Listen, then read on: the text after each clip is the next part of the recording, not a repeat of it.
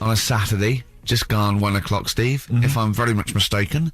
But we're not here, as such, we're away again, gallivanting around. We've got to do the special sort of best of again. Okay. Which we did a few weeks ago, so this is the best of the last 3 weeks. Which I think is, I think it's the best 3 weeks we've ever had. But I'd like it condensed into 2 hours. Yeah. Yeah, some great music as well in there. Yeah, there'll be some great music, interspersed with fine chat that you've already heard. Yeah. Well, except this bit's new. We've actually, out of the kindness of our heart, we've come in last week. Yeah, yeah. And we've done a few clips, just because we felt a bit guilty about shooting off. Yeah, and leaving. Even now, having heard this link, I'm beginning to wonder if it was worth our time. Oh, dear. You know, I've said in the past to you, Rick, that my grandparents, so I love them dearly, but it's like, for the last 30 years, they've been waiting to die. I know, It's like they just sort of, it's like, you know, the novelty wore off of life. Life in the 50s. Yeah, they got kind of bored of it. Life, in the 40s, it was brilliant. All sat around the old Joannas, the bombs fell, singing, they loved that. The 50s, you know, that was great as well, because that was the post-war years. It was, you know, it was a bit tight in the pocket, but it was alright, everyone pulled together. And then the 60s came along, all the crazy music, the funny hair. Let's stay in bed. Exactly, and they basically stayed in bed. And it was one Christmas when my grandmother said to my dad, what do you like for Christmas? What do you fancy for Christmas? And this must have been, I don't know, 20 years ago. She said, what do you fancy for Christmas, Ron? And he went, well, you know, I could do with a nice big kind of warm winter overcoat. She said, don't worry about that. Don't worry about that, because your father will be dead soon. It's right, you can have his. Meaning my granddad. Well, to be honest with you, my father's still waiting. Which is good news. Good news for my grandfather. Less good news for my dad. Freezing. He's freezing. He's freezing. How is he today? He's fine. Oh, okay. Oh, I'm freezing. It is such a weird mindset, that. I think that, to me, is what sums up people from that older generation, the 40s and 50s. And it seems to me that you've got that kind of mindset. It's like you were born in the 30s. And whenever you talk of your childhood, it's like you had, like, a baked potato to take to school. And a hoop and a stick as a Christmas gift. The other thing is, I think that that sort of generation, it seems that the man is dependent on the woman. There's a total dependence. Oh, absolutely, If she dies, he's done. Yes. He's done for. He'd just pine away. If he dies, she's got 30 years of pottering. Absolutely, yeah. Do you know what I mean? And going to, like, you know, the youth club and the church. I know what you mean, It's sort of like that. It's sad. Of course, it's sad for them, but it's not the end of their life. No, sure. And it sort of is the other way around. I don't know why that is. Yeah. It's terrible. That's a little melancholy thought for. I know. Christmas I've really time. you brought it down. You've brought it down. I've brought it. This isn't a nice show at all. This is terrible. Well, we're gonna have people just killing themselves. What? Well, I didn't really want to make it a Christmassy type show because I don't really like it. Oh, he's done it again. Well, you did Christmas once, didn't like it. No, my dad always said. Oh, right, steady on. Dad said Christmas morning was for, like, you know, for me. So he used to stay in bed. So he never. That's brilliant. That's a great thing to say, isn't it? Yeah. Christmas morning's for you. Run wild. Do what you want. Just don't bother me. I'm going to Honolulu for 2 weeks. That's great. Dad, it's Christmas. Do I have to do anything? No. So my mum used to get up because she used to like to see my face light up, you know, when I opened the presents. And then, fireworks. And then, then I'd have to go to my bedroom from about 6 o'clock onwards, because, like, my mum and dad were into having big Christmas parties, and I wasn't, like, old enough to go. Right. So they'd say, right, you know, you've had your fun there, you go up to your bedroom, stay in there. Really? Yeah, I remember one year, right, I got a train set, that's what I wanted. Yeah. Right? It's brilliant. Playing with it all day. I thought, I don't mind about the party, I'm happy staying up here, playing with this. Brother comes in. He's had a few, right? He's going, yeah, give us a go on your train. How old is he? He's a bit older than me, so he might have been like, let's see. Well, let him be 18. Yeah, probably about 18, 19, something like that. I had a train set, so, I don't know, about 14. Something like that. Yeah. Right, so I'm playing on that, loving it and stuff. And then he comes in and goes, oh, give us a go. He turns the transformer up to, like, 14. He went really fast for about 5 seconds, broke it, and then he went back downstairs. Wow. So Christmas, I hadn't even got to Sounds Christmas like Day. the Conservative government with British Rail. Satire, that is. Rick, I just thought that there's satire. If there's any satirical shows listening or magazines... It doesn't work in any way, because there's the analogy falls down, apart from there being a train. Think it through, though. British Rail was trains. Yeah. And the government broke the trains in many ways. They didn't break them, like, not officially breaking them, but they kind of... Yeah, it does work, it's perfect. Oh, I'm pretty pleased with that. And I can't... And no one's asked him to be on Have I Got News For You? It's weird, isn't it? Because it's strange, that, when you've got a satirical mind that's as quick as that. Yeah. All and right. he's broke your little train set. So what did you do? I just, like, watched telly and had some sausages. I bet you were happy with that, though, weren't you? It's a bit annoying, though, isn't it, when your main present of the year's been broke. And did it ever get it fixed? No, that was it. That was it. Put away. I'm intrigued why your parents wouldn't let you come and join in the festive fun. Was it like really debauched down there? Was it like eggnog everywhere? Well, no, but I mean, that's fair enough. 6 seems a little bit early, but I just think, you know, if you're a kid, you know, he had his fun, put him to bed at 8, maybe. And Do you think so on Christmas Day? I thought that was a day for family. Well, not if there's a party going on. And Well, don't have the party on Christmas Day. Well, that's another option. Yeah. Your parents are weird, aren't they? They're a strange breed. Well, and I think that was the year, right?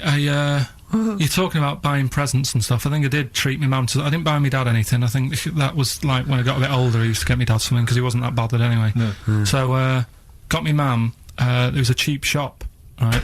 Of course. Thank God for that. Called Snips, right? So I went in there and I thought, let's see what I can get her. And remember Victoria Plum? I don't think so. Well, it's like a fairy character. Right. Right? And my mum's into gnomes and stuff, right? So I thought, right... She must be pleased with you, then. Victoria Plum. I was thinking, is that one of the neighbours? Is it like a brandy Do you liqueur? remember Victoria Plum? Victoria Plum. Victoria Plum, yeah, it's like a little fictional sort of character, right? Okay. So I saw it, I thought, yeah, she'll love that, right? So I did my paper round, saved up for 2 weeks, right? Got that sorted, went to Snips, bought the Victoria Plum. Next day, I'm in town with her, right? So I think, I know what I'll do. I said, come in here a minute, right? So we go in, and we're looking around, and I tested her, right? I went, look at that there, that's alright, innit? And she goes, oh, it's bloody awful. Oh, Carl. Oh, Carl. Oh, God. So then, Christmas Day comes, I said, don't bother opening it. She said, no, why? I said, Oh, "Don't." no! Why did you still give it to her? So, well, it's too late, I'd already bought it. Oh, Carl. So she opened it, and I was like... And she said, oh, that's nice. I said, why are you saying that? I said, the other day, you said it's bloody awful. She said, oh, no, I thought you were pointing at something else. Oh, no. So that's why I don't get anyone anything anymore. Oh, God. Play record. Oh, God. Oh. XFM 104.9. We're not here. This next clip is one of my favourite clips. Look, it needs no introduction. Here it is. Something else we're giving away. Go on. The Shining. It's more throwing away, isn't it? Once again, Is it on video? Once again, it's on VHS. Just because you buy it out of your own money, Carl, stop being so mean. And I want to watch it tonight, because it's one of those films that... So you're going to watch this video, and then you're going to send it to someone as a prize? Yeah, it's one of them films that... I'm sorry, you just said yes to that without blinking. Well, yeah. You don't think, like, Les Dennis doesn't have a quick go in the car on Family Fortune before he gives it away? It costs Jim Bowen has $5.99. a go at those his and her towel racks.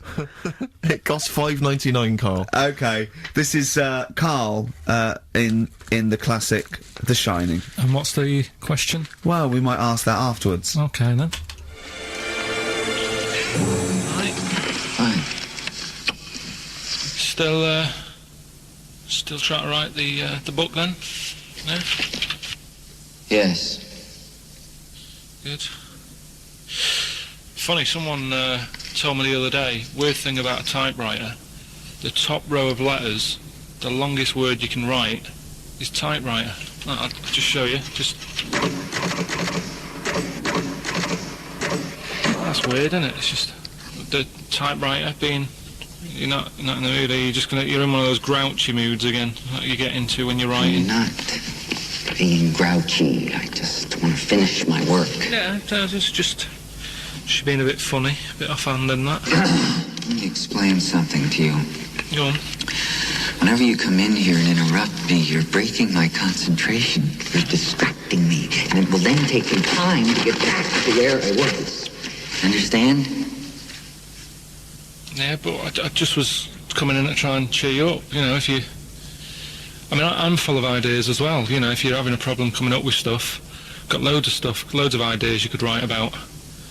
The other day I read about this airy Chinese kid. What do you want me to do about it? No, it's just that it could make a good book, do you know what I mean, sort of follow him round. That's swell. Well, I'd buy it, you know, but if you don't want to know, don't bother doing it, but Do you know what I mean? Just airy Chinese kid. It's weird because they're not normally that airy over there. Yeah, this kid caked in it. But if you don't care... I wouldn't touch one hair on his goddamn little head. You won't have to touch any hair on his head. Like I say, he's covered. Leave the head alone if you want. Touch his hands. He's totally covered in it. But I love the little son of a bitch. Well, don't go that far. You haven't met him. But I can sort it out. I'd do anything for him. I don't think he'd expect that much. Just take him to the barbers 3 or 4 times a week. You know, he's a good little kid. In fact, I'll do it. I think I'll write a book on him. Yeah? How do you think you can handle that? Yeah? You're not too busy, are you? Well, yeah, I'm pretty busy. I've got to sort out some monkey facts for the show this Saturday, but I reckon I can still... Why don't you start right now and get out of here? Alright. I will. If you're going to be like that. Couldn't borrow a pen, could I? See you later.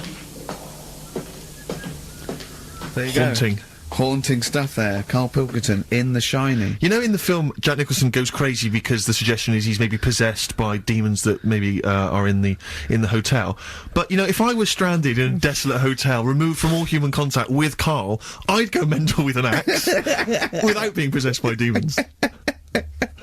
That's more chilling to me, trying to get some work done and you keep wandering in. I'm trying to get Karl to spend a couple of days in the caravan with me, just for the hell of it, and he won't. I've offered him money, won't I? I think it'd be a great laugh, wouldn't it, Karl? Oh yeah, great. That would be terrifying. No, I want to film it. I just want to film it. Like a little video diary. There's Karl there, he's just waking up. Well, If I was stranded in that would be like being... I may as well be with Freddy Krueger and Jason Voorhees. That's more scary. The thing The two of is, you. Ricky doesn't mess you about as much as he messes me about. No, you see, you've given him an inch. You've given him an inch and he's taken a yard. 12:30 you got in today. In 30 minutes between 12:30 and 1. The old bin lid on the head. He wanted to do that again. Yep. Squeezing my head, think he had a go at. And karate chop on the back of the neck. Yeah. All in 30 minutes. Yeah. Who else can say that?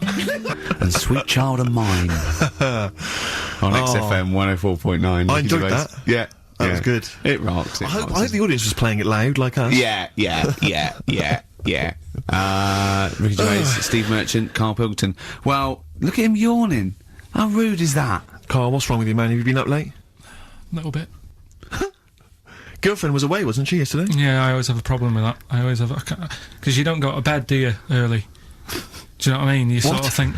I just always find that thing that if, you know, you're used to living with someone... Yeah. One of you will go, let's go to bed, then you'll go, alright. But when you're on your own, you go... You just forget to go to bed. I just stay up. Okay, stop eating now, Karl. You've ate all the food. That's just a plate. Oh, all right. Okay. Yeah. No, I stayed up and watched... there was a thing on about Dracula. Right. What, Dracula? And I found a flaw in it. Go on. Not the fact that he's the living dead and No. drinks blood to stay alive and he doesn't reflect And he can in turn into a mirrors. bat. Well, And you can go on. the mirror thing, you can't look in mirrors, can he? Well, he can look in mirrors, but he can't see himself in a mirror. Yeah. Like that, it still doesn't work. Go Okay, on. go on. It doesn't work at all, Karl. It doesn't work. Go anyway. on. Well, Centre parting's always really neat. His centre parting's always really how neat. does he do it if he can't look in the mirror? Blood on the floor or something it was called. Rubbish. I love the flaw in the Dracula film is that his centre parting's too neat. How did he do it without a mirror? Oh. Was it a documentary about Dracula? No, Yeah, there was the real it's Dracula. The real called- Dracula. Yeah, the real Dracula. The It's true just a Dracula. film. It had blood on the floor or something. It's called. Yeah. It's rubbish. We had a little lunch yesterday, didn't we? We did indeed. That was a nightmare. Yeah. I hate going out with you two. I was explaining to Karl, right? I like to excite Karl's imagination, right? And if it involves chimps or monkeys, all the better. Brains he likes, parts of the body, deformity. You know, I know where to, you know, what buttons to push. And I told him about this thing. I don't know if any of you out there know about this, but there's an experiment they did in the 50s, a clinical psychology experiment where there's your two hemispheres of the brain, okay? They're joined by a thing called the corpus callosum, right? Which is just a little flap of skin, like a little scarlet lead that joins your two hemispheres. And what they did, they cut that in half, and they thought it was a cure for schizophrenia, but what it turned out to be, or epilepsy, I think, I can't remember, was that your two sides of your brains didn't function together. You couldn't get information. I was telling Karl all this thing, and one of the things I told him was that they did it on a monkey, and it fought itself over a nut. Like, its right arm was connected, you know, by its left lobe of the brain, and it was fighting over itself. And Karl went, instead of, like, thinking this is amazing experiment, he went, would it have been happy if you'd given it 2 nuts? Yeah, I know. Well, you started off by explaining it, and I remember you mentioned, because I was watching the two of you as you were describing it to me, you said, of course, one side of the brain deals with symbolism, and as you said the word symbolism, I noticed Karl drift away from looking at you, pick up his mobile phone, and start pressing buttons randomly. And I thought it was the word symbolism that got him, and I noticed it took you just a moment longer, and I think the first thing you said was, when did I lose you? Yeah, I knew I'd lost him. It's extraordinary, and he doesn't even try to disguise it. I think I said nomenclature at one point as well. Right, yeah. And I knew I was dicing with death there. Yeah. But, but I told you tried to look it up, didn't you, on the web? You didn't find anything about it, did you? The spelling of it's, what is it again? What's the word? Corpus callosum. Yeah, so I couldn't do it. No, there's no point. Don't bother. Give up. Don't bother. Give up. So if anyone knows any interesting facts about that, I don't expect yours hasn't been cut in half, has it, Karl? That would, again, might explain something. I'll tell you what we will be talking about later. I don't know if you're sort of aware of them, Steve. Go on. Bonobos. Oh, I don't know much about bonobos. I told him about he was looking for stuff. I said, put in bonobo. He was having no luck with chimp. And they're a form of chimpanzee, but they're even closer to us, evolutionarily speaking. They've got their social groups are more like ours. They're more intelligent, and he was loving it, weren't you? So is it human bonobo Karl? Is that how it works on the evolutionary ladder? Chimp Karl. Yeah. Yeah. Talking about them. So we're talking about bonobos. You're excited about that? Yeah, That's coming up in Monkey News. No, I think it's a bit of a monkey bonus. Oh, that was great. That was very, very funny. What a wonderful clip that was. I enjoyed it. Do you remember that? Yeah. Wow. It was a few weeks ago, wasn't it, really? I mean, I think it was last week. we'd have to have very, very bad memories not to remember that hilarious clip. I'd like to hear that again maybe in a couple of weeks' time when I'm away. Yes, absolutely. It's embarrassing, isn't it? And we, you know, but the good thing is, on telly, I feel a bit guilty about putting out shoddy rubbish because I'm getting paid an awful lot. Yes. But here, you know, I don't give a They can bleep that. They will do. They will do. When's that ever hurt anyone, Steve? Never. Lady Stardust off Ziggy Stardust and the Spiders from Mars on XFM 104.9. I'm Ricky Gervais, Steve Merchant. Karl Pilkington is in the middle of educating me. Then, educate me. Did I tell you the time when the doctor said I was going to die? All right, keep talking. Right, ages ago, must have been about 15, right? And at lunchtime there was this. We used to have a choice of stuff to do at lunchtime, right? We used to have like a burger place that had an arcade machine in it, right? So we used to go there and play on that and have a burger. Or there was this baker's, right, that my mum worked at, and did great cakes and stuff, right? So she used to like bring some home and that, but she couldn't always bring them home every night because, you know, they'd cost money, and she used to get them for free. And they used to say they'd rather chuck them away than give them to the staff because there's a chance that the cream might be off. Right. Right, so they used to chuck them round the back. So I used to go round the back with my mate and eat a load. Brilliant.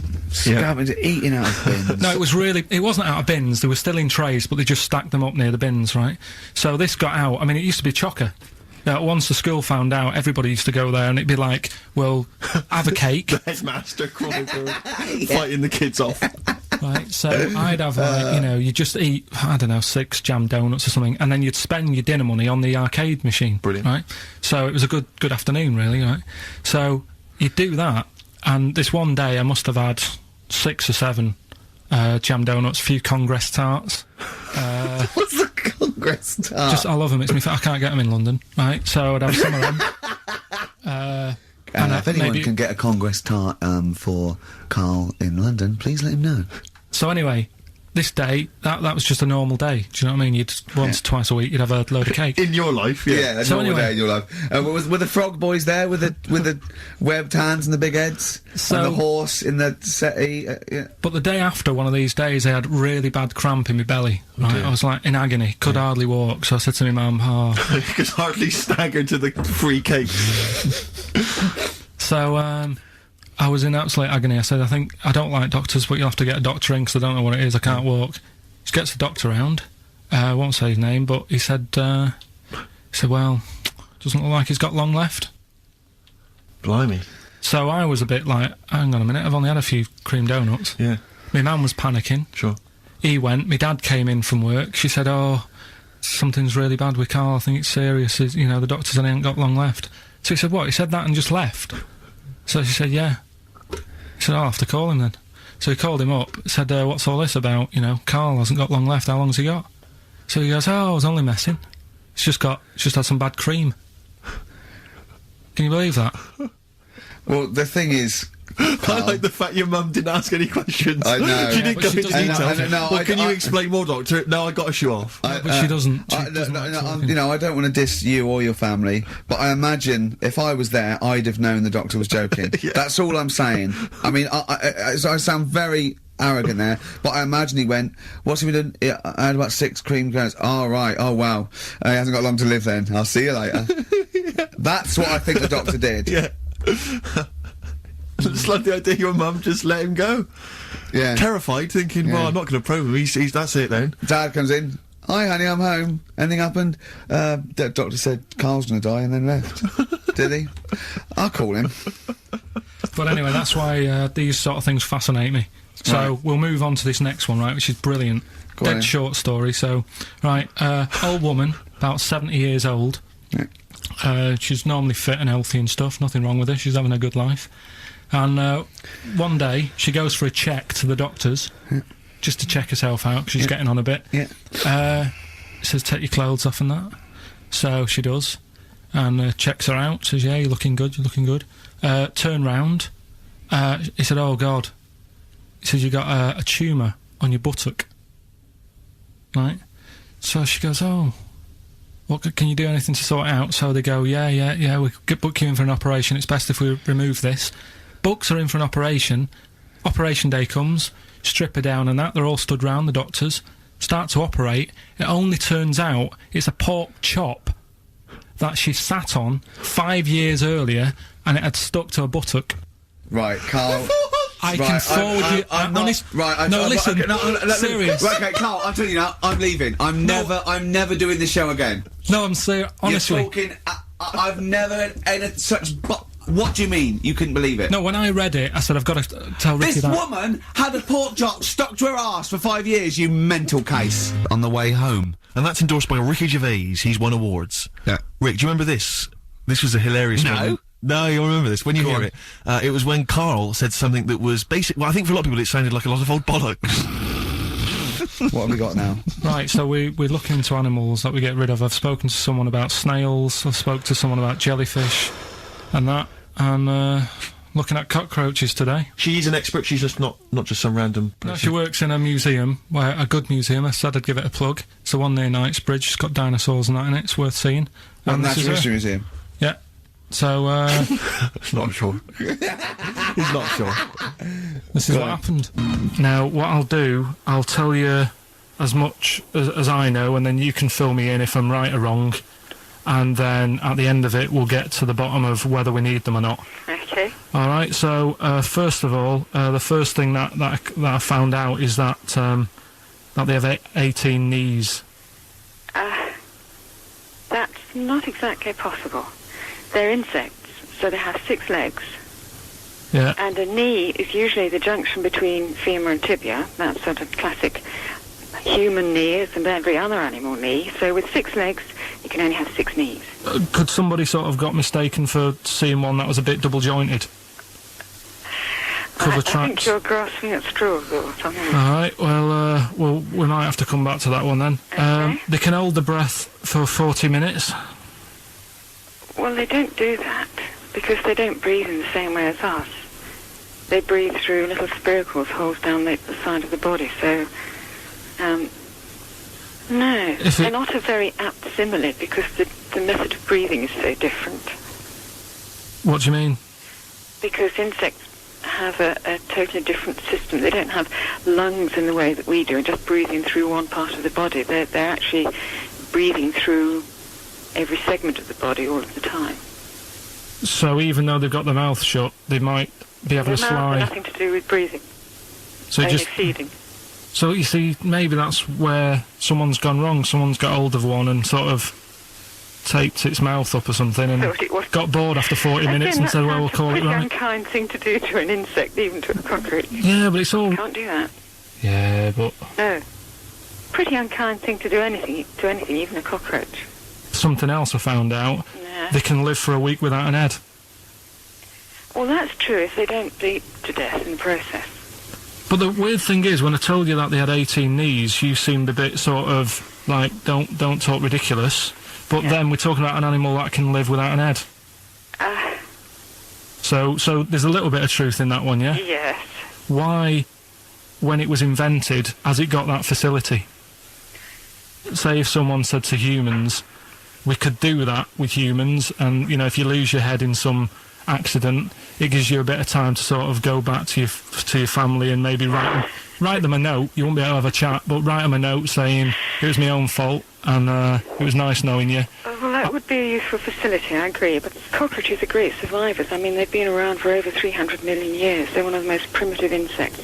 Right. Well, I've also, is it true that they do a lot of resting? Apparently they can sort of rest for 75% of the time. Rest. Yeah, they just sit about doing nothing. It's probably true of a vast proportion of the world's fauna. Well, I mean, it's not- maybe the 25% that they are working, they're really giving it some, so it and might they're make up. probably searching out food, and yeah, they can slow down considerably. You can chill insects in the fridge, and they'll become very, very quiet. You might think they're dead. Yeah, but I'm they're- sure, you know, if we were sat in a fridge, you know, we'd go a bit quiet, wouldn't we? You know. Well, you might not know much about it, of course. Yeah, but Not quite reading the right sources. well, I've been using the internet. I'm sure there are many useful sources that you could find there, but some of those seem to have been a little misleading to you. So you don't agree with a lot of what I've told you there. No, So cockroaches, can we get rid of them? no, So we're keeping them then. I would say so, yes. I think we should get her on more often because she sounds like she'd be a bit of an ally, really. Because she knew immediately that you were talking nonsense. She even said, I think you should be more concerned about your sources, which I've been trying to tell you for a year, right? The fact, I mean 18 knees, where did you get that from? It was on the internet. They can hold their breath for 40 minutes. I mean, I don't know what you read and take on. Mad world, don't it? And in, it's XFM 104.9, you've got that bit right. Ricky Gervais show with me, Stephen Merchant. Hello there. Karl is actually in a little booth. We're not in the studio, you see. This is pre-recorded. We recorded this last week because we're away. And it's sort of like the best of the last 3 weeks since last time we were away when we put out the best of. Okay, what's the next one? What's the Educating Well, Ricky? I don't know. See, like I say, I was looking around and there's stuff that is interesting. Right, I was looking on the web. But there's no point. Well, it's just that I found one about What's the point? about a lad who 8 years old, Yeah. but he's still breastfed. Now, I don't know if you can get anything out of that. Is that what his mum said?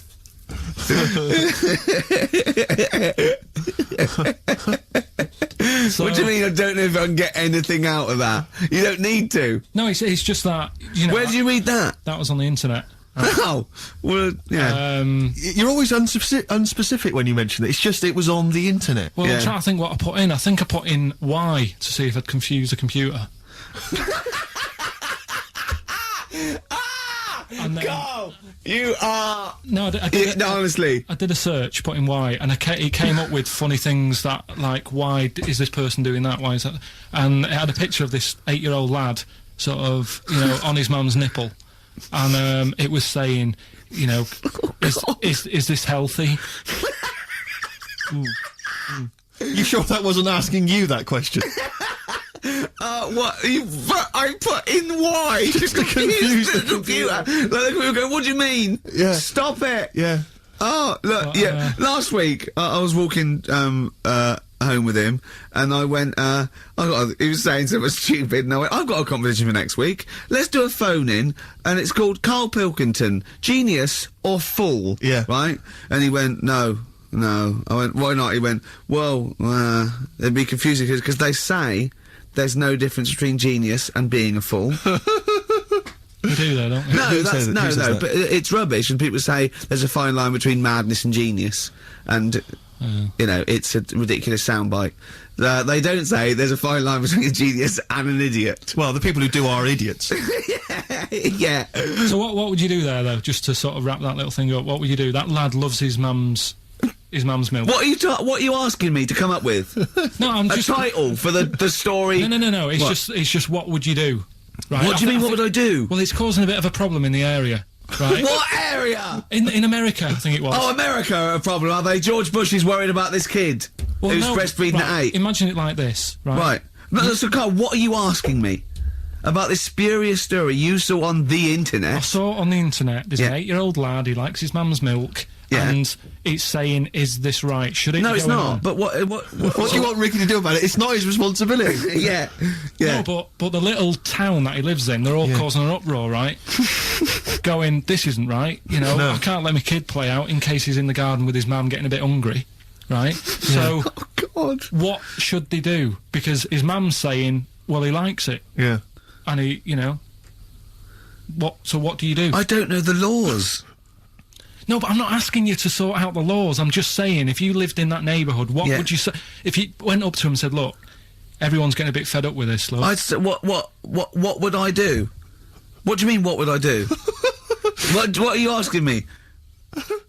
Right, it doesn't matter. No, what are you asking me? What are you asking me and Steve and the I'm public? just saying, say if you live next door to this woman, Yeah. right? The kid's hungry, 8 years old, he's out playing on his bike and he goes, Mum, I'm getting a bit peckish, and he goes, all right, son.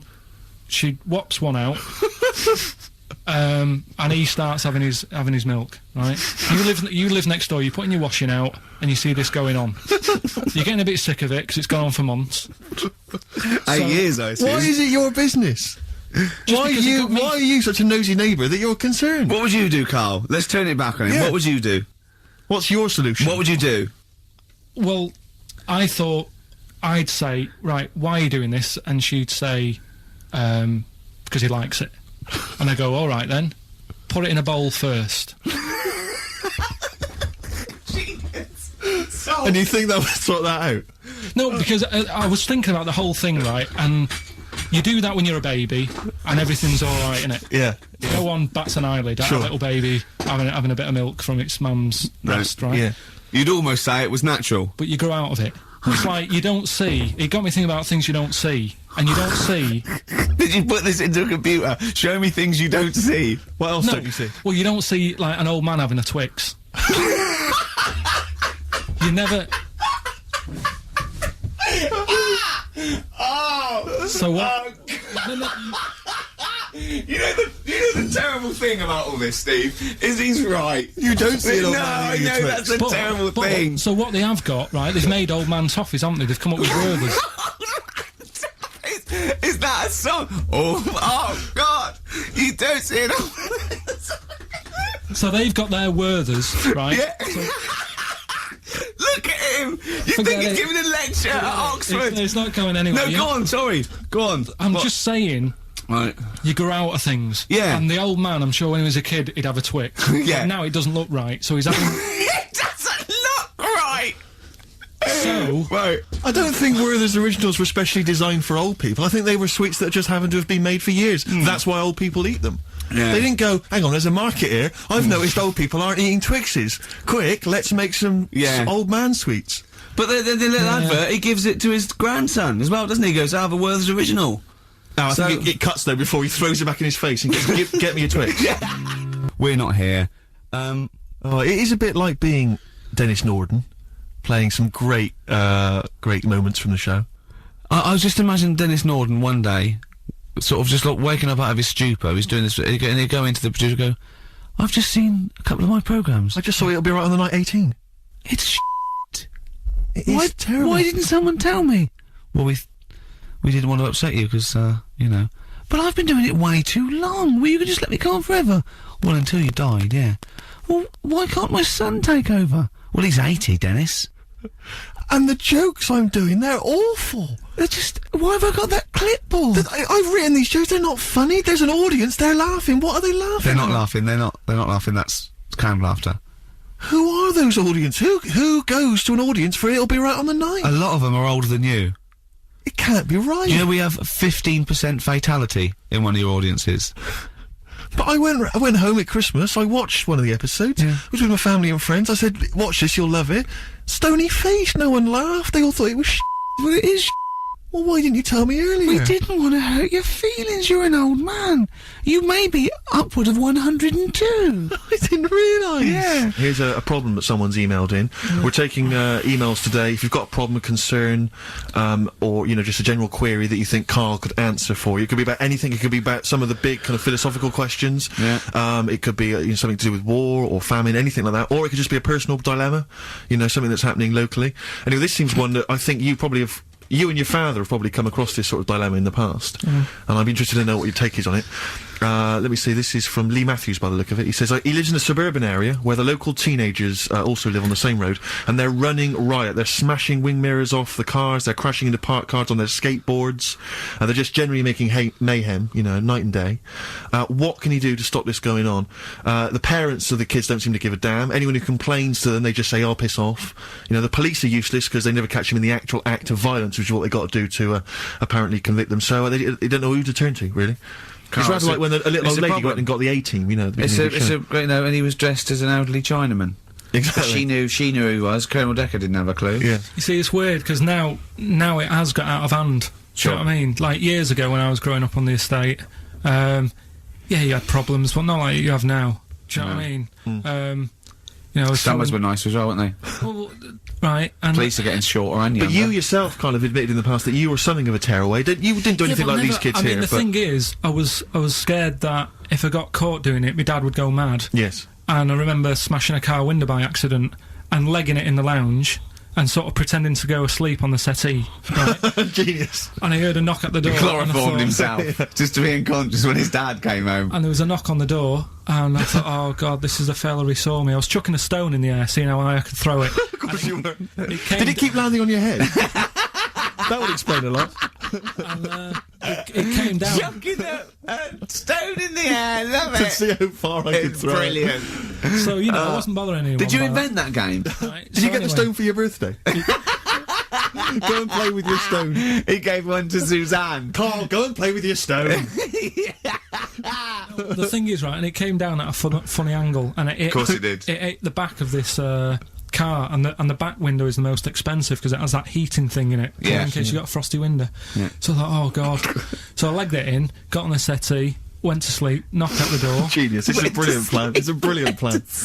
I couldn't be guilty. I'm asleep. So I love the idea. So the thing is, our lounge used to sort of you could see in from the door, right? So this family who saw me do it saw me asleep on the settee, and my mum said, "Go and get the door," and I sort of went, "What?" as if I'd been asleep.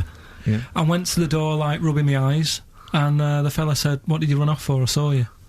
I was like, "Oh no," and I didn't see my dad. I went out. It was when he was working sort of evenings, so I went out so I didn't have to see my dad. And then the next day I came home from school, and my dad said, 45 quid. Ooh. That's all he said. That's all when he he said. looked at me. And then you fell asleep when he went, wake up, wake up. You know what I said? No, 45 quid. Now the thing Karl. is, Right. he didn't have to do £45, anything. Karl. Now, I know you were saving up for a brick, but you can't have it. Yeah. Just So, Equally, if you're doing a bigger crime, you know, Yeah. a bank job or a murder... Remember to take the stocking off your head, because they wake you up and go, why have you got a stocking on your head? Yeah. Just go, oh, I had a weird dream. Right, Okay, look, quick query for you. This is from Jay. He's got a problem here. He says, my parents won't let me ditch my studies. He's currently reading modern languages at London University. Sure. He wants to follow his dream, but his parents won't let him, of being a dancer. Karl. Worse than that, he says that they're trying to arrange a marriage to a bunch of minging daughters of people they know from good families. He doesn't know what to do, so he's got the arranged marriage coming along, and he's also got, you know, he basically wants to be a dancer. His parents are forcing him into something more well, practical. the first thing, right, I don't think Live your dreams? the arranged marriage thing is such a bad idea, Okay, because I think too many people go on looks, right. and then you soon get bored of that, and you find out the person who you're knocking about with is actually not your type. Right. Why don't you arrange marriages for people? Well, I'm just saying, right, so I'd say, Jay, go along with that. I wouldn't worry about it. Okay. I mean, if they're really ugly, then, you know, don't go along with it. But if they're half bad, put up with it. That's Sure. all right. The dancing, Brilliant. right? That's that solved. Brilliant. I wanted to be a dancer. After I did the boxing, right, I joined a dancing thing just near Man United's ground, right, called Twiggies. Went along, I wanted to learn some moves. And How old were you? Well, it was when Michael Jackson was, like, pretty big, so about 83, 84, 85, something like that, around there. Wanted to do it. When I went, it was shut, and it had become like a warehouse for toilet rolls. So in a way, I wonder what would have happened. Sorry, how is that an anecdote about you going through dancing? You've told me before, you did boxing for a while, you did dancing for a while. You had a true fight in the boxing, you didn't even get in the that's not an imagine if that was a film! This is a boy's dream of becoming a dancer. Oh, it's shut. Next on. I mean, how is that a story? Yeah, that was Billy Elliot. Do you think it would have won quite as many awards? Yeah, brilliant. Footloose, alright? Yeah. I'm fed up they banned it. Let's go, oh, it's shut. Flash dance. First, there was... it's a warehouse. Never mind. I'm just saying, you know, you'll find something else. I think I got a go-kart after that. I bought a motorised go-kart and kept myself busy with that. So... There's always other Just things. think, Alan Bennett has to sit down and really sweat over his stories. Yeah. He just opens his mouth. You are a living Alan Bennett character. So that's So that's solved. Well, Jay, don't worry about that. There's no emotional problems I can foresee if you follow that advice. So the Solid advice stuff. there is do an arranged marriage. If she's not If she's not ugly. minging, Yeah. she's not completely minging. Yeah. And don't worry about dancing, get a go-kart. Cheers. This is XFM 104.9, I'm Ricky Gervais with me, Stephen Merchant. Hello. You're listening to the best of, basically, Karl Pilkington. You don't talk to anyone, do you, in the week? You just hide in your little sound booth thing, and you really don't talk to anyone, do you? Much? Not really.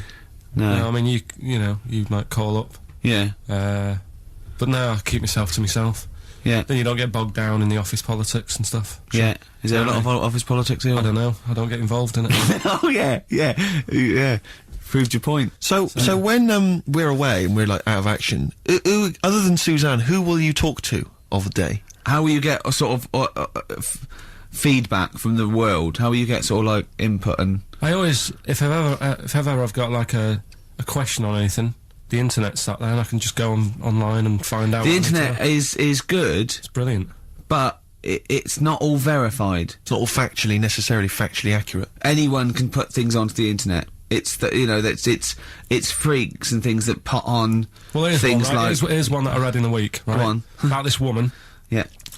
She was a bit of a punk. And to get her hair done like she wanted it. Super glue. Right, no. She got lard. Apparently it's a popular thing, you might know. Put lard on your head. Yeah. And you put it in the oven. Now, apparently the heat that you get from the oven is different from the sort of heat you get from an hairdryer. Right? And she had to do that to get the style that she wanted. But anyway, she comes into money or whatever, treats herself to a microwave. Right? It's not true, Carl. Opens the door, jams the things, you know, like the little catch, so the microwave works. She jams it with a screwdriver or a knife or something. Yeah. Puts the microwave on, sticks her head in, boils her brain. Don't be ridiculous. Right? Well, why is that ridiculous? Boils her brain. She boiled her brain. She boiled her brain. And this is what's good about the internet. I went straight from that, and there was a subject about brains. And do you know that Russell Crowe, when he dies, is giving his brain to charity or something? Some sort of... some people who can do stuff with it. She gave hers to Pot Noodle. Vesta. Yeah. Oh, That's the boiling sort of a stuff. skull. Yeah. That's not true. No. It's not true, Carl. Just urban myths. Someone made it up. Yeah. For a laugh. They're just too convenient, urban myths. Everyone's you can tell an urban myth's not true because it's always this happened to a mate of mine, and when you say what happened then, they go, don't know, that was it. Was it? Was that it? Was it? Someone boiled a brain and that was it. There was no more story. Were Well, there any dates, locations, times? I think it was in Belgium. There's that one that a bloke, right, was going to get a phone call at 4 o'clock to find out if his business was, you know, okay, right? And if he didn't get the phone call, he knew he was broke, destitute. So dead on 4 o'clock, the phone didn't ring, so he went up to the roof, his office, and he jumped off to commit suicide. And as he was passing his window, the phone was ringing. Oh no. Carl, it didn't happen. Didn't happen. Think it through. Think it through. Who told that story? Who told that story? As he hit the pavement at 120 miles an hour. He's the only person who could have known that series of incidents. Also, why didn't And he he's wait? dead. As his life's at stake, why didn't he wait till 5 past? I said I'm going to give it 5 minutes just in Just case. in case the lines are busy. Yeah. And what sort of bloke goes, I'll call you at 4, okay, if your business... Well, call me anyway. No. If I don't call exactly 4, then, no, you commit suicide. Commit suicide. I would, because if I don't call at 4, that's the end of it. Well, call me anyway. No, that's not the way I work. Why can't you just call me and tell me the other way? Well, I'm telling you how I do it. If you're bust, I don't call. Can't you just call to verify in case something goes wrong? What if it's engaged? It won't be engaged. Just commit suicide at 4, please. It didn't happen, Carl. The other one, right? A bloke, right? He's on a train station, and I'll tell you how I heard it. He's waiting for a cruise station, waiting for, and he shits himself. As you do. And so he goes, oh, my train's in 5 minutes, so he runs across to Millets and goes, quick, Levi's, 36. The bloke just puts it in a bag, he runs onto the train, he goes into the toilet, takes his, trousers and pants off. He's soiled. Yes. Pants. Throws them out of the window, I won't be needing those again. Cleans himself off, open the bags, it's a jacket! Oh. No, it didn't happen, Carl! At what point did he go into it and go, quick, Levi's 36, and the bloke went, sorry, Levi's 36, what, a pair? No, shall I wrap them? Them? It? Shall I wrap? Just wrap whatever it is. Do you want to look? No, I'm not looking when you're putting it in the bag, please. Right? Well, 36 waist stories, well, don't say anything. I've told you 36 Levi's. They put it in a bag and charged me for it. Yeah. I don't want to discuss it further. Yeah. There was one. Here we go. There was one about a woman whose husband died, and she had him cremated. Yeah. And made like a little egg timer out of him. Mm. And she said, I did that so it can still help around the kitchen. Well, that might be true. That might be a joke. That's quite sweet. That might be That true. is true stories again. It was all. No, not again, because the ones I just told weren't. Nor is the boiling the brains in a bag curry microwave. Head story, true. Yeah. That's all. I'd like to play a beautiful song now by Cat Stevens called Lily White is Sick. That was the Cardigans. And for what it's worth, a lovely tune there. Oh, that's a joy. We should definitely talk like that more. XFM 104.9, Ricky Gervais, Steve Merchant, Karl Pilkington, alright? Alright. Yeah? Right. Well, we got a jam-packed show today. Go on. We got so many we got more features than Carl's got on his face. which is about the same as Morph. Yeah. Very few. It's just really a head, isn't it? A little. That's where I've seen him before. More. On Take Heart. Yeah. We've got Rockbusters. That's Have we? still No, going you know strong. my feelings on that. No, Fair but enough. he's said he's going to buck his ideas up. We've got chimpanzee that. Carl finds an amusing monkey or ape related story. We've got Carl in a film again. Right, excellent. Yeah, I've had a lot of great response from that, Carl, on the internet. and It stuff, was on the my email. favourite thing we've done. People raving about that. So So what's, can we say what the film is this week? excuse my French, we've got some bloody great music. Oh, pardonnez-moi. Wow, I don't know. I can't speak French. Shall we try and start? Well, I'll just give you a taste. We got Oasis, Cardigans, you just heard there. We got Lloyd Carl. We got a bit of Pretenders coming up. Eminem, Feeder, Coldplay, all the greats. Can I play you some Teenage Fan Club later? Yeah. What should we have now? Oasis. Go on, then. Yeah. This. and Songbird. It's a nice little ditty It's alright, yeah. of a It's not too bad. Saturday. Yes, thank you. XFM 104.9, Ricky Gervais, Steve Merchant, Karl Pilkington. I think we should go straight into it, Karl. I think we should do the competition.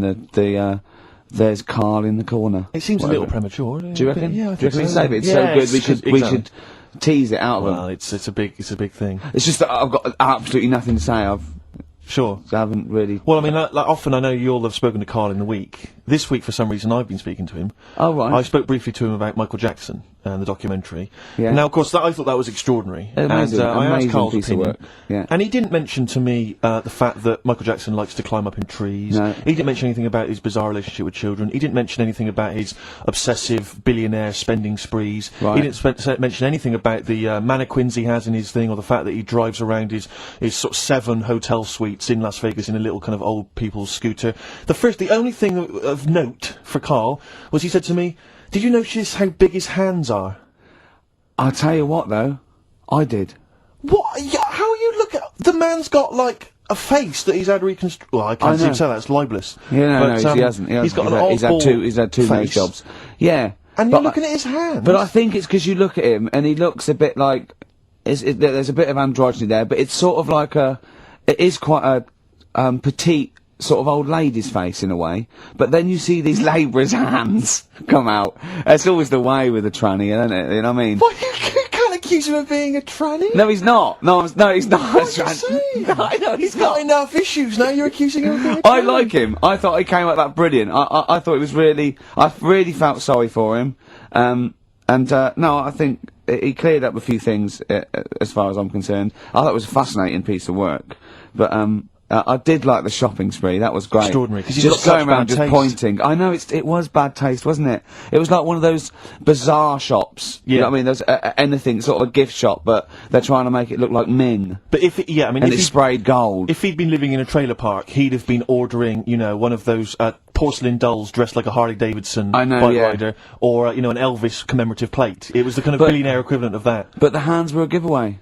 It's the same as those sort of What do you mean the hands transvestites. were Well, given- it's like you get what was it about his hands? I didn't Well, even see you know his when you hands. get like a cab driver or something, right? And he decides to turn transvestite about 60, and he goes on Kilroy. Do you know what I mean? It's that way. He's got a twin set of pearls, and he goes, "I've never felt so comfortable." But his hands are still big. He's got a little wig, and he's got the lipstick on, and he's with his teenage kids who are going, "Kill me." Do you think But he's it's- been having surgery on his hands to make them larger? Bigger, yeah. Was that why he was wearing that glove? You must be Exactly, because I think he wants to be a goalkeeper. Right. And they said, "You can't, Michael. You got big hands." It would help him climb the trees. Yeah, and he can play tennis now without a racket.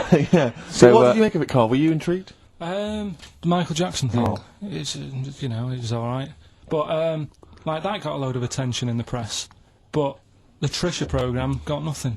Okay. Which I know, was that? Steve called me up in the week, right? Like 10 o'clock in the morning. I was at work, and he goes, "You I watching think so Trisha? at 10 o'clock. So think you- you've been Preparing this show. Most people go to work about 8 or 9. You watching Trisha and that?" I said, "No, what is it?" He goes, "Oh, you'll be loving it, right?" Freaks, was it? Help me, my mum's a freak. Siamese twins. Right. Right, so I couldn't watch it, but he said, "Oh, it might be on again because they repeat stuff on ITV2." Right. So I had my dinner late, right? Instead of having it at like 1 o'clock like I normally do, Yeah. I had it at like 2:30. Yeah. Sat in the office, put the telly on ITV2. These Siamese twins. Did it blow your mind? It was amazing. You know, we talk about a lot of things on the show quite a lot. The airy kids crop up a lot. I was waiting. It's been 10 minutes and you haven't mentioned the hairy kid. Right, and last week we were talking about Siamese twins, weren't we? Yes. So it was weird that this programme was on, but it was amazing. I mean, what I did think you you can't refer to them as Siamese twins. I think they're known as conjoined twins. Why? I think Siamese is maybe considered derogatory or as an old antiquated phrase. Yeah, I think it's because the first famous ones were actually from Siam. Right, but anyway. and that doesn't exist anymore. No, But it's so- conjoined, Karl. Yeah. Get the phrase right. But you'd think that if that's happened to you, that wouldn't be that sort of offensive. The names that you must get called. Right. You think that's the least of your Siamese worries? twins, I'd say, well, that's, yeah. Now, were you stunned by where they were connected? Just live with it, we'd say. Right. Because they were connected, of course, at the forehead, Oh, sort of, which was quite extraordinary. God. What if one had bad breath? That wasn't a question that Trisha asked. Annoyingly, because I know that much of the audience was thinking that. There was a few things that didn't crop up. What questions would you have asked of them? Because what things did you feel weren't mentioned? I'd love to just watch Karl watching amazing things. Exactly. Do you know what I mean? It's like early learning. Mouth slightly open. Yeah, some mouth slight open, dribble, looking round to see if anyone else has seen it. You know what I mean? That, like when a cat sees a bird land on the balcony. Exactly. Yeah. It can't believe it's luck. I'd probably say, how do you buy her, like, a birthday present? A surprise gift, yeah. Because everything's ruined. Sure. Right? I'd probably ask... Yeah. Well, did you not think it was interesting that one of them had a boyfriend? Well, that was a bit weird, wasn't it? Uh-huh. But, what was the other thing that I was thinking when I was watching it? Was thinking if one got into crime and that was sent to prison... Right. What would happen? How would you handle that? It's brilliant. It is brilliant. If a chimp could talk. And, what was the other one? The other thing was, what did he talk about? Because it's not as if you can say, oh, well, guess what I did today? Do you know what I mean? Yeah. So...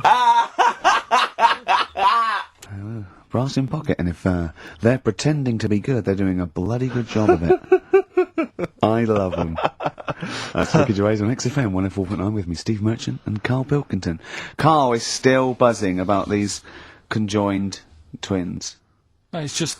One of them, of course, had to be... Because one of them was sort of shorter than the other, and had to be sort of wheeled around on a kind of trolley thing by the other... This is Molly and Dolly, is it? No, they're not called... One's called Reba, and Oh. I forget what the other one's called, Sheena, maybe, or something like that. Do you remember, Carl? No, I wasn't that impressed with the names. It's just...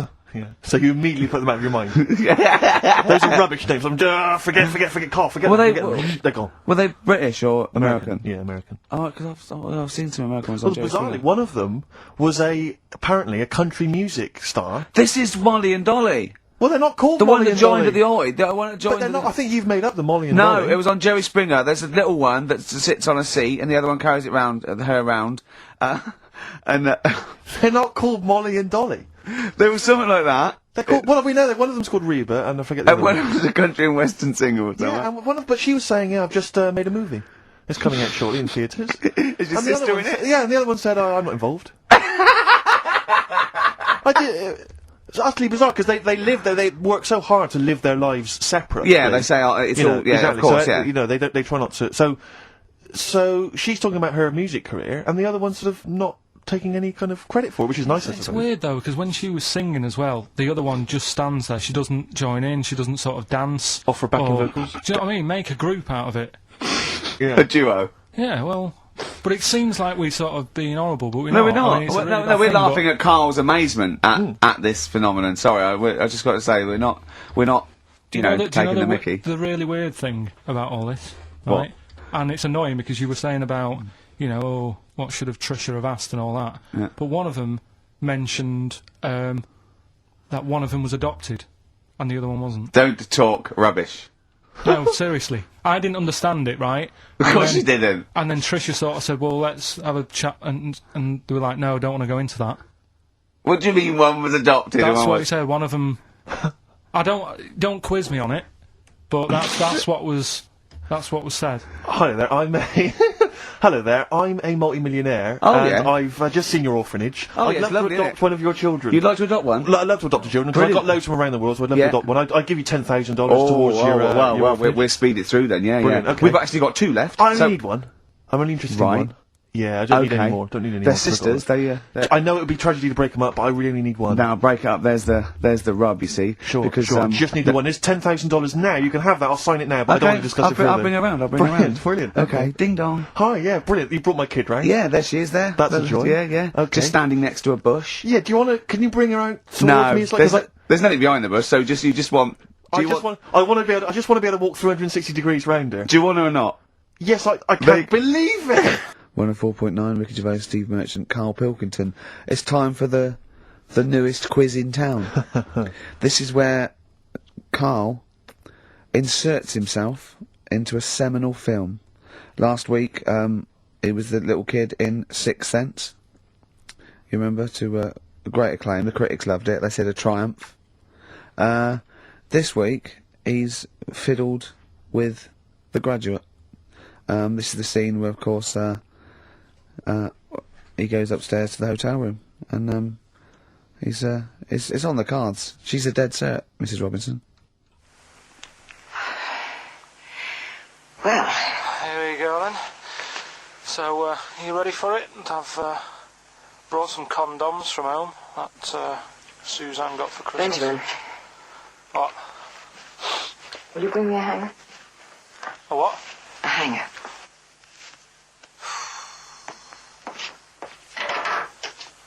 Tell you what, I've got wood. What? Just saying, I've got wood. I've got metal ones as well. What sort do you want?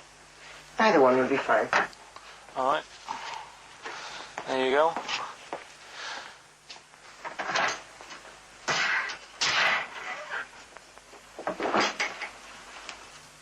Are you afraid of me? No. No, I've seen weirder things than you. Have I ever told you about the two lads I went to school with who had big heads? Webbed fingers as well, but not related, and weren't mates, but both had the same thing, which is a bit weird. Yeah, I never found out what was wrong with them. Can I ask you a personal question? As long as it's not about my head being round, because Ricky's always going on about that. He's saying I've got a round head. Well, you can admit that, can't you? No, it's. I'd say it's a normal sort of shape. It's just round. It is, isn't it?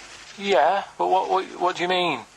So is yours. Head should be round. It's nothing to be ashamed of. I'm not ashamed. It's just a normal shape. Mm-hmm. And you can talk. Look at your saggy arse. Oh, that was a joy. Oh dear.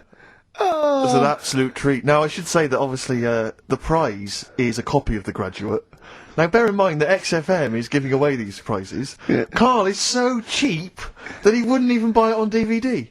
He's bought it for $6.99 on VHS. It'll be panned and scanned. It won't be widescreen. There's none of the extra features that you get on the DVD. Oh, look how at cheap Carl's face. He's gutted. Carl, did you pocket the rest of the cash? No. I have to use my own money to buy these, right? What, you're using your own money to give this stuff away? Yeah.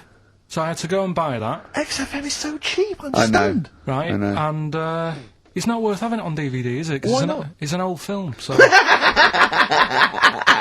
So the quality is set, do you know what I mean? They can't really tidy it up. Of course they can. They do it from a print. They don't do it from the video. They don't get the video and go, let's make it into a DVD. An old Betamax copy that someone had knocking about. Well, anyway, you It's the can. same film, though, isn't it? Fine, okay, well, yeah, you're right. it is Yeah, the same but anyway, film, yeah. you can win $6.99's worth of The Graduate. The question, and it's email only, Steve, it's not Steve, it's ricky.gervais@xfm.co.uk. The question is, name the actor that Carl was taking the place of in the film, and of course the actress that he's performing opposite. ricky.gervais@xfm.co.uk. Lovely. Do you want to play something from the... I would love to. It would seem appropriate. Yeah? Simon and Mr. Garfunkel, please, let's not have the sound of silence. Let's have some more beautiful music. Get back together, please, quickly. That's XFM. I think you should do every single link like that. Brilliant, it's the best bit of the show. That's on XFM 104.9. Are we Well, going to there have you time go. to play the clip again before, before 2 o'clock, let's say? Are people not listening to the question? Is that what you're... Some people are not listening to the question. Oh, dear. Okay, we'll play it again at about 2 there. And personally, any excuse to hear it again, because I thought it was a treat. I think Carl should go out and get the DVD. I think it's embarrassing to give away the Yeah, VHS. you have to get it. You have to go out and buy the DVD later.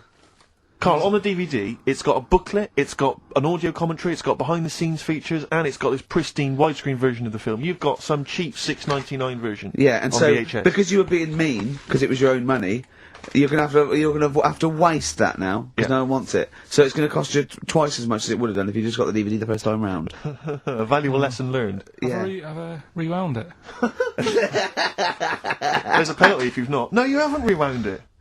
Go and get the DVD later. They're going to win a DVD. No, I looked at the DVD and it was 18 quid. I'm Go not and paying get 18 it quid for and it. claim it back. No, you've got to wait What a ages. cheap station this is. It's outrageous. I mean, Well, do you want to go on with the other prizes with what we're giving away later? What is this for Rockbusters? Well, we it's- don't give away prizes. We throw away prizes. Yeah, it's Yeah. cleaning out Yeah. some drawers in XFM. Go on. I'm just having a quick look through before I... Because we've sort of revamped Rockbusters a bit, there's that extra bit in it now, isn't there? That audio bit. You're selling it. Your big sell. Oh, we're not going straight into that yet, then. There's a DVD. yeah. There's a DVD there. What's that? I'll go through them later, Rick. I just need to absorb it. Don't get excited, mate. So, who did Karl play in the clip? What actor's place did he take, and what actress played opposite him? That's Ricky.Gervais. At xfm.co.uk. Sure. Brilliant. Yeah. Is that it then? What we got coming up? We've got Play a bit of Coldplay. bit of Coldplay, be right? Yellow on XFM 104.9. Get it on DVD. It's an embarrassment. £7 worth of old video, pan and scanned. I've bought it now. That's what they're getting. Right. He's put a downer on it. All the work, you know, that went into that, and then just gonna fob them off with a bit of old celluloid like that. Now listen, still to come, right? We've got the monkeys thing. Oh, chimpanzee that! And when I was out last Sunday, right, at Johnny's birthday party, Yeah. Steve was there. Yeah. Got talking about stuff. And a debate that we didn't really finish cropped up. It blew your mind, didn't it? Amazing. Oh, I know about this. Steve told me. This is the infinite amount of monkeys. Or a monkey with a typewriter and an infinite amount of time would eventually come up with the works of Shakespeare. Yeah. There was no debate. It's a philosophical, mathematical problem. There's no debate. It's true. It wouldn't happen. No, listen, Karl, listen. Infinity sorts it all out for you, right? An infinite amount of monkeys at a typewriter, right? They do everything. They type everything. Infinity just sorts it all out for you. There's no getting to it and they're going, oh well, let's have a look what they've done. This one's come close. It did Romeo and Juliet. It would do it all. It would type everything ever possible, conceivable. Yeah, but it's a mathematical thing. Well, Infinity we've heard your side of the argument, Rick. And I'll be honest with you, it's a persuasive one. But let's hear Karl, because he heard about this in a pub last week. Yeah, so what's your he's got problem? some strong What's your ideas problem himself. with it? What's your problem with it? well, first of all, right, you're saying it's a load of monkeys. It's not just one monkey. It That depends. can live forever. No, wait. It's either a chimpanzee with a typewriter with an infinite amount of time. He would eventually, by definition, mathematically, type everything ever possible. Okay, or it's an infinite amount of chimps with typewriters, and one of them will type it first time. But already, that's sort of that's not right. You either need to have What do one you mean? monkey. What? You mean Let's hear his employment point. laws? He What do you mean can't- it's not right? Let's hear him out, Okay. please. If it's one monkey Yeah. with a typewriter that's got loads of ink in it and that, right? At least it knows what it's done in the past. It's not. Keep going. Cry. If you've got a load of monkeys, it's like if you have too many. What's that saying about too many chefs? Too many chimps spoil the soup. Right. Well, it's the same thing. It's like, well, I didn't tell you to put salt in it. I was going to put salt in it, and it messes it up. Whereas if it's just one, they know what's gone on. So what I'm saying is, honestly, Just leave him go. I can't be bothered, I want Steve. to hear- I want to hear the rest. This blows my mind. He doesn't know what this does to me. It's a mathematical problem. I want to hear the rest. well, it's just I just don't think it will happen. What do you mean you don't think it'll happen? Infinity works it out for you, by definition. Well, what's stopping them typing the same thing again? They would. In fact, the problem should be, if you had an infinite amount of time, that it would type the works of Shakespeare an infinite amount of times, and everything else an infinite amount of times. But, you know, that's not as...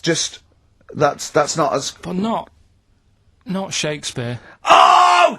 Shut up! You know- idiot!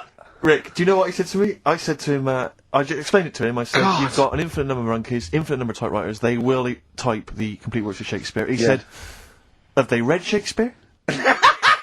You're an idiot! Play a I said record, no, 'cause I'm not having this they're not conversation. doing it from I'm not memory. having it, because it really, really winds me up. But you're saying they'll do it with no spelling errors. Well, they do it an infinite amount of times. And they do it wrong an infinite amount of times. And they spell the last full stop wrong an infinite amount of times. And they get one thing wrong in Hamlet wrong an infinite amount of times. They do everything an infinite amount of times. But are they going off a story that they've... Play a record, Karl, because I'm going to knock you out! I'm just saying... Oh, she's a girl and I'm a man. Good that, innit? On very good. XFM, 104.9, Ricky Gervais, Steve Merchant, Karl Pilkington. As Yeah. ever, Rick, there's always someone who steps in to defend Karl. Okay, what is the defence? What is the defence? Here's an email from Scott Coomer. He says, Karl is actually right. I've got an A-level in statistics and probability. It doesn't matter how long they have and how many monkeys you have. You cannot guarantee they would type the complete works of Shakespeare. Infinity makes it probable they would get it right, but not definite. Yeah. Well, yeah. Yeah. That's what I was saying. No, you weren't saying, Karl. You don't understand it. Infinity sort of sorts it out. That if they do anything, they'll nearly do everything, won't they? No, I mean, they'll give it a good shot. You know? No, that's not the point. But the I'd point be is surprised if they did one page right. Right, listen. It's not to do with consciousness. It's not to do with them aiming. They are just bashing away at the keyboard. It's like they're used to show that there isn't consciousness. They chose the chimpanzee because it can type, presumably, hit the keyboard. It's because they hadn't come across you at the time. Yeah. It's to take out thought out of it. It's to take out reason and trying, right?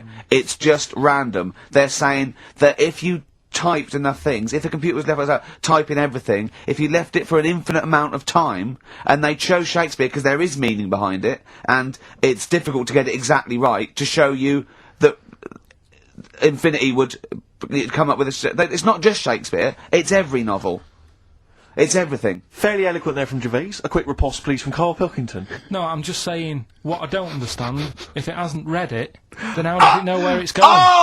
Listen, right, okay, listen, right, Can I just explain to people, right? Some people have said, oh, why are you cruel to Karl? He drives me mental with things like that. What do you mean, well? Let me just take a breather. How do I do your editing? He keeps coming in the week. You know that I work here properly, in the week, don't I? Yeah. I've got a proper job, yeah? Should be 9 to 5, but I normally get in at about 8 o'clock and work A lot of people get in at 8 o'clock. Working hard, trying to do my job. 3 times this week, I've been rushing around, I walked past my little studio, he's sat in there, alright? Now, because I've got this sort of job, I can get away with it. I said to him, if I was a doctor... would he keep coming to me practice? If you were a doctor, there'd be severe problems with the NHS. Imagine that. The standards would have lowered so much if you can arrive at the hospital, you're a doctor. We'll pop in, I'll go to lunch, don't we? We have a little lunch break, don't we? I go, come on, let's go now. He goes, I'm busy. I go, come on, let's go now. He's going, oh, you're doing me head in. Well, when I was talking about the monkey conundrum with Karl, he said to me, right, if I had a day off work, and I was, say, watching the TV, and with one hand I was typing a typewriter, would I type Shakespeare? I mean... Yeah, but you see, there's certain things. We were talking a little bit about this stuff the other week, weren't we? When we said you were going on about Einstein, and I said he's not that good. You know, E equals MC squared. You know, it sounds good, but I've never used it. And that. Right? I've never used it. You haven't used 2 and 2 equals 4, Karl. The fella with an apple fell on his head. You know. It could have been anyone sat under that tree. Do you know what I mean? It's just annoying. Lucky. And Newton gets all the credit for his laws of the universe. Well, other people were working whilst he was having a lunch break under the tree. So in a way, it's like he didn't deserve to have that success story. Again, forget the apple and the tree and whether he was sitting down having a lunch break. It's totally irrelevant. Yeah, but what I'm saying is there's certain things that will just happen. You know, it's like, I think we were talking when we were out eating the other week. We were talking about Noel Gallagher. Well, this is the reason the monkey discussion came up, right? Noel Gallagher... I don't know what to say. I don't know what to say. Rick, I don't want to misquote Noel. I'm going to be like Herbert Lom in Clouseau. I'm going to get a twitch whenever he opens his mouth. I don't know where to start with some of his statements. Well, as I say, this discussion began because we were talking about a quote that Noel Gallagher supposedly gave. Now, I don't want to misquote Gallagher, but the gist of it was that he said, had I... written Wonderwall or whatever, instead of the Beatles writing Strawberry Fields or whatever, I'd be the one that was considered the great songwriter and it wouldn't be the Beatles. You know, it's just the fact that they came first that meant that they get all the credit as being the greatest band in the world. I don't know where to start with that statement either. I mean, that's Gallagher's thing and he's, you know, well, whatever, we know what we think of that. What was your point, Karl? You agreed with him, didn't you? Yeah, I reckon, right, do you know we've talked about putting a baby in a room before and it'll know what colour it is and stuff? If you've got a room that's painted red... Right, but forget that, because that's going to confuse Hear him out. Listen to me. Say if they did some new TV show, right? Like, what's that film with Jim Carrey in, where The Truman Show. The Truman Show, right? So they make up a little room, and some woman has some kids, and you say, right, let's put the kids in this room, and they don't know what's going on outside. They don't know anything about, like, EastEnders and that. It's like their little world, right? They don't know anything that's gone on. How could a child survive without EastEnders? Right, listen. So, he's sat in the room, right? And then, when they're all asleep... Right, Wait for this bit. someone Have you heard this? Yeah, bit? wait for this bit. They're all in a room. Yeah. They're asleep. someone pops in, puts a guitar next to the bed, right? Nips off out again. They wake up in the morning, and one of them goes, "What's this?" They don't even know it's a guitar because they've never seen one, right? They're talking English, though. Yeah. We just left the guitar out of the vocabulary. Right. So There's plenty more to come. one of them will pick it up, and they'll go, "I don't know what it is," and they'll start strumming. They'll go, "That sounds good, doesn't it?" Give them a few weeks, they could come up with "Hey Jude," whereas typing Shakespeare, a monkey that can't even spell, I see that. they can't answer it. I might come with you, Rick, if that's alright. we've got to sort out that Christmas special as well. Yeah, no, sure. Alright, I'll see you later. I'm shooting off then as well. Cheers, pal. Yoshimi battles the Pink Robots on XFM 104.9. Before the ad break, Steve Miller Band, Fly Like an Eagle. Great track. Lovely to hear that. Brilliant track. We're not scared of playing that sort of stuff, are we? Indeed. We've got some great... I think we're underestimated here. People think we're just like, you know, two guys and a buffoon in a room. But we're so much more than that. We try and put together a whole package for them, don't we? For their Saturday afternoon listening pleasure. If there was an infinite number of us three in an infinite number of studios, broadcasting for an infinite number of shows, would we ever do anything half decent? Yeah, we eventually... Would we ultimately come up with something quite good? What was that email that you were laughing at? I can't, it's too rude. What does it say? It's too nasty. Oh, go on, give me the gist of it. The gist of it was that it would mean that if there was that infinite number of monkeys, eventually, besides the fact that they would type the complete works of Shakespeare, they would also type the sentence, "Karl Pilkington is a genius." But the email also said it would also type, "Ricky Gervais is a..." I can't say the word, but... I know. Yeah. But the number of times they type it and write, "Karl Pilkington is a genius," and Ricky Gervais is a cund. Exactly. Yeah, that would be there a lot. Yeah. Before we carry on with anything, I should just tell you, we're on the subject of emails. There's one emailer we're always looking forward to hearing from. Dickers! Richie Anderson! Dicky Docky Doo! Richard Anderson, thanks for emailing. He's my biggest fan. He's now. one of the biggest he fans. Absolutely loves me. But not afraid to offer some constructive criticism. Go on, That's what's the he great said? thing about Dickie. And from Anders this week, he says, "Ricky, I'm lazy, I talk nonsense, I'm badly organised, and I believe in ghosts. Can I have a job working on your show?"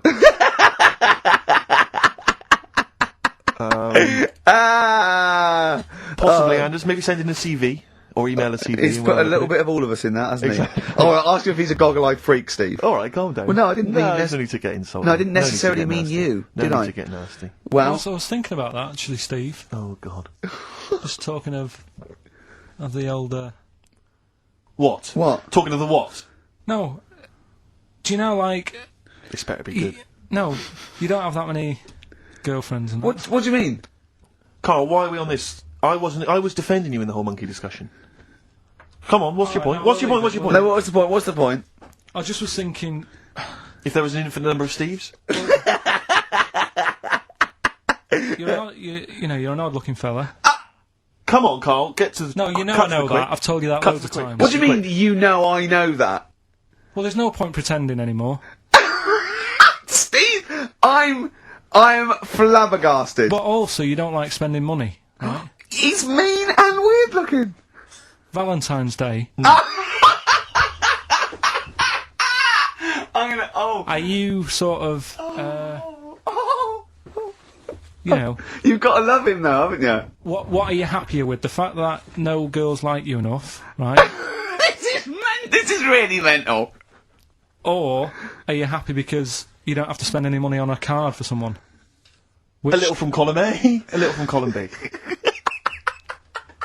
Right, let's have more monkey news. What have we got? No, we've got to... We've got so much to get into this show. Insults, We don't stupidity. need the insults. I think we've got enough. We don't need the Yeah, insults. there's no more insults. No more What insults. angers me with Carl is, you know, he's been planning that. No, I haven't. I was thinking about it on the way in because Valentine's Day is coming up and I'm not a big fan of it. Right? Condoms?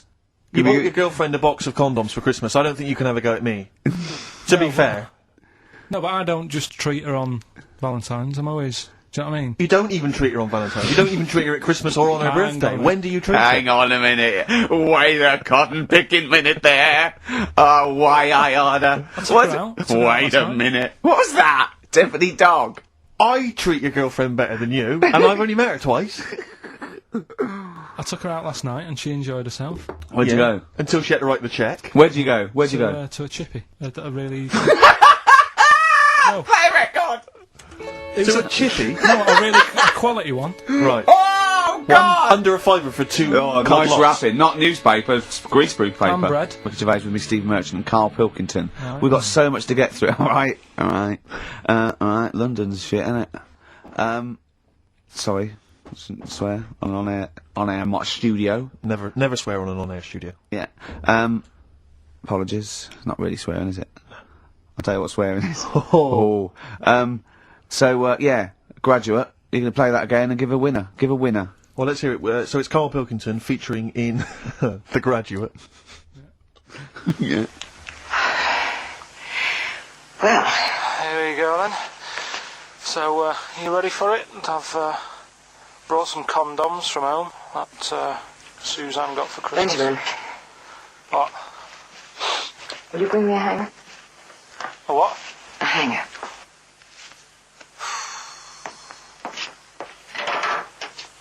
Tell you what, I've got wood. What? Just saying, I've got wood. I've got metal ones as well. What sort do you want? Either one would be fine. All right.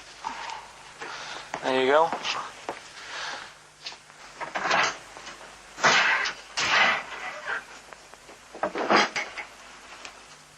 Are you afraid of me? No. No, I've seen weirder things than you. Have I ever told you about the two lads I went to school with who had big heads? Webbed fingers as well, but not related, and weren't mates, but both had the same thing, which is a bit weird. I'd never found out what was wrong with them. Can I ask you a personal question? As long as it's not about my head being round, because Ricky's always going on about that. He's saying I've got a round head. Well, you can admit that, can't you? No, it's. I'd say it's a normal sort of shape. It's just round. It is, isn't it? Yeah, but what do you mean? So is yours. Heads should be round. It's nothing to be ashamed of. I'm not ashamed. It's just a normal shape. Mm-hmm. And you can talk. Look at your saggy arse. Anyway, get your knickers off. Hello, darkness, my old friend. Oh, dear. A classic, an Oscar-winning classic. Oh, Karl Pilkington in The Graduate. But what was the question, Steve? The question was, which actor was Karl Pilkington taking the role of? Well, and that's easy. Everyone knows which that. actress was he performing opposite? I know that. And the answer's Ricky? Hoffman. Mm-hmm. And, Bancroft. Anne Bancroft, Dustin Hoffman, and the $6.99 VHS cassette is going to Laura Gomez because she says that she'd be happy with the VHS, not the DVD. So, best of luck to her. I hope she enjoys that. All right. Yeah. What we do next week? I've got loads of. I quite like hearing Karl in a sort of seductive environment. It gives you another insight into him. It gives you another dimension. I know. E.T. it is then. Yeah, Civilly to each other first before we start making it rhyme. Oh, Rockbusters, Karl? Yeah. I'm not a champion of Rockbusters, as you know, but I think it's overstayed its welcome. But I'm willing to go Well, I along think with Karl's just giving the fans what they want here. it. Okay. It's a popular thing, isn't it? Got some good prizes. The press Well- are behind it. Let me tell you what the prizes are. It's a dance music compilation, Cream Trance Anthems 2003. We Brilliant. play a lot of trance on this Well, station. I put that on quite a lot and danced to it Exactly. myself. There's the original motion picture soundtrack to the forthcoming film adaptation. When you've seen the film, I'm sure that will mean more to you. You But it's like a that, good- don't you? It's a good movie, yeah. Nicolas Cage I playing haven't seen himself it. and a twin brother. And it's written by Spike, it's directed by Spike Jonze. Joined at the, what? No, they're not joined at the hip at all, or at the face. And we've also got the best one-hit wonders album in the world ever. What have we got on there? We've got things like The Crazy World of Arthur Brown, brilliant. Nana, 99 Red Balloons. The Rembrandt. In fact, it kicks off with Nana. Sure. That's followed up by I'll Be There For You, the theme from Friends by the Rembrandts. Yeah. And of course, Breakfast at Tiffany's by Deep Blue Something. Brilliant. Deep Blue Something. Is What that the happened worst to name ever? I think it possibly is. No, Sixpence None the Richer. Sixpence None the Richer. That's a Quite pretty good. bad name. Okay, again, I know we've got a lot of chill-out fans who listen to us, so the best chill-out album ever. Yeah. Bear in mind, of course, all these prizes collated by Carl from, I guess, people's drawers. Yeah, maybe their looking in a bags. drawer, looking in a drawer. Oh, dearie me. What is it? The only thing probably worth having is I mean, it's topical, if nothing else, Carl. A 7-inch by the White Stripes. Merry Christmas from the White Stripes. That was their exclusive Brilliant. Christmas single. So if So that's early, isn't it? That's you worth get something. that. It is worth A lot of people have got to wait 11 months before that's released. Or is it last Christmas's? Exactly. And I have never heard of this DVD. Go on. I like to think of myself as being fairly familiar with TV and films, but I have never heard of Stephen King's Rose Red. Welcome On to DVD. a place evil calls home. And it's on DVD, it's certificate 12, so don't imagine anything too shocking. And it looks appalling. Is Rose Red Mansion truly haunted? To find out, Professor... Okay, we've got the gist of it. They're There's a not living very place good of doom. prizes. They're cobbled together, but if you've got nothing better to do, call in if you know the answers to these clues. It's Rockbusters. Let's not let Right, them so call in, Rick. I Please don't give let you- these people call in. I No, give you no, some, they're not calling in. It's email only. Carl, don't interrupt me. I'm just... Yeah. Ricky.gervais@xfm.co.uk. Email only. I can't stress that enough. We just don't want to speak to you people. Right, go on. Right, so I give some initials out and a cryptic clue, and it makes up the answer and that. Well, sometimes it does, yeah. Go on. There's two of them, there's a new aspect, which I'll explain about in a minute. So, the first one is, cryptic clue is, well, if he would have been wearing an helmet, it would have been alright. And the initial there is B, right? So, well, if he would have been wearing an helmet, it would have been alright. That's B, right? Band or an artist. Second one, why are them Jamaican fellas swinging fish around their head? Okay. Alright, Just initials fills me with... DS. DS. Why are them Jamaican men swinging fish around their head? Alright? And the final bit to Rockbusters. It's a new bit. Last week I played you this.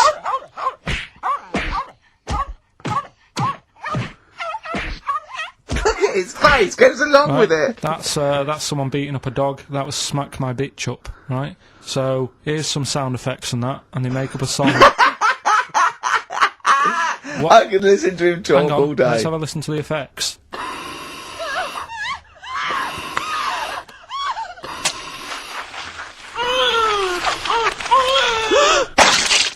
That's terrifying. Right, I told you not to play that one. It's rubbish. No one will get that. Well, we'll see. I heard that. I can't always say, what do you think? I said it's rubbish. No one will get it. No, it's not the one you think it is. Ah, right. So, email in, ricky.gervais@xfm.co.uk and you win that stuff. I'm a little bit confused. I'm here. I've heard what you're saying. We've discussed this in the past. I don't know what's happening. What's The that? first- Is that a clue? That's a cryptic clue. That screaming to a song, is it? There was screaming. Well, don't say it. So It that- should stand up by itself. Don't give him any clue. Hang on a sec. So this is the name of a song. It's not a band or an artist. Yeah, the sound that's- effect. So the song. first two are bands or artists, and the last one is the name of a song. I said we should have. Come on, someone talk. I'm looking at his face. His headphones are too loud. Instead of turning them down, he's just grimacing, going, "These are too loud." I don't understand it. Yeah, how have you lived this long? How did you make it to 30 without getting squashed or eating something deadly poisonous? I told you, I used to choke a lot. We've had an email from. Placebo, the bitter end. We've had an email from Andrew Forrest, who has just simply entitled it Karl Pilkington. Oh, Karl Pilkington. What do you think of that? That's got to be your new name from now on. Oh. I had a mate who used to use it. What, He used to call you that? Yeah. Was that your nickname at school, Pilkington? No, it's not my nickname. It is now. No, it's not. It is now. Pilkington. Pilkington. Oi, Pilkington. Oi, Pilkington. Pilkington, do Oi, my homework. where do you Actually, live? Where do you come from? Pilkington? No, there's this lad who called Mark, right, who used to go to school with, who used to call me that. And his mum, right, was like obsessed with cleaning. And I was never allowed in their flat. He makes the place look untidy. So she used to, I don't know if it was just me or all his mates, but I used to turn up and she goes, "Yeah, he is in, but you know what you've got to do?" And I used to have to go round the side of his flat and he had a computer, right, which he used to play. I didn't have one at that point, but he had one, and I used to have to go around the side of the flat and stand at his bedroom window with his window open, and I'd be sort of leaning in playing the game. You are joking. I'm not, his mum- You had the weirdest upbringing I've ever heard. The things you were willing to do. It's the strangest. What is this town like? No, I stopped going. Was there always music? Like, there's the horse in the house there. Oh, look at these two kids with big heads and webbed feet. All right, Ronnie. All right, Reggie. What was it like? She was It obsessed. is like you've grown up in a cartoon made for children. Yeah. No, his mum was really obsessed with cleaning. Can I play through his window? I used to. Put these Mrs. marigolds on. Ramsbottom, can I play through Mark's window? Aye, you know what you have to do. She used to be up till that. Is 3 in that the morning. Pilkington again? What do Have you you mean? washed your hands? What up till 3 in the morning? She Washing? used to be up doing the tiles in the kitchen Washing until 3 in the morning? at 3 in the morning. And for ages and ages, that's saying that out on the tiles. I used to think that came from, like, his mum, because she was out, like, cleaning them late. So till I was about 13, I thought that saying "out late" on the tiles Yeah. was And now you're not confused by anything. well. There's no misunderstandings in your life now, is there? So what he was allowed to walk in and out of the house, was No, he? he was all right, and he used to come round to ours a lot, and my mum used to get these pies from Hagenbach's, right? So I don't know what that is. it's at that bakery where they used to chuck the cakes out the back. Oh, I'll yeah. tell you about. Yeah. And Oh, he and used you're to at come 6. You're at 6. round. He loved it, but I could never go round to theirs, or if I did, it was like, well, yeah, he is in, and I'd go, all right, and then I'd walk round the side of the flat, stand outside, Why did you ever knock at the door? Why don't you just go around and knock on the window? just to check he's in, because he wasn't always in his room. You If he say was it in was the a- lounge, he'd have to go to his bedroom, and then that's You where say he'd To it be meet shot. you. This is the strangest. And you'd play a computer game through the window. You say it was a flat. It wasn't like a 5th story one, and you had to get in one of those kind of cleaning contraptions and, like, winch your way up. On the I first love the floor. idea of that. So, Oh, Pilkington. so, Right, we're done that's rock busters. he What called have you got me any chimpanzee that? We've or got monkey news still to cram in the next. Like, Let's do monkey news 25 now. minutes. I need some monkey no, news. I think we've done enough here, right? What do you mean? I think we've done enough here. We'll play a little song, eh? What? Play the verve. Scream. Sparky Stream, Teenage Fan Club. I'll tell you, I'm sick of the screaming, Rick. I'm sick of that. I mean, no wonder Carl hates you, and that is the word I don't use often, but he does, and I've spoken to him in the past, and he loathes you. Monkey news. Give us one of the screams so the audience at home gets a taste of it. I'm taking my headphones off. No, and I'm not stepping going to away. scream. Go on, let's see what... Right, that come wasn't on. what you were doing. Was it worse than that? Yes! Right, come on, monkey news. It's not called we're monkey news. It's not called monkey news. Chimpanzee, we're not going to pack all the monkey stuff in. We've got a quarter of an hour. What other show can say that? We're not going to pack in all the monkey news. We've got 15 minutes, but we can't get all the monkey information in. Right, come on. Well, you're gonna love this one, Go on. Let's Is have, there... let's have the jingle. Oh, chimpanzee that! right? I don't know how recent this was, Oh, God. 17th century? but it happened in Hackney, right? If you're outside London, that's in a place in London, and it's this monkey that's going about Hackney, nicking DVDs. Even the monkey didn't go for videos. Even the monkey knew. Well, there's no point in getting on VHS. But Brad, you're on VHS. You're having a... Throw it back. Right, and there's a girl called Lisa who works in our office here, right, and I mentioned it to her because she lives in Hackney. I said, you familiar with this? And she said, oh, I remember something about it, which annoyed me. The fact that a monkey's running riot, but she didn't know the full story, and she lives there. What do you mean a monkey? Do you mean a chimpanzee? Or a monkey? I don't know, is there a zoo in Hackney? Is there a zoo there? I don't know what sort it was, but it was like... Is there a zoo in Hackney? I don't know, that's what I was asking. So, Right, get on with the story. So anyway, yeah, it's been robbing stuff, and the other bit that really puzzled me, right, is the fact that And you're not easily puzzled by monkey news? they took fingerprints. What do you think about that? Well, they took fingerprints, presumably because they didn't know it was a monkey to start with. No, they did. They saw it, nicking stuff, and they said, get fingerprints. So that means there's more than just one doing it. I'm going to have a heart He had to fax them to Interpol. Yeah. We know that is, yeah. It's Brian the monkey. Yeah. Yeah. So Sorry, I that's- don't understand. He was stealing DVDs, specifically DVDs. DVDs, I think it said watches and stuff. What, breaking into homes? Yeah, in Hackney. Maybe. Are you sure it wasn't a kid with a mask on? No, seriously. How is he breaking into homes? They go Up the drain pipe. They're good, aren't they? They're good, aren't they? But how would they do So that? is that the news? Well, that's how much do you want Is that monkey news? for this week? Well, I don't know that it's true. Again, I've got nothing. There was other stuff. There was another story that I found about a monkey, but I would like to know from someone if in Hackney if do you know what I mean? And I missed that one on Crime Watch, which would have been good, right? But there was another story about one that kept getting on buses, not paying its fare, and just sat in a corner reading the paper. Reading the paper, Carl. You're an idiot. But that wasn't in London. You're an idiot. That was in America. It wouldn't read the paper. Why would it read the paper? Because it was its way of sort of going, oh, well, if I'm reading something, maybe the inspector... The inspector will notice my hairy hands. Oh, Carl, you're such a fool! Well... Pilkington. Carl Carl, we've Pilkington. just had a news flash that an infinite number of monkeys in Hackney are nicking an infinite number of typewriters. Yeah. We don't know what for. At this stage, we've got no more information. And they've taken back an infinite amount of graduate on video. There's the best band in Britain, in my opinion. Big words. The Darkness, Growing on Me, on XFM 104.9. I'm Ricky Gervais with me, Steve Merchant, and Karl Pilkington. Have you got the album? And already, they've had an argument. Yes.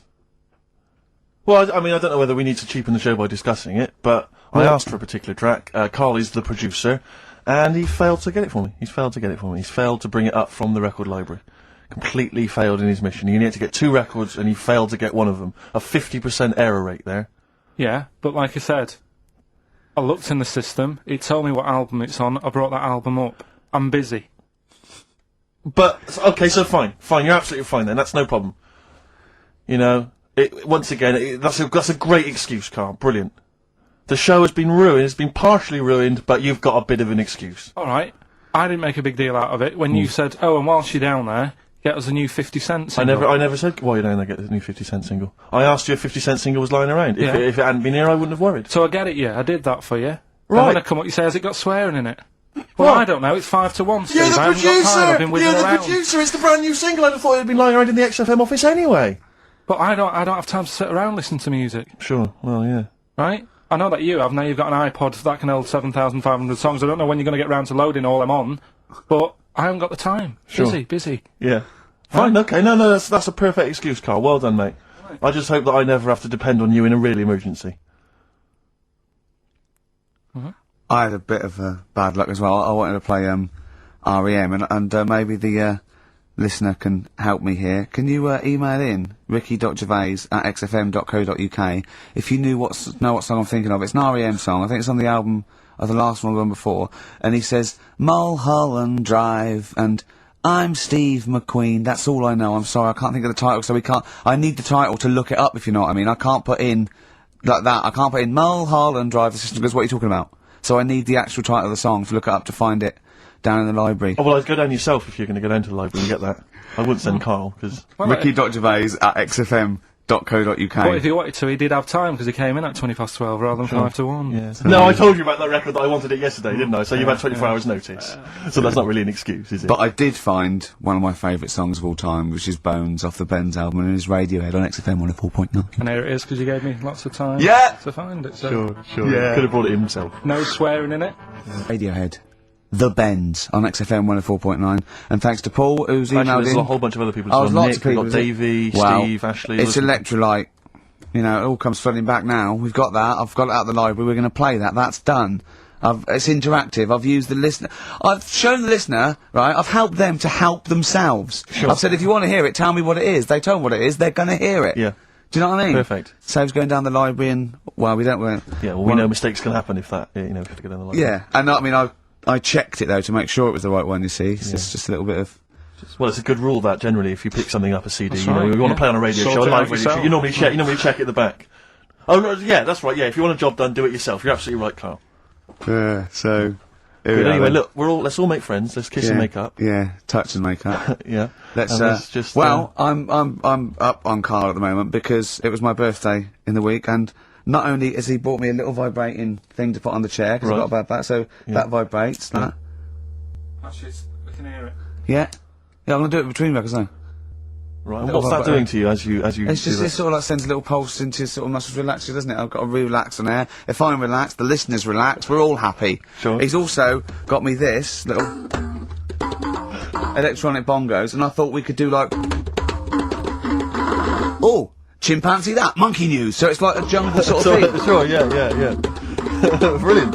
Well, that's always been one of the great jingles that even has So there. I've got the vibrating... Oh, chimpanzee that! Monkey news! Dr. Fox, if you're listening, I think you'll know that's a clear improvement in this show. So thank you for those. It's alright. Yeah. What did you get him? What did I get him? I couldn't get him anything, I was too busy buying myself an iPod. Are you joking? Well, it's a little bit gay, isn't it, giving gifts to blokes? Yeah, it is, but for someone who's like major... Yeah. Play a record! Someone who's major? What do you mean, someone who's major? What, because he's a major celebrity? No, made you. Oh, made you? Yeah. Right. That's what Yeah. Blur, alright? On XFM 104.9. Brilliant. Yeah, so, I also got, Jane got me a few nice presents, including my favourite of all of them, a real bow and arrow. A real bow and arrow? Yeah. Right. And what, you know, you're gonna rob from the rich, and give to the poor? Yeah! I just got to make the little outfit. You and your merry men. She's got me like 2 yards of green felt. Sure, yeah. And I've just got to find and a tailor. treehouse.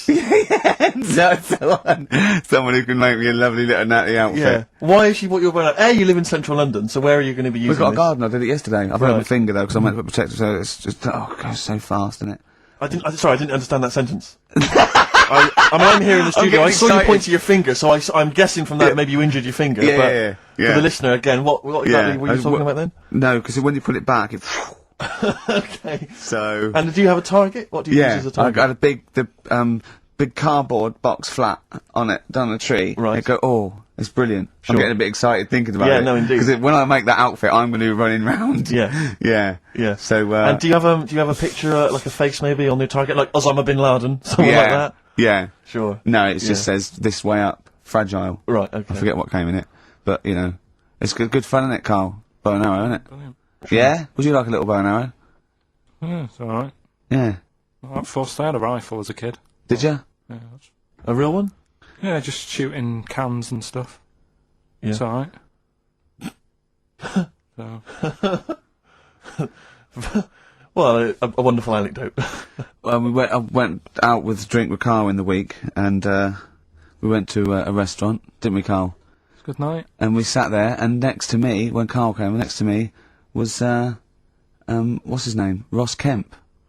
And he was sitting there, and I saw Carl, and I tapped him on the shoulder, Ross Kemp, and I pointed to Carl and him, and I said, "It's nice to see you two back together again." Nice. And Carl was horrified. But Carl didn't know that I'd already spoken to him before Carl arrived. Yeah, so I thought it was okay. I thought I could break the ice because I'd met him before. Sure. So he just thought I was insulting him. And in the week we were talking about his little head, weren't we, Carl? And Carl suddenly stopped the conversation and said, "If I had hair, what would we be talking about now?" I think he'd had enough of everyone talking about it. And he looked good though. It's a special little do. He had it sort of, cropped a little bit more. I like it when he's just freshly had it done. Mm. Do you like? Yeah. Has that ever happened to you, Steve? If you're somewhere, say if you sat somewhere, does someone sort of, is he anyone else who you look like, or would you say you're a bit of a one-off? I love these two. But to be fair, to be fair, he seems to be having a go at me an awful lot more than I do at him now. I mean, he just starts it. Starts it out of nowhere. I think his is sort of a get back for the way you treat him as a producer, not. But he's not a producer. If he produced the show, I wouldn't have a reason to criticise. But I think this is it. Seriously, I mean, it really winds me up now because it started as a joke, but now it's abuse. Yeah. He got annoyed at Heat because it said Carl, producer, well, not so much a producer, as just a bald mank. And he went, "Can they say that? Yeah. Can they say that?" See, that's a magazine, an independent publication has identified what exactly it is you do. Yeah. There we go then, go on, bring it on, because here we go, he's looking at me, I know he's thinking, I can hear the cogs. I'm not thinking anything. It's vicious. That is true, never a true word, play a record. Now then, I heard this on VH1 in the week, and I have not been able to get it out of my head, and I really kind of want to I want to get it in everyone else's mind now so they understand the pain I've been going through. Miss You by the Rolling Stones. And ruin a week by having to sing that constantly, irritating people in shops and everywhere you go. Miss You by the Rolling Stones. Good track. Good track. Carl, Jonathan Ross came out of this last week, and we were talking about stuff, and Carl was mesmerised when Jonathan told a story that he was bored once in a hotel room and shaved his arse. He shaved his arse? Yeah. Sure. And Carl, you didn't stop questioning him, did you, for about... I just wondered, at what point do you sort of say, oh, this is getting on my nerves? Do you know what I mean? Yeah. It's way too long, tucking it in his socks or whatever. Yeah. But it's not, I mean, it is boring in hotel rooms, because I told you before about when I was in Edinburgh and had nothing to do, there was nothing on the telly, and you sort of, you've eaten the shortbread biscuits and that. Yeah. And, so that's when I read the phone book to see how many... That's when you read the phone book? Well, to see how many Macs were in Scotland, Macintosh, Sure. Yeah. And it was like, 42 pages. Yeah. Yeah. Jonathan, I don't know if he'd already done that. Yeah. And, he said he shaved his arse. Now, when we say shaved his arse... So Not his cheeks, his... Oh, all of it? Yeah, all of it. Did he say that?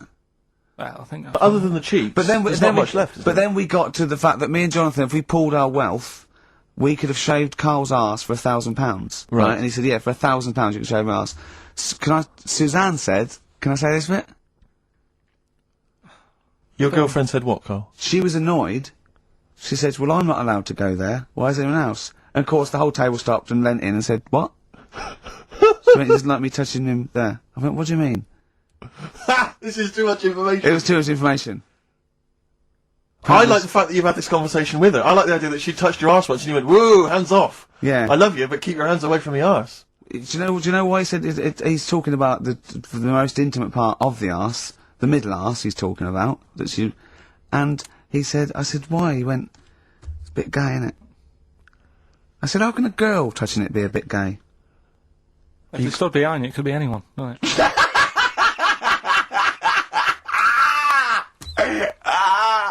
Oh, God. And it seemed, I mean, you can imagine the conversations we were having, right? And it's that thing that the waitress heard something every time she came over. She heard the word, like, cock or... Jonathan Ross saying I shaved my arse. yeah. And, oh, dear. But it was, it was a good night, wasn't it? So, it's the £1,000 now, isn't it? But presumably you give Suzanne half anyway, so everyone will be happy. You've used the arse to best effect. She's got half out of it, so she's made as much out of your arse as you have, in a sense. Me and Jonathan are happy. Yeah, but to be fair, it's his arse on the line. So... I know, but I mean, it's not like she's getting a bum deal. Well, she's getting 500, quid. No, I understand that. But, do you reckon? Just thinking of some more. Play a record! Can I just ask, before you play a record, if we were to shave your arse, let's say we did it for charity or something, got sponsorship, how would we do it? Would we use one of those big kind of old-fashioned razors? No, I'd use a Bic Safety. I'd just straight away... And would you use a gel or a foam? No, first of all, yeah, I think I just, lather it up. Right, so you'd lather up his arse first? I do the outside bits, just go straight down, big broad strokes, clean, right? Then I'd have to go in the crevices, and I'd need an assistant. I'd pop it apart, and just very gently go in there. I might even use electronic equipment, just so there was no sort of, like, nicks. Okay. So an electric razor? Or, I might wax the internal middle arse. Okay. How did Jonathan do it? Because he did it on his own, didn't he? I just use mirrors. Why don't I'll ask him. We'll call him later. But, I don't know. Well, perhaps you listening have once shaved your arse, maybe during an exam or something. What I think, and this is conjecture, but I think he was probably there, he'd had a shower, he's shaved his face, right, and thought, well, he was naked, looks down and goes, oh, what a hairy arse. Well, hold on, I've got the razor in this hand, I've got the mirror there, I'm not on stage for a good 10 minutes. Yeah. There's one thing I don't like going on stage with, is a hairy arse. Bang, drink, wallop, done. On stage, thanks, see you later. See you next week. Yeah? What are you thinking, Carl? No, it's just how hairy was it? Do you know what I mean? How hairy was it? Because I mean, you're saying mirrors and stuff. Yeah. But he's how old is he now? He's 42. And they say your the testicles drop quite a bit once you start getting old. Don't they? Yeah. So that he's got to make sure they're out of the way. Tuck them Yeah, to one but side. I don't think. I mean, I can speak for myself. You know, as a similar age to Jonathan. That I mean, you know, there's millimetres in it. It's not like we tuck them in our socks in the morning. They're still in the same place. You really wouldn't know the difference. It wouldn't if we filmed it in you know time-lapse camera. They wouldn't. It would be like a bungee jump. Do you know what I mean? They wouldn't be moving a lot. Yeah. All right. Do you think he's I told him he's a good-looking fella, Steve. Would you agree with that? Oh, I told Jonathan that he said that he just went for it as well. Yeah. So you've spent a lot of time picturing Jonathan's Arse. naked arse. and you find him an attractive man. You'd let him give you money for arse touchery. Yeah, whereas your girlfriend's got No chance, access to it. and you're saying he's a good-looking man. Do you want to play a record and think about what you've done? Interesting from him. Well, me and Carl got a joint favourite lyric now. I love you like a fat kid loves cake. Yeah. That's great, isn't it? Brilliant.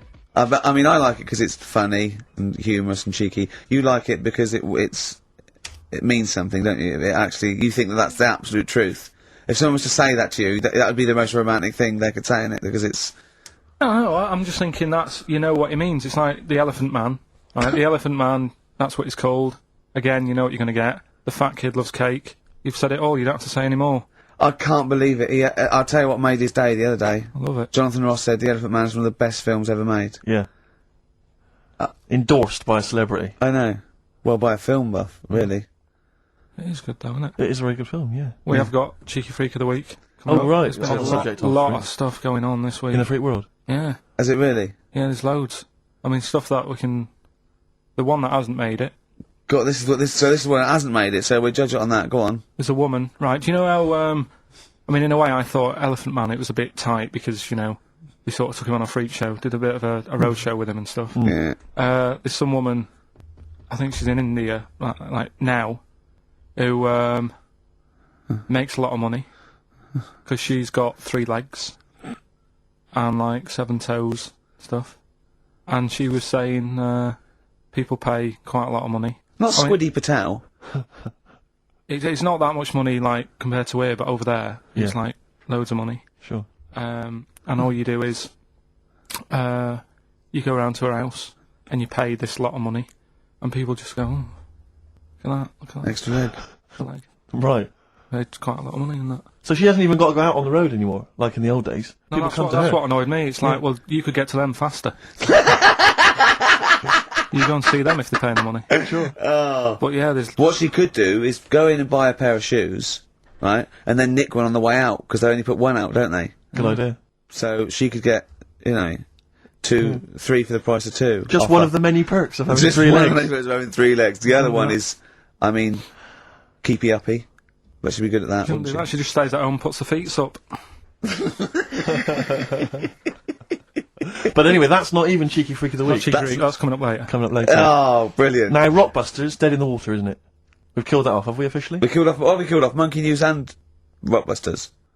Didn't I tell you that there was some sort of petition for Monkey News? Was there? What was the Caused story? a lot of there's loads of emails and that. You mean saying- you've done Monkey News? You mean you want to do Monkey News? No, but seriously, there's uproar, and people were like, "You can't get rid of Monkey News. Yeah. Don't be doing that." Who sort of what? Loads of people. Was it monkeys? Trying to write the complete works of Shakespeare? Did Tony Blair get a whiff of it, and he's coming So down we're like a doing ton of Monkey bricks? News. And Rockbusters, Steve, if you've got a better competition, then we'll do yours. That's fine. Do you know what I mean? If that's what you want to do, we'll do. What did you want to do? No, I was just wondering whether we should perhaps not do a quiz at all rather than do that piece of rubbish. Might be better to have nothing. Might be better just to have silence during that part of the show than have Rockbusters. How I don't about know. If We I should give you discuss it off if I air. give you the clues and that, and if you think they sound rubbish, we're not doing it. Well, I know that. I guarantee they're going to sound rubbish. Alright, let's make it the last Rockbusters then. This is the last Rockbusters. Well, it depends. This is okay. This is just if it's good, you get a reprieve. It's all about this. Okay. Okay. Go on then. Let's do Rockbusters then. Oh, we're doing it now. Should we play a record and do it after that? Do it after. Well, I'll tell you what. I'll tell you the prizes and then we'll come back with the clues. Because I've dug out that REM track, Excellent. so it's an interactive show. Okay, we've got the best summer holiday album ever. What we got on there? It's got Brilliant. Elvis versus Junkie XL. That's Yeah. brilliant. Yeah. Holly Valance is on there. Yeah. Laz Ketchup. It's all the stuff that the XFM listener I is hear- craving. A tribute to the Ramones album. We got Red Hot Chili Peppers are on there, Metallica. Street Legal from Bob Dylan, that's nice. Brilliant. Did you just buy that in the 4 for £20 from HMV deal? Fair enough. Once That's again, a good album. The Talons of Weng Chiang, a Doctor Who classic. Yeah. And there's something for the XFM listener, 8 Mile on DVD I as thought well. that was nice, that film. That was, the last bit was funny. It was, it's a good film. There's some good rap-offs in that as well. Yeah. So let's play a tune and then we'll come back with the Rockbusters clues. R.E.M., go on. Give it to Gervais, Steve Merchant, Karl Pilkington. I walk down Oxford Street every day to go to the office, and it is like running the gauntlet in Gladiator. It's not only is it just like, you know, you have to dodge people and they're dawdling or rushing or, you know, keeping into the road to get past some people but avoiding taxis, but it's like hands everywhere, like leaflets. I don't know, there must be 1 million leaflets given out. It's all Mobile phones, sandwich shops. Teach yourself English. Yeah. Teach other people English. I know, and those charity people, something for Alzheimer's, and I've been caught about 6 times where I couldn't say no. I've got about 8 standing orders now because I just couldn't say no when they confront you. Yeah. Which is, you know, It's amazing how often I'm on the way to a meeting. yeah, I'm always on the way to a meeting, and then I always feel guilty if I walk past them again 2 minutes later with a HMV bag. yeah, full. Yeah, exactly, crammed with bargains. I know, yeah. No, But, it's absolutely weird. They're like zombies. It's like you're fighting them off. You need a flaming torch to Yeah. get past them. Or if it's not them, it's tourists. Just constantly, you know, excuse me, can you take my photo outside HMV? Or outside Topshop? that doesn't happen to me. Always seem to have tourists.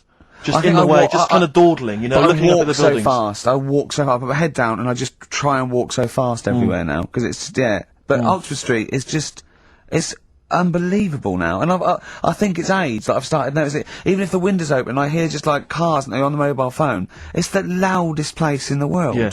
I don't know what we can do. But isn't it one of the busiest streets in? Is it either the world? The or universe? It is mental. I think if we carpeted it. That would And help, put some certainly. curtains up, it would just deaden. It's like pubs with those polished floors and metal tables, and everyone's having to talk like that to be heard. The jukebox is quite loud, and I want to go just turn everything down. Yeah. Let's put some carpet down, just talk quietly like this. Yeah. Put the music down a little bit.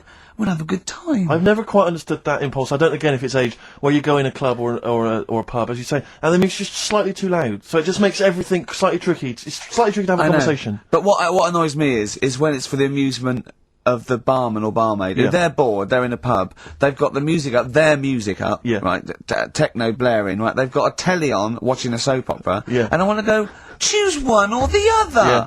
I mean, what are you watching? I got a minicab last night. I imagine you don't travel in minicabs, but the guy driving, one of those guys, I know he's driving a cab on a Friday night. Okay, no one wants to be doing that. And he had one of those phone, you know, the little earpieces that you put in, so it looks like they're talking to themselves. And he's there, and he goes, where are you going? I went, oh, crouching. He went, yeah, yeah. Well, and he's chatting on his mobile phone the whole time. His voice was so loud, he had the radio on as well, and he wasn't concentrating on the road. And I just thought, look, I'm paying you £10 here to take me somewhere. Please, just stop chatting or arranging your social life for 2 minutes. Yeah. Get me to my destination safely, and then you can resume your conversation. My favourite one is, I'm going to so-and-so terrace, please. Where's that? I want to go, right, you're not taking me then. Yeah. I mean, I don't know. I don't know. Exactly. I don't drive, I'm paying you. That's why I'm Find out. paying you. That's got to be part of the service. But, I mean, I know people who've been in many cabs, didn't know where it was, and didn't have an A to Z. No, I was in East London once. I said to him, I'm going to North London. He went, where specifically? I went, Swiss Cottage. He went, sure. I said, do you know the way? He went, yeah. Set off. Along the way, he went, do you know the way? I said, well, I thought you knew. I said, have you not got an A to Z? He went, no. He was one of those guys who'd just taken his car out middle of the night. That was all he Yeah. all he had. All his credentials were he had a car. No map, no torch. The 2 other things I bring with me. And he said, so we're driving along. He went, I could probably get you to Camden. I was like, okay. He went, It's a start. I mean, that is the start. Exactly. He went, do you know the way to Camden? I thought, pull over. It's not worth it. I'd rather hitchhike. I'd rather walk. Ludicrous. Those people who just go out. Yeah, they just take a car out to earn a well, I bought fiver. a car. Oh, have you ever done that? No, well, I'm sick of living here. And you say about people hassling you. When you say here, you mean the world, don't you? No, just in London, who's doing me head in now. The other week, actually, walking home from here, and like you say, there's always someone hassling you, saying, do you want to buy this? Do you want one of these? Going down Carnaby Street, right? There's your first mistake. He said, you into meditation? So I was like, oh, and I had a bit of time to kill, so I thought I'll have a chat, right? Have you got time? Oh, we've never got time, we're too busy. Yeah, I thought you were too busy before. Well, I said, what's all that then? What do you do? And he said, we teach you how to breathe. It's like, well, I'm 30. I think that, Yeah. I've done alright. And he sort of said, oh, forget it. Oh, forget it. I'm 30. And in Selfridges, they do, like Evian or whatever, that water company are there. And they've got like little glasses of water. And you walk past and go, have you ever tried this? It's water. Yeah. Oh, here you go. We'll try it. You go, Jesus Christ, is that what water is? What have I been drinking then? You've been drinking piss and mud. Have I? I'll have a bottle. Anyway, listen, Rockbusters. Oh, come on then. Let's get it done. Really? Yeah. Come on then. Right, so cryptic clues and initials, you work it out, it's a band and stuff. Yeah. Right, Brilliant. first one. Bob Holness. The first clue, the doctor said part of the foot and the leg was no good, so he took him off and he threw him away.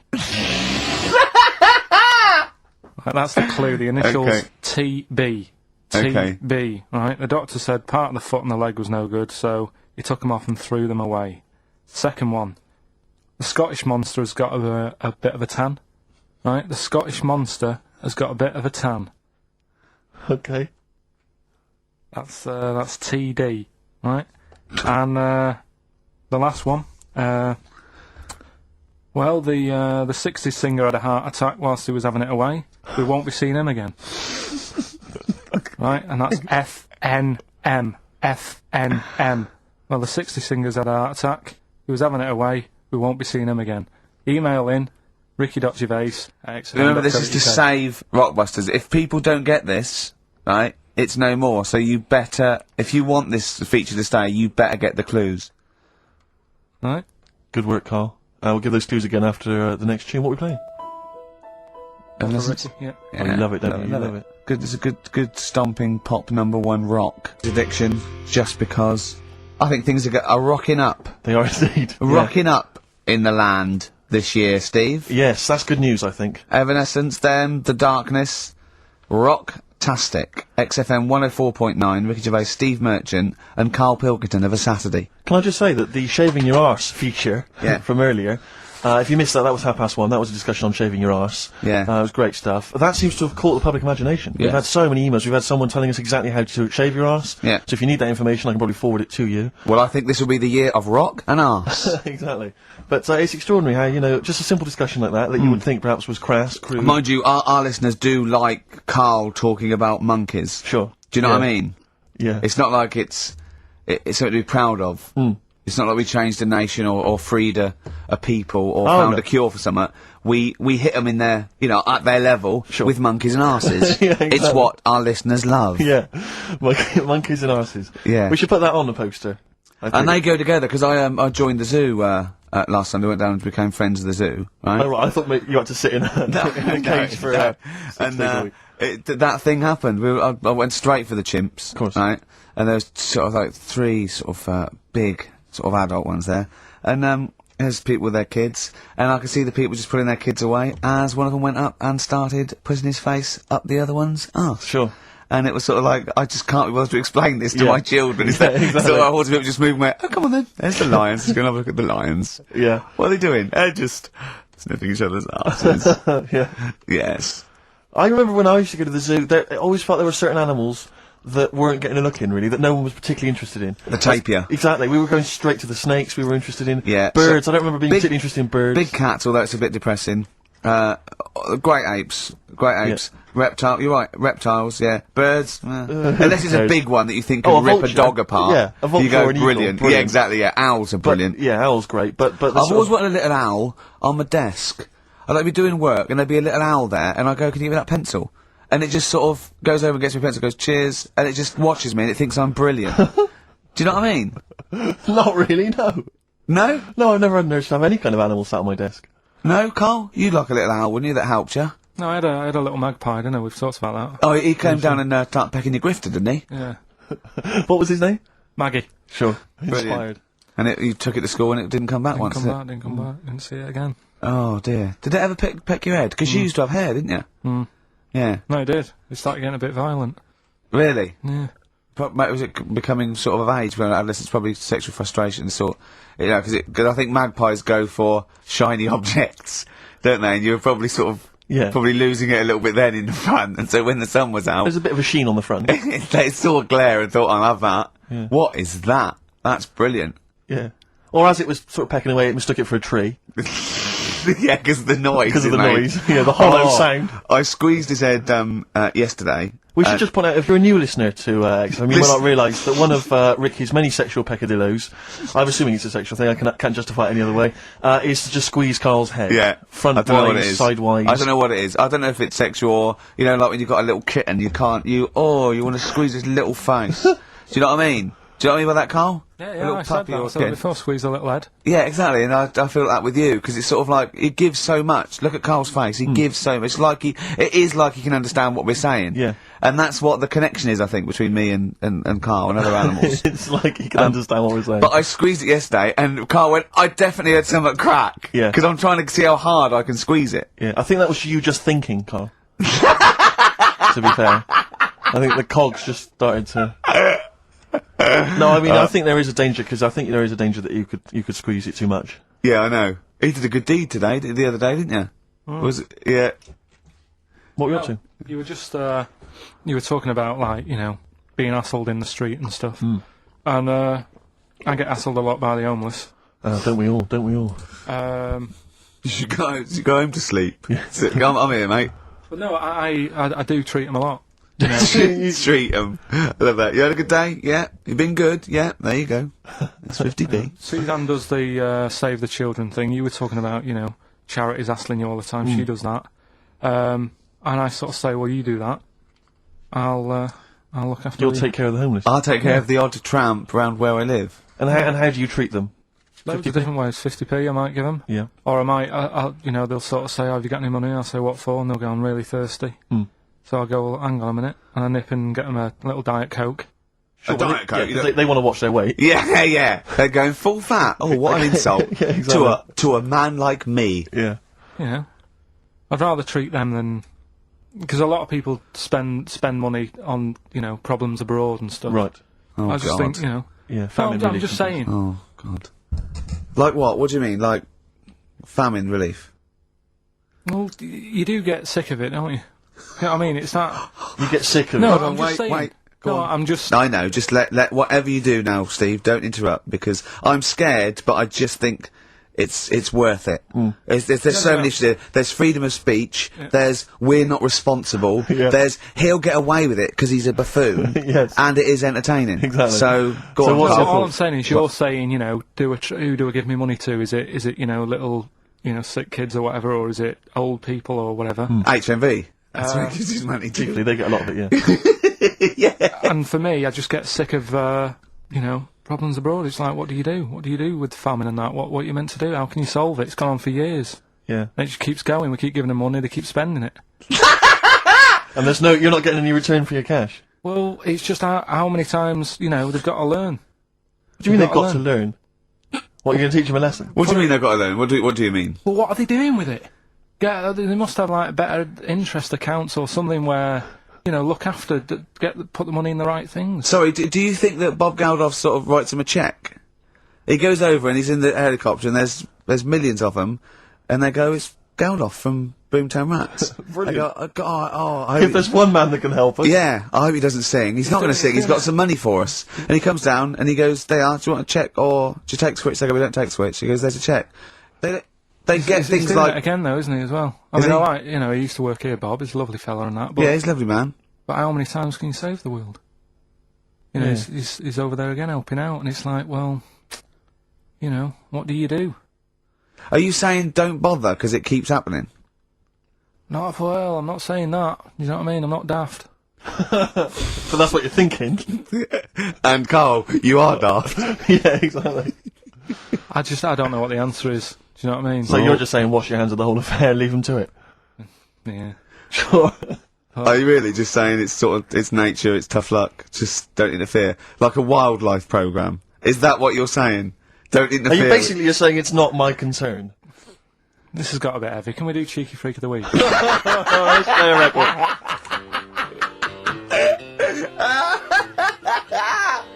Oh, God! Hey, Out of the Blue from the album Rust Never Sleeps by Neil Young. Such a brilliant song. Oh, he's a great musician. He's amazing. Yeah. He's incredible. I think we're playing Neil Young track a week. Okay. From now until Christmas. Brilliant, okay. Alright? Excellent. On XFM 104.9, I'm Ricky Gervais with Steve Merchant and Karl Pilkington. We were talking about the homeless. I saw a homeless guy in the week as I was walking down Finchley Road, and he was peering in the window of one of the Dixons or something like that, just checking out the details on one of those cable TV packages. And I thought, one step at a time. I mean, firstly, I don't know, start eating your dinner off a plate. Yeah. And then work your way up to, a house, a home, a widescreen TV, a roof, digital television. But it's odd. Well, that might answer one of the questions, because I keep getting recognised by homeless people, and I never know what to say. I go, I think, well, either they're not really homeless, and they've got sort of digs or something, and they watch television, or the scariest one is that they've become homeless in the last few months since the office. And I think, oh God, that's really scary. Or they are watching it in Dixon's. They're going, the office is on tonight. Yeah. What are you doing? Going down to Dixon's. Or they think you're one of them.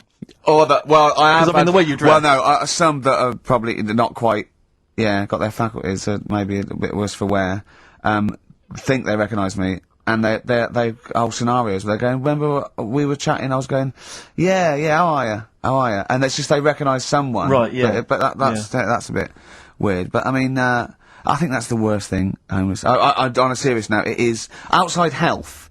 We're talking about charity, and I don't know, I sort of, got these standards where I've been sort of like caught in the street. But the ones that I'd choose, I'd always think, charity is what touches you. You can't change the world, but you can change your bit. So cancer, obviously, because my mum, so I give to cancer. And I think outside health, the next one must be being homeless, because there's nothing you can do. It's got everything. You're scared, bewildered, you're cold, hungry. It's just everything. Even if you're healthy and homeless, eventually you're not going to be. Well, I do feel bad because I always feel that I want to give to the health charities. Like cancer, for instance, because there's that fear that I might get it. Well, yeah, it's not just that. It's just like, if you're not healthy, that's the first thing, isn't it? If your life's being threatened, there's nothing else you can really worry about. Yeah. But I don't know if that makes it wrong though. That I'm it's like I'm investing in a possible future. Yeah. Well, not really, because it's the same for everyone, isn't it? But Yeah. Oh. I saw a homeless guy as well, looking through the bins, but he wasn't pulling out food and scraps. He was pulling out newspapers. Just having a read. Yeah. I always found that odd. I see that a lot, homeless guys. I don't know if they're just checking out the TV listings. Or when he finally gets his When's the office cable, on? Yeah. Yeah, the office, they've moved it. They've moved it to Choice and UK Gold. I don't blame him, because, there is some cracking stuff on cable TV. Some great stuff. But I was flipping through the other day, and on digital TV, you can see what other shows are on while you're watching something. I was flipping through, and there was one, and it was called, now, when are you ever in the mood to watch a TV show called I Survived a £200 Tumour? When was that on? Because it seems to me that if you've got a £200 tumour, you probably want to watch something else that'll take your mind off it, Big Brother or whatever. I'm not £200. Well, I can't imagine what this is. A £200 tumour? It must have been an error. £200 tumour? It must have been a £200 tuna. It was probably someone fell in the water, and it came I survived a £200 tuna. Yeah, and it was just a spelling mistake. Sure. A £200 tumour? That's like, isn't that like kind of having That's Mr. another T person. That is another person. person. Maybe, oh my God, maybe it was all his life they told him it was a Siamese twin. But someone had just painted a little face on it when he was at school. Just drawn a little face exactly, on it. Yeah, and they go, it's not your twin brother. He goes, isn't it? He goes, no, it's a tumour. We better take it off. It's £200. £200? That can't be right. You sure it wasn't £20 tumour? I'm assuming that's what it probably would have been. But it was certainly £200 on the digital thing. Maybe that's a mistake. That's great, isn't it? They're trying to make it more interesting. Yeah. This is someone at Carl got there. £20 tumour. Let's make it 200. At least they're watch. Exactly. That's what I'd be like though. I wouldn't want to go to the doctors. You know what I'm like? £200 tumour. I know. It's just that thing. I mean, you know what I'm like. I don't like. It depends where it is as well. Taking your clothes off and all that. There's the pressure in it. You don't like anything being touched, do you? I remember when he said he doesn't check his balls. He doesn't like the feel. That's live with me. He doesn't like the feel. I think. Do you mean that you don't like what it feels like in your balls when you're fiddling with them? Because I imagined it that you meant you don't like the feel, in your fingertips. You don't like the feel of your balls. It's the thing of you start thinking about what you're actually touching, and there's something in there, and you might break them and all that. I don't like. Oh, they are delicate. I am scared with the little knobbly bits. Yeah. What knobbly bits?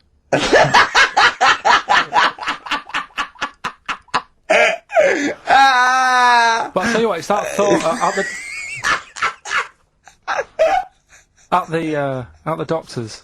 It's that thing of, it's not taking your clothes off in front of him, right?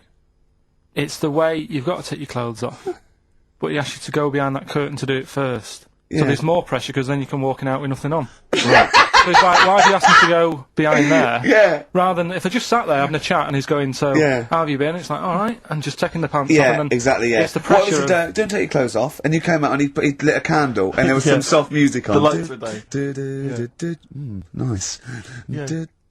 Or he said, if it'll make you feel more relaxed, I'll take my clothes off. Yeah, exactly. Yeah. But I'll do it in the form of a striptease.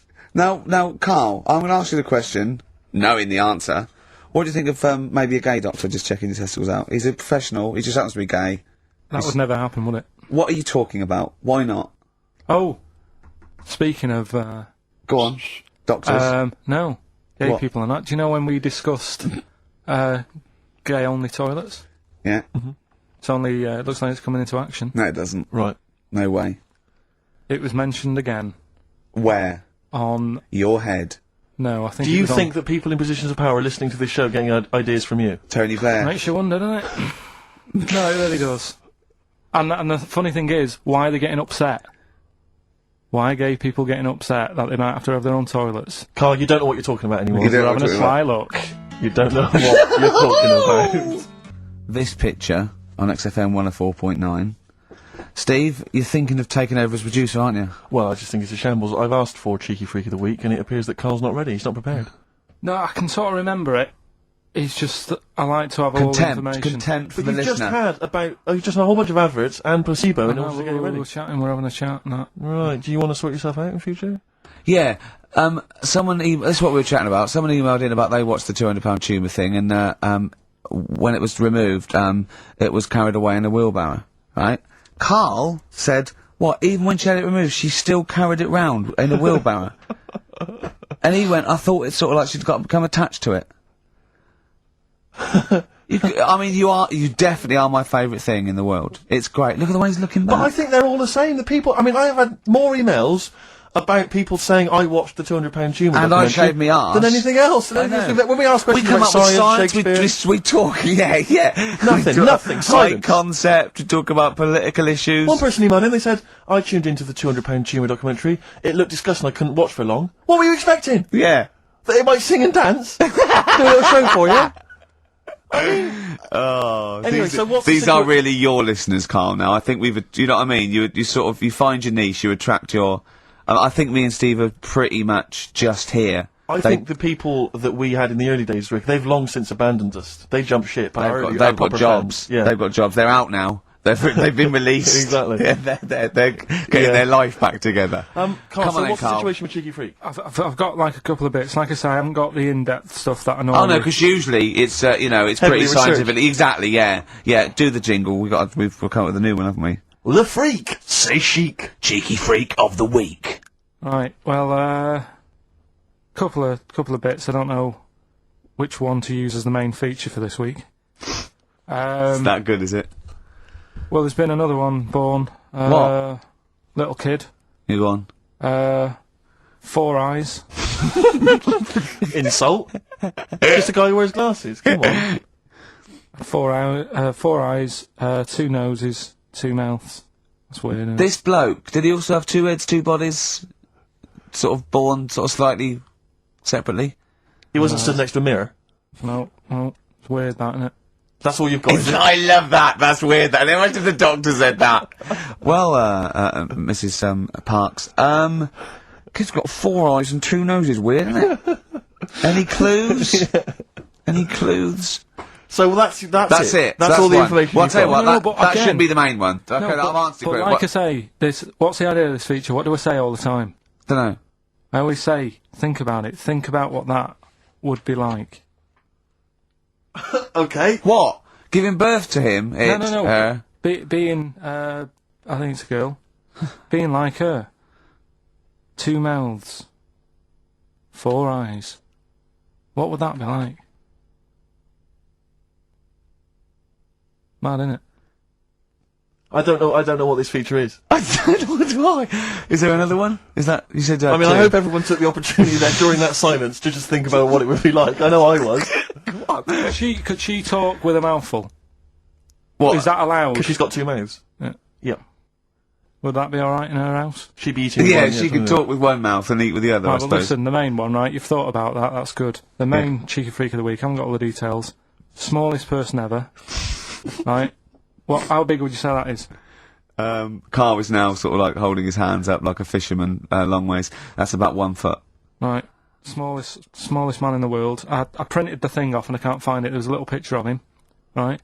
The odd thing was. But why have you asked me? How did it say, or was it a picture of him? I didn't really read it. Of course you didn't. Jesus! I just saw it and thought, oh, that's. What? That's You straight away sorted. assumed it was natural size.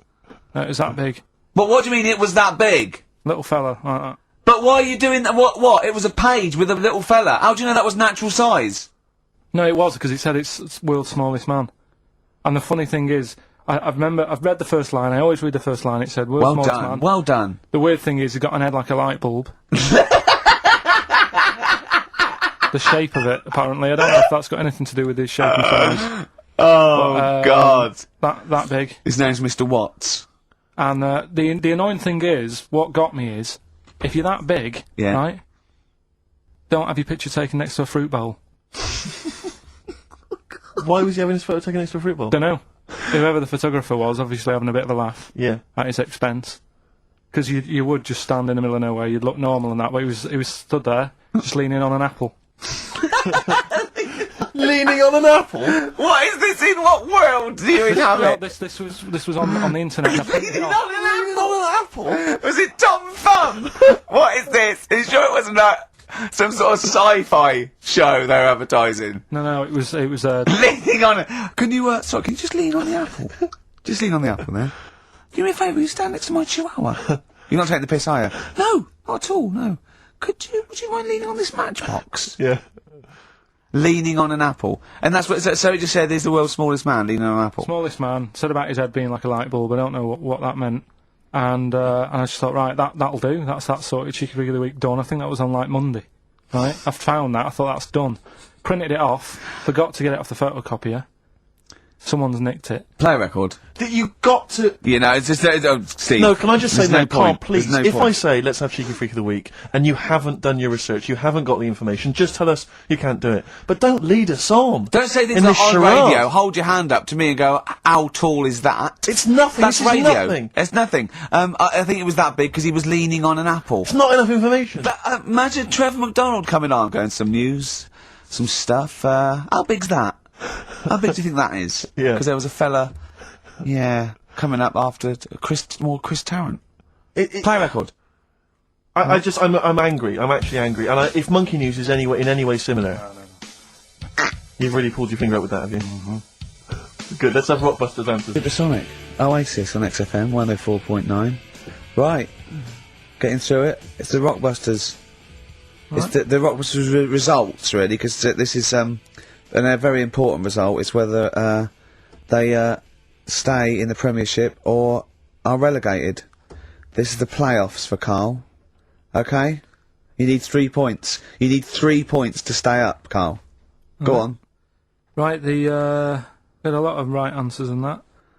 Right, okay. That's in your favour. You know. Okay. The first clue was the doctor said part of the foot and the leg was no good, so he took them off. He threw them away. Yeah. The initials TB. Yeah. Right. Go on. Tony Bennett. Alright, that's Tony Bennett. Tony Bennett. Tony Bennett. Yeah. Okay, that's a warning. That's a yellow card. That is a yellow card, but you can still get the points.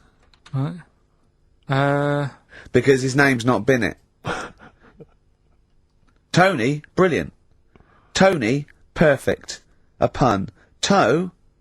Knee, his name's Tony. Perfect. Bennett, no, his name's Bennett. See? Well, he's in London this week as well, so I don't know if it's sold out. I wouldn't mind. Are you on drugs, or have you? Did I actually crack your head? Did I actually give you some brain damage? Because you're worse than usual now. It's like, go on. Right, the second one. That Scottish fella. We've got to speed this show No, up. hang on a minute, hang on. I've just got to make sure it's right. We don't want to look stupid. Right? That Scottish monster has got a bit of a tan. I don't think we can look stupid with material like this. TD. That Scottish monster's got a bit of a tan. The answer there, the darkness. I'll give you that. Right. Well done. And the last one. Goal. The 60s singer, he had a heart attack the other way whilst having it away. You won't be seeing him again. The initials FNM. That's Faith No More. Adam Faith. Right? No! Doesn't count! Why not? Adam Faith No More. Right. Adam Faith No More. So, sorry, what is the clue? Is the clue Adam Faith, or is it Faith No More? Just Faith, I suppose. Just Faith No More. He's a 60s singer. So we got that. That's that. Safe for next week. Who's the winner? What do you make of it? You've got the deciding vote, Rick. Well, Come on. I mean, you know my I feelings mean, on that. it works Faith No More, but he's mixed up what cryptic is and that, because the fella, I mean, Adam Faith did actually die having it away, didn't he? Yeah. So it's all about him. It's all right. All the facts are right. Anyway. Okay, I think he's got a reprieve. I think I'll give it to him. I think I've got to give it to him, Steve. I think I have. He actually pulled that out of the bag, that one. There's no Jamaican fellas seeing icebergs or, you know, Whitney Houston. The closest he came to is Bennett, and I'll let him off that. I've got to be a fair ref here. Well, fair enough, and well done to, you know, I'm always a fan of names that for some reason just strike me or tickle me. Yeah. And this week the lucky winner is, Dave Suckling. There's nothing amusing about that. Oh dear. So well done to Dave Suckling. Okay. Suckling wins it. Suckling takes the prize. He takes the prizes, and well done to him. I guess there's more of that next week, and we're fast approaching the end of the show, Rick. I know you are excited about that, as am I. Well, no, but the best to come, because we've still got Bruce Springsteen coming up now, followed by Monkey News. All right, Monkey News It's after amazing. What an amazing show this is. Chimpanzee that Monkey News! Excellent. So, Monkey News time on XFM. Karl Pilkington, the man in the hot seat. Karl, what have you got for us? Okay, Monkey News this week. We've covered a lot of stuff. We have indeed. Now, do you know, like, there's places where you can go for, like, weekend rests and stuff, Sure. and you relax, you sit in a little spa, you might have a swim and Yep. stuff. Well, they've got a place done for monkeys, Of course they have. right? They can go there, they relax, forget about all the stuff they've got going on in their head. They can have a manicure, Right. got nice meals, It's not called a manicure, though. It's called a chimpacure. beauty them. treatments, Yeah. right? Look good and stuff. Yeah, well, look good, feel good, yeah. Now, you might think, well, that's pretty normal. Well, The bit I haven't told you about is it's actually run by a couple of chimps.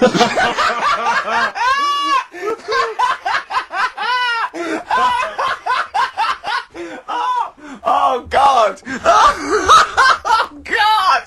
Oh, God, you're a maniac! right. Oh, for Christ! Oh. Let's just... That's like coming a chimp! Let's Of just... course it's not! No, it is, because think about it, right? No, not think about it. What do you mean, yes it is? Of course it's not run by a couple of chimps. What do they do, get a loan?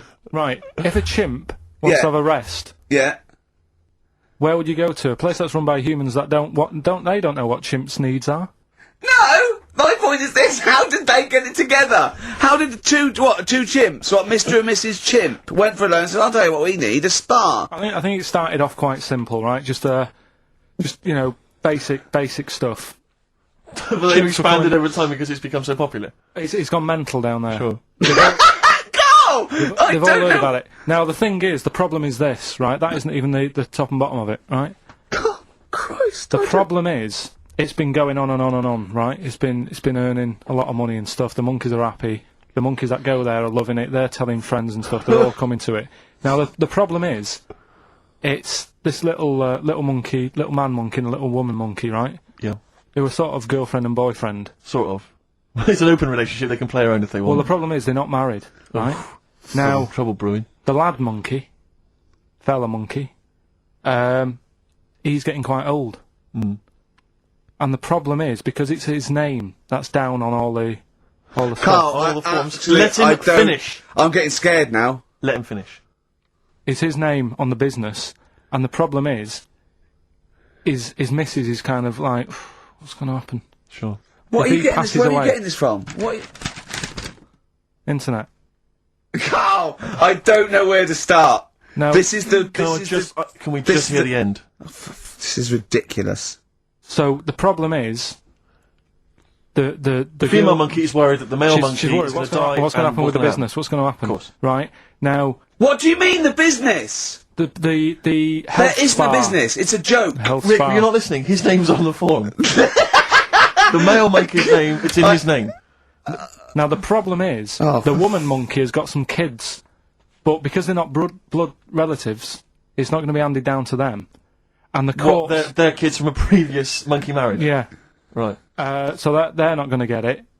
Let me just check this out. Yeah, otherwise you don't want to check the facts. Otherwise you could look like a twat spouting shit on the radio.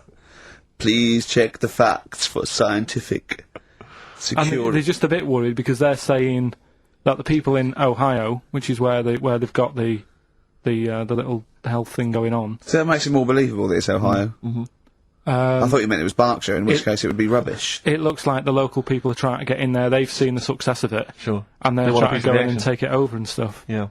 So... Give me the piece of paper. Throw it away. Play a record. That's the worst one I've ever heard. And there's something wrong with you. You're educationally subnormal. Final tune from us. Tim Buckley. Lovely song called Wings. Back next week? Yeah. We're playing some great moments from the last 3 weeks. And some great records, Steve, from the last 2 weeks. That's true enough. Yeah. We're not actually here today. What are you up to today, Rick? It's 8 hours earlier, so, this is about 2 o'clock probably. So, it's about 6 o'clock in the morning. I'm still in bed, mate. I'm asleep. In me hotel room. Now, where are you? We're in LA. Los Angeles. Yeah. City of Angels, Rick. Yeah. City of Angels. Yeah, and so that's what we do. We're doing stuff like that. That's why we're not here. We're not here next week either. So next week is the best of this week. Someone's left one of those little things in here. It's brilliant, isn't it? It's amazing. What are they called, those things? I'm just there, I was thinking of being in the front row at a Morrissey concert and going, can I just play along? They are brilliant. I don't know what kind of sound that is. I don't know. It's only used for when Kenneth Williams sees someone undressing. Yeah. That's the only time that is used, that noise. Exactly. That is brilliant. But it's like it was specially created for the Carry On films. Yeah, we need... I don't know what it is, but we need something when I walk in and see someone changing. Well, what about this? There is a light that never goes out by the Smiths. I phoned Carl up in the week, yeah, and I said, what are you doing? He went, well, even though it's one of my days off, I'm just doing some research on the web. Found anything that said, yeah, I'm doing science. And then he said, you can get wigs for dogs in Tokyo. That's his scientific fact. And I went, what do you mean, dogs, if they need a wig? I said, if they need a wig, what, dogs going bald? And he went, like, this is fine to him, he went, it's a stressful city, Tokyo. The world's alright with Carl. He's always got an explanation. I've only ever seen him confused once. When, in Edinburgh, he looked out of his window one day and he saw a bloke putting a parking ticket on some rubbish. Yeah. And that genuinely confused him. Yeah. He couldn't work out, could you? It's a bit weird, isn't it? And the woman breastfeeding her 8-year-old child. You didn't like, did you? I don't like that. But, what's the name? Animals with wigs. I kind of thought, after I put the phone down to you, kind of thought about it, thought, yeah, it's a bit daft, that. Are you sure it's not the ageing pop group? No. The Animals? But when you think, have you ever seen, like, a bald pet? No. It's weird. What do you mean? Because my mum, we had a cat, we used to get through loads of cats because we lived on a... Oh, God, it's starting early today, isn't it? What do you mean It's only 10 past one. What are you doing? No, Running a restaurant? We lived on... Oh, God, what do you mean? No, we lived on, like, a main road. Oh, yeah. Right? So we used to get through a lot of them. My dad It was kept their saying, risk. you know, stop wasting money, you know, it's not Stop good. wasting money, not wasting cats. Right, so, anyway, we had this cat that was ill all the time. And, It's just bag of nerves, probably. Yeah, malingerer. Yeah, I'm terrified. I'm going to which house? Rome. Oh, God, bloody hell. Rome. Don't let me go to the Pilkingtons. and it, for some reason, it kept being sick all the time. Right? Yeah, that is nerves. That's definitely nerves. So my mum kind of thought, oh, I've had enough of this, and she shaved it. Whoa. Whoa. Now, I know you're not vets in your family, but what correlation did your mum think there was between you being sick and shaving it? Because it kept being sick, and it was a pain to wash, because it kept getting So caught she up. wanted a dry wipe cat. So, Why didn't she just varnish it? What? it's weird, it's weird though. So now he's cold and sick. No, but not all of it. She left sort of the back half, but sort of from its waist, sort of. I love that! Shave it because it's sick on itself! And That is it was yes. the weirdest looking thing. I mean, normally I like cats. I'm always like giving yours a stroke on the head and that. Yeah. But as soon as she did that, it was like, oh, Yeah. can't touch it. And then So now it's sick, cold, and hated. Yeah. I love. Carl. It must have, I mean, the other cats must have been taking the mick out of it constantly. You're just making things worse. Did it get, I'm hoping that it got run over and was put out of its misery. no, I think it got all right, that one. Or is that the? Yeah, it did get run over. It did. Oh God. Oh dear. How many cats do you say you've got through? I'd say whilst I was living at home, I mean, it's still on the increase even though I'm not there. So whilst I was there, probably 5. God. Wow. Oh. Yeah. And were you upset each time, or you just got used to it? It's one of them things, isn't it? Like I've said before, when you first see something, it's a bit of a shock. Do you know what I mean? It's like the Elephant Man or whatever. Yeah. First time you see him, it's that sort of, oh, look at that. Do you remember the first time you saw Steve? No, I'm not being funny. Do you remember the first? Yeah, but I've said this before. It's always then you get used to how people look, and you don't. No. I'm gonna burst. You have to play a record. No, but- because I just see Steve's face. On a Saturday, just gone 1 o'clock, Steve. If I'm very much mistaken, but we're not here as such. We're away again, gallivanting around. We've got to do the special sort of best of again. Okay. Which we did a few weeks ago, so this is the best of the last 3 weeks. Which I think is, I think it's the best 3 weeks we've ever had. But I'd like it condensed into 2 hours. Yeah. Yeah. Some great music as well in there. Yeah, there'll be some great music, interspersed with fine chat that you've already heard. Yeah. Except this bit's new. We've actually, out of the kindness of our heart, we've come in last week. Yeah.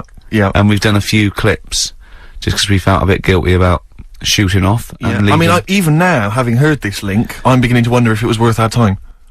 Yeah.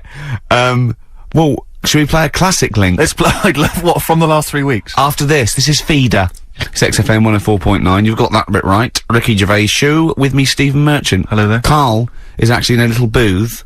We're not in the studio, you see. This is pre-recorded. We recorded this last week because we're away. And it's sort of like the best of the last 3 weeks since last time we were away when we put out the best of. It's a long time since we've had any White Van Carl. For those that don't remember this particular hot feature, we basically asks Carl some of the questions that are asked of a white van driver in the Sun. They always have this on Saturday afternoons. Anyway, here's the first one. They're not fascinating, Carl, but I'm just interested on your take, really. Yeah. What do you make of Cilla Black quitting Blind Date after her husband sent a message from beyond the grave? Are you familiar with this story? I didn't know that. What's that? She went to see a medium, and supposedly her husband passed on information through the medium, which was incredibly vague, but persuaded her to quit live on air. Well, it's about time, isn't it? If even dead people are saying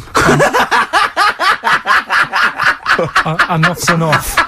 But I'll tell you what, though, talking about ghosts and that, do you know how I'm into them? Yeah. Right? How weird do you think this is, right? Well, it's not true. Before you say it, play a record. No, go on. Go on. Right, it's this woman. I don't even know if it's ghost, really, it's just a bit weird. Sure. Yeah, sure. There's this woman, Yeah. and she's not a woman, she's a kid. Sure. Okay. She's walking down like a street in her area. It's a nice day and everything. Everything's normal.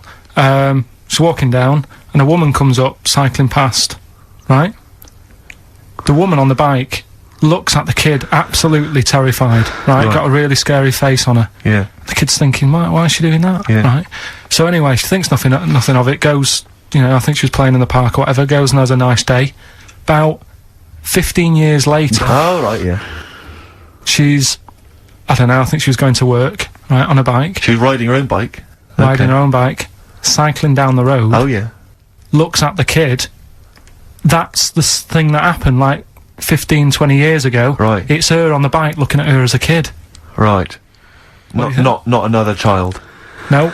So it's her, she's seen herself. Carl? I mean, I don't know where to start. Firstly, where's this information come from? But I mean, why do you ever? I mean, I don't know what part of that you think can be true. I'm honest. I'm speechless. I don't know what to say. What are you talking about? Bit weird, though, isn't it? But it's not true. It didn't happen. Nothing happened like that. She said it did. Well, then she's wrong. She said she saw herself. She saw herself as a kid, didn't she? Did she carry on riding and as an cars? adult when she was a kid. Did she stop and talk to herself, or did she ride on by and think that's a bit weird? There's me as an 8-year-old. I won't stop. I'll be late for work. yeah. If I'm late again, the boss said he'd be in trouble. Yeah. Oh. Well, And where is this information? Did it happen to someone you know? No. You overheard it on the bus? No, it was in the 14 Times. Ah, right. Well, okay. that's the answer. Good. We've got to the bottom of that. Right, good. Carl, let me ask you now. Carl, you will be a little bit unnerved about this. Have you seen the film Jurassic Park? Yeah. You know what happened there? Well, according to the Sun here, it says scientists are planning to clone mammoths for a theme park. Look at his face. Look at that. He looks like a dog caught in the headlights of a car. He's terrified. I love Carl. He sprung to attention Carl. there. Is that the best news you could have? Man moths.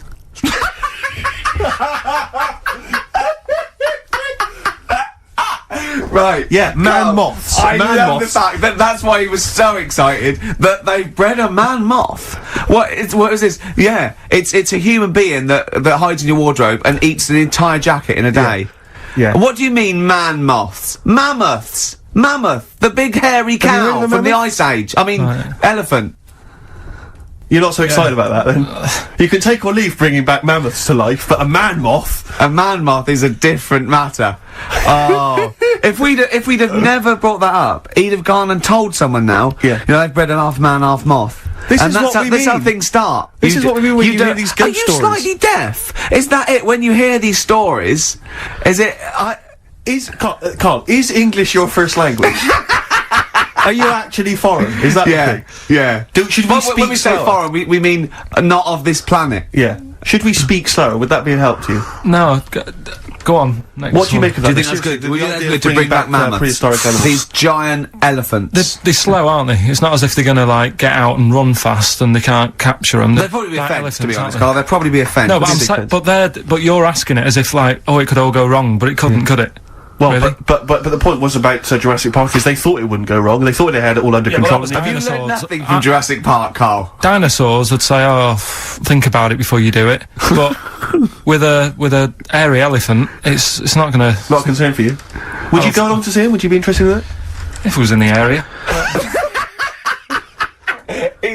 He's great, isn't he? I'd love a queue, Nothing right? impresses No, him. but what I'd like to do is Carl sitting like Yoda in a little cave, and I'd just like to see people like Tony Blair and, Stephen Hawkins in a queue, and they go and say, Carl, got a bit of a problem, And thinking of cloning a man and a moth. Yeah. Problem? Not an issue. No, if I'm in the area, I might cruise around and have a look at it. Otherwise, just don't send it near my clothes. Oh, that's fantastic. So it's just for a second.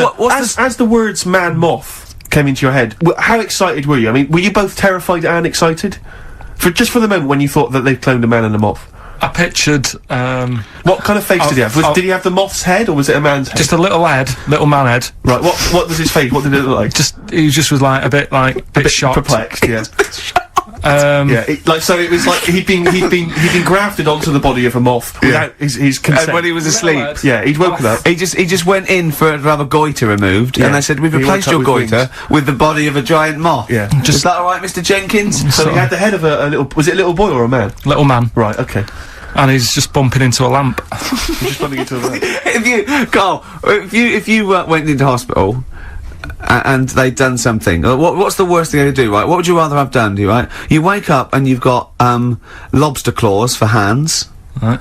You wake up and you've got duck's feet.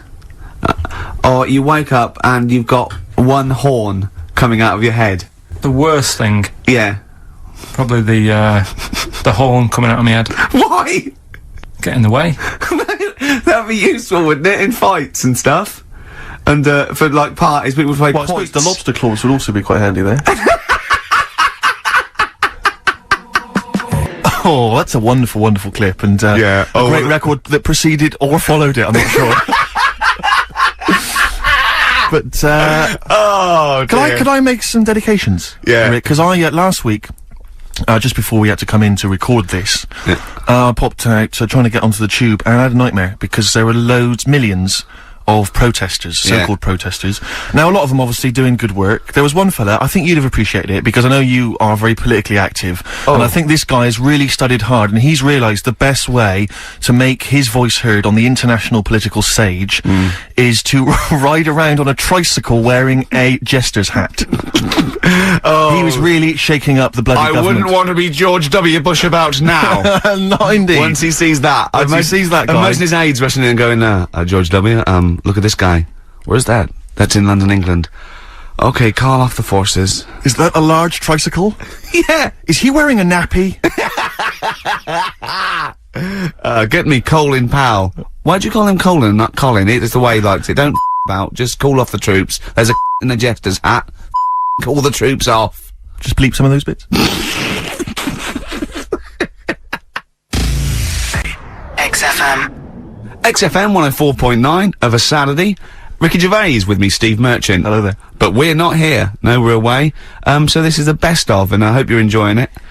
We certainly are. I had some exciting news this week, Carl. You'll be pleased to find out. I'm worried that you might get a little bit jealous, because it's obviously going to impact on your world quite strongly, because I know you'd like things to be quite samey. You like the status quo to be maintained. You like the fact that in the past, we've had some crosswords, because I remember, what did you think of me when I first walked in? When I first came in on the first day of XFM? I don't know why you're making a big deal out of it, because I'm just being honest, though. I'm just being honest about a lot of people who see you for the first time sort of go, well, he's a bit weird. I know that, Steve, that you brought it up, and then you're again. But I'm sure that wasn't what he said before. No, did he say before? Yeah, well, he was a bit weird. Yeah, well, he looked at you, and I knew. I could see by the look on his face. You know when you know your kid, and your kid's sort of scared of something, and they go, "Why's your kid?" I goes, "Oh, he doesn't like pigeons or spiders." Right. It was like that when I saw Carl, and I brought you in, and I went, "What do you think of that, Carl?" I could see the look on his face that he was disturbed. Sure. And then, as he said, you get used to it, don't you? Yeah, you get used to it. And you have changed a little bit. Your hair's a bit smarter now, and you got some nicer glasses and that, I think. Or I might have just got used to it. Whoa! Don't bring it up, Steve. Don't look at me like that. So you say that you think some other people in the office thought the same? Do you know that for sure? Carl. Did you discuss it? Carl. Yeah, I think they do, yeah. Okay, leave it there then. But not just in the office, as you walk through the building.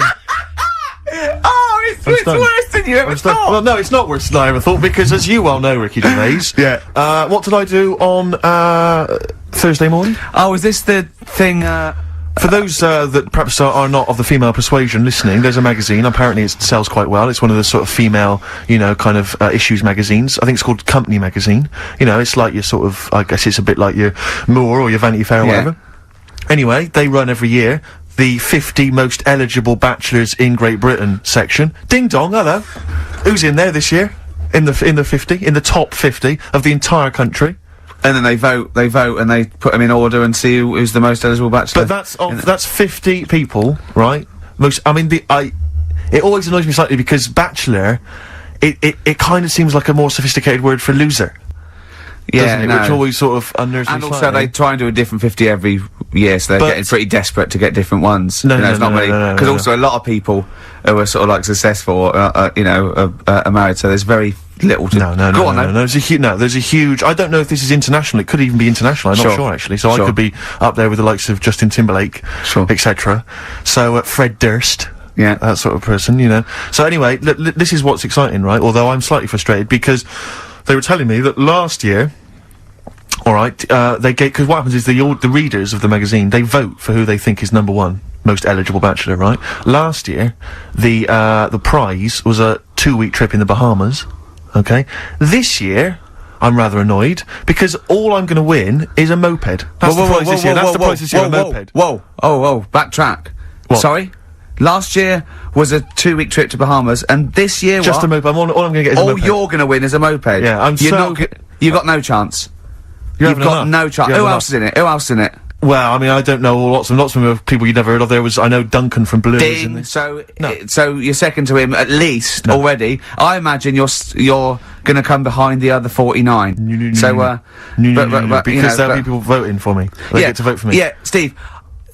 They'll see my photo and then they can vote for me. Yeah, according to he, I was 22nd most sexy man in the world.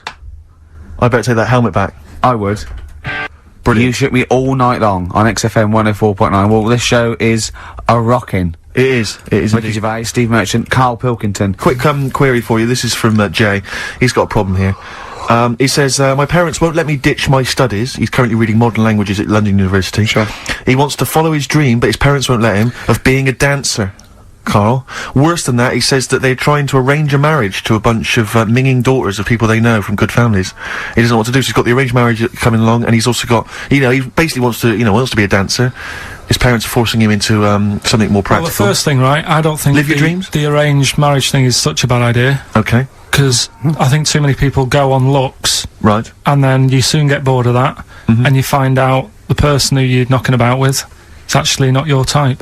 Right. Why don't you arrange marriages for people? Well, I'm just saying, right, so I'd say, Jay, go along with that. I wouldn't worry about it. Okay. I mean, if they're really ugly, then, don't go along with it, but if they're half bad, put up with it. That's Sure. all right. The dancing, Brilliant. right, That's that solved. Brilliant. I wanted to be a dancer. After I did the boxing, right, I joined a dancing thing just near Man United's ground, right, called Twiggies. Went along, I wanted to learn some moves. And How old were you? Well, it was when Michael Jackson was, like, pretty big, so about 83, 84, 85, something like that, around there. Wanted to do it. When I went, it was shut, and I'd become like a warehouse for toilet rolls. So in a way, I wonder what would have happened. Sorry, how is that an anecdote about you going through dancing? You've told me before, you did boxing for a while, you did dancing for a while. You had the true fight in the boxing, you didn't even get in the that's not an imagine if that was a film! This is a boy's dreams of becoming a dancer. Oh, it's shut. Next on. I mean, how is that a story? Yeah, that was Billy Elliot. Do you think it would have won quite as many awards? Yeah, brilliant. Footloose. Alright? Yeah. I'm fed up they banned it. Let's go. Oh, it's shut. Flash dance. First, there was... it's a warehouse. Never mind. I'm just saying, you'll find something else. I think I got a go-kart after that. I bought a motorised go-kart and kept myself busy with that. So... There's always other Just things. think, Alan Ben... We're not here. This next clip is one of my favourite clips. Look, it needs no introduction. Here it is. What should we do next? It's too much. Do we need them out of the way? Do we need them out of the way? Yeah, just, Let's explain it again. if you're new, I'm sort of on a bit of a mission to find out, we've got a lot of animals and insects in the world and stuff. Yeah. Do we need them all? It still amuses me. So we've found out we've got to keep jellyfish. We've done octopus. She said we've got to keep them. This week, snails. Do we need them? Doing some research, right? I'm sort of working my way through different creatures and insects and stuff that's on the planet. Yeah. Right? And finding out if we need them or not. Right? Yeah. Do you know much about snails? Well, sea snails. Well, yeah. Snails in general. I don't know much about snails, land snails. I know a bit about sea snails, like whelks, top shells, that sort of thing. Would you say they're important? What sort of sense do you mean by important? say if we had to sort of get rid of some animals and insects and that because we're running out of room. Right. Do you know what I mean? Because I'll tell you what I know about some snails. I don't know if this applies to sea snails as well. I mean, I called you today because a lot of other places are shut. Yeah. Right? So, I know they like to eat stamps, apparently. The glue on stamps. They love it, right? Right. Apparently a lot of letters and stuff aren't getting to where they're meant to be getting because snails are crawling into letterboxes and eating the stamps. That obviously doesn't apply to the sea ones, but that's a problem they're causing. All right. Were you aware of that? No, I didn't know that. But you're glad you answered the phone today? Right. They love beer.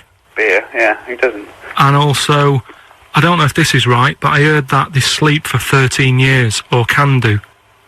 Right, I wouldn't know if they can sleep for 13 years or not, but... I mean, sea snails are pretty important, yeah, they do quite a good job in the sea. They graze on algae and they provide food for other animals. I mean, you can say that about any fish, you know, or any animal. Why do they exist? Would you be upset if, you know, someone said we're getting rid of them? Oh yeah. You would be. They're an animal, you know. I wouldn't. Forget being like favouritism and all that I get for them, right? There'll be other things knocking around you can sort of spend your time looking after. You'll still have a job, don't be worrying about that, because I'm not going to get rid of all the fish. Jellyfish need looking after, so you're safe. Yeah. But do we need them? Come on, there's loads of people saying, come on, we've got to move on through the animals, and you're holding them up saying, well, I want to keep them. Well, who's saying we need to... That just sounds a bit crazy to me. Just imagine. Do you know what I mean? And they would come to you because you're working in an aquarium, so they'd be asking for your advice. Right. And you're slowing it down. Well, they asked for my advice and I'm giving it to them, so, you know, that's what I think, anyway. Yeah, but snails, you know, I mean, like I say, they drink beer and that, you know. What do they do apart from some food for a whelk? They were around, their descendants were around a lot longer than we have been. Yeah, they've been around a long time, but what have they done? Well, they survived that long, so they must be doing something pretty good. Well, apparently they sleep for 13 years, so really, even though they've been around for ages... I think that sounds a bit... But I don't think they sleep for 13 years. Not all of them, just the tired ones. So, snails, do we need them? Well, yeah, I just think they've got to... Just as, you know, it's not for us to say, do we need them or not, we can't just... So you think we should keep them? Yeah, definitely. Yeah, that was getting really quite annoyed. I know. What did he think he was doing? What? I don't know what you tell these people. I mean, you don't get their permission to play this out, do you? You just don't tell the them. thing is, right, I sort of told him what it was about, but we won't say who he is or where he works, because it doesn't matter. I just needed to speak to someone who knows. I know the fact that you were trying to get an answer out of him by suggesting that he would be safe, because he could look after jellyfish if he gave the okay to destroy snails. He was getting livid, you could tell. Oh, God. Brilliant. So they've been around a long time, but what have they done? Well, Right, last week when I did Do We Need Them, do you know when I called up one of the museums in a science museum? Yeah, are you talking to me? Yeah, I'm just saying, I wanted to tell you before when the song was on, but you're so busy listening to it. Yeah, was I so busy listening to a song I was playing? Yeah, but we're doing a radio show, aren't we? alright, what's your point? Well, I just wanted to say, she emailed in to say I got her name wrong, so I'm just apologising for that. What did you call her? I think I called her Jessica. What was her name? I don't know, I've got it on email somewhere. This is not an apology! No, I'm You've just got saying... it wrong again! You've not even said her real name! How is that an apology? Well, I read the email, so, yeah, I Who are you apologising to? think her name's Jackie, I think. Oh, you've got it wrong again, haven't you? Well, anyway, and she just said if you want to see dinosaurs and that, go to the museum. You were complaining about that as well, weren't you? You went to a museum and there was too many dinosaurs. He said you just need 4. No, well, Steve, have you been to the one in Knightsbridge? I think this so. one that I called up, right? It's nice. You go in, you get a good collection of stuff. You walk in, there's 3 or 4 dinosaurs. You've had enough, right?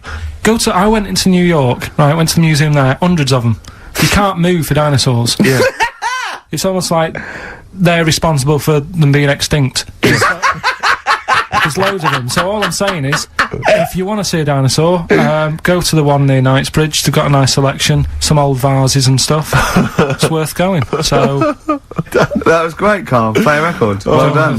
Bit of Amy Man. Oh, I'm obsessed with this song, Red Vines. It's brilliant. And we're not here this week, we're off jetting around the world, so we've pre-recorded these links. The time is currently somewhere between 1 and 3 o'clock. So a time check there from Steve Merchant. No problem. Yeah, and what about this weather? Isn't it warm, stroke, edit that, Carl, cold? Okay, whichever one.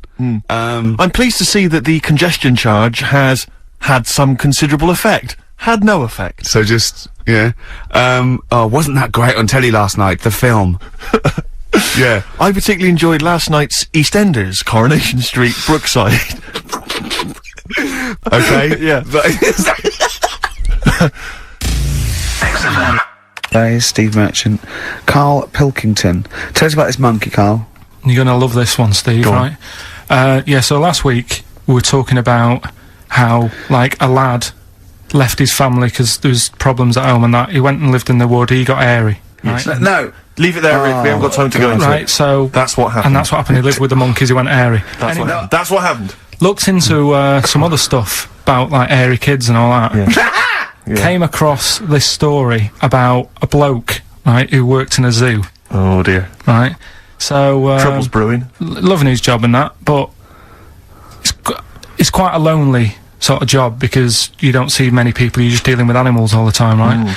So, anyway, he gets a bit pally with a monkey because it's the closest thing to a human. Well, that he is. Right. Yeah, but you can't really go that close to apes. It's Well, dangerous. what do you mean? What type was it? What, do you Just mean it was let a him tell the Was it story. a chimpanzee? I reckon it was a chimp, yeah. Yeah, it Oh, was you a don't chimp. even know, so It was that's a an chimp. ape. It was a Okay. chimp. Yeah, but it doesn't matter, does So it? he It's the gets story. pally with him. Right, so he gets pally with What, him. did they and go on he's- holiday together? Well, no, I mean, it starts On the off. pool together. Starts off just checking each other out and you know, probably sharing lunch and that together. Yeah. Right. Anyway, this goes on for a while. Is you know, they're getting on well on that, and then after a while, right, the monkey starts sort of imitating him a bit more and sort of walking upright. Oh, God. Yeah. Right.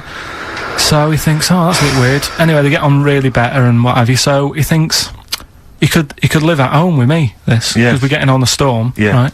So he takes him home, and before Is you this know the it, beginning of Beneath the Planet of the Apes? I think it is. I think you've seen this on video. I'm worried, because he's already imitating him and they're moving in together. I'm thinking it's maybe a bit like Single White Female.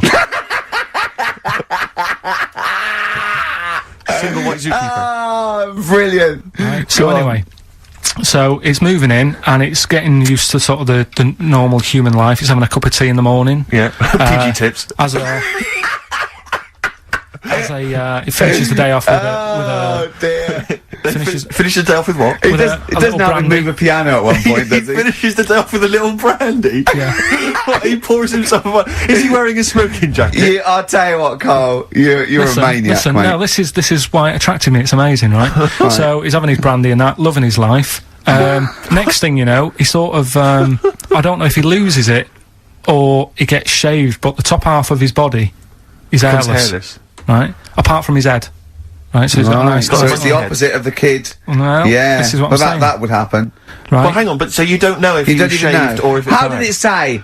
Then the hairless. What? I'll bring it in for you, the story, and then you All can right, well, see if okay, I've gone keep go- wrong. keep going, keep So going. anyway, so so this is going on, and he's having a great life. Then the zookeeper starts getting a bit annoyed because he's having a better life than the zookeeper. The zookeeper's in the This zoo. is such So the rubbish. zookeeper's still got to do a day's work. The monkey's at home, he's partying, well, he's it got gets his to other a point chipmates when he says round. there's no point you coming in to the zoo because the whole reason of you being there was because you're being kept there. Right. And he didn't want to bring the memories back, so he said, you stay at home.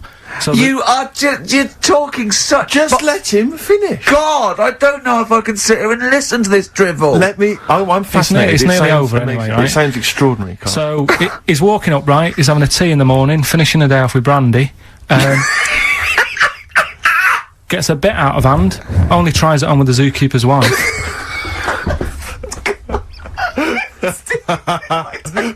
Make him go away, Steve. How does he do that? Well, because he's around humans a lot, he becomes a bit of a charmer. And, But what is it that he could do to seduce her? Pick fleas out of her? he didn't say. He's but- built. He was built. Yeah, it's well done. So what about that? What do you mean? What about it, Carl? It's obviously not true. I don't understand how the I monkey... love the fact he becomes a charmer. He's got better taste in brandy, Exactly. and he. Oh, that What is- was it that he was doing that seduced her? I don't know. Maybe because he was at home more than the zookeeper was. But what would he be doing, Carl? He's not going to be talking with her. They're not going to be playing like Trivia Pursuit. Maybe she liked the silent type. He didn't go into that. He just said that's when the trouble started. Carl, play a record. Right. Is that what Suzanne did when she brought you in?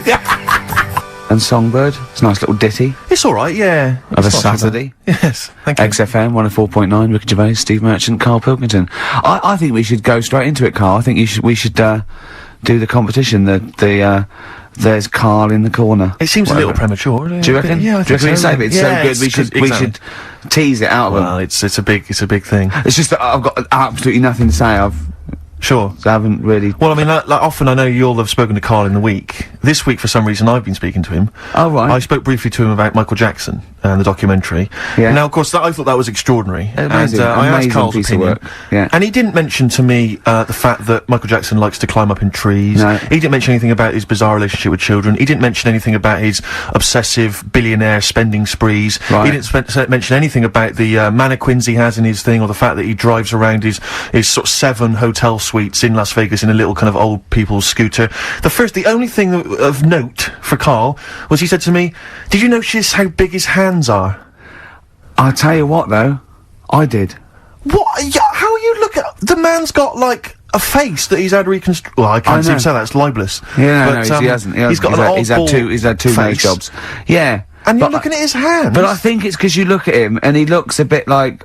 There's a bit of androgyny there, but it's sort of like it is quite a petite sort of old lady's face in a way. But then you see these labourers' hands come out. That's always the way with a tranny, isn't it? You know what I mean? What, you can't accuse him of being a tranny? No, he's not. No, he's not. What are you saying? No, He's got enough issues, now you're accusing him of being a tranny. I like him. I thought he came out that brilliant. I thought it was really. I really felt sorry for him.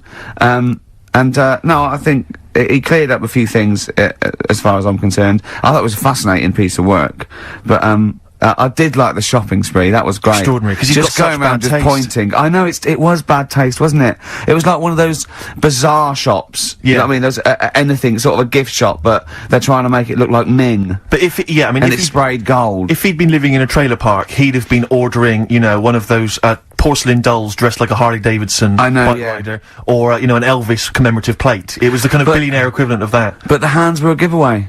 It's the same as those sort of What do you mean the hands transvestites. were a Well, giveaway? it's like you get What was it about his hands? I didn't Well, even see you know when you his get like a cab driver or something, right? And he decides to turn transvestite about 60, and he goes on Kilroy.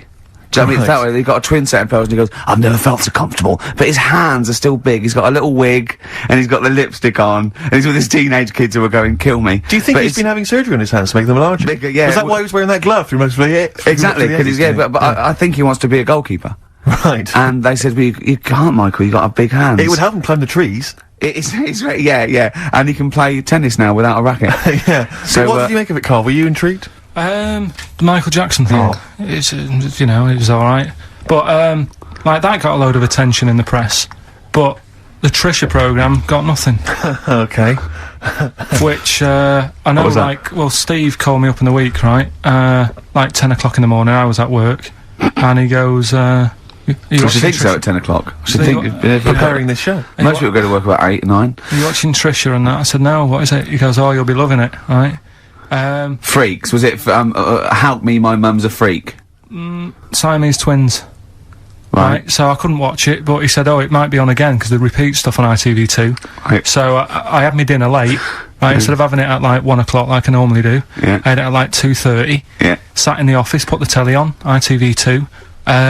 These Siamese twins. Did it blow your mind? It was amazing. You know, we talk about a lot of things on the show quite a lot. The Airy kids crop up a lot. I was waiting. It's been 10 minutes and you haven't mentioned the hairy kid. Right, and last week we were talking about Siamese twins, weren't we? So it was weird that this programme was on, but it was amazing. I mean, what I did think you can't refer to them as Siamese twins. I think they're known as conjoined twins. Why? I think Siamese is maybe considered derogatory or as an old antiquated phrase. Yeah, I think it's because the first famous ones were actually from Siam. Right, but anyway. and that doesn't exist anymore. No, But it's so- conjoined, Karl. Yeah. Get the phrase right. But you'd think that if that's happened to you, that wouldn't be that sort of offensive. The names that you must get called. Right. You think that's the least of your Siamese worries? twins, I'd say, well, that's, yeah. Now, were you stunned by where they were connected? Just live with it, we'd say. Right. Because they were connected, of course, at the forehead. Oh. Sort of, which was quite extraordinary. Well, there was one set of Siamese twins. One had a job and the other one didn't. That's ludicrous. Yeah. The other one was unemployed. The other one had a job. She had to go to work. She had to get up at 6 o'clock on her day I'm off. supporting you, literally. Yeah. Then they get done off the social for sort of... Yeah, because the other one was signing on. That wasn't a question that Trisha asked. Annoyingly, because I know that much of the audience was thinking that. There's a few things that didn't crop up. What questions would you have asked of them? Because what things did you feel weren't mentioned?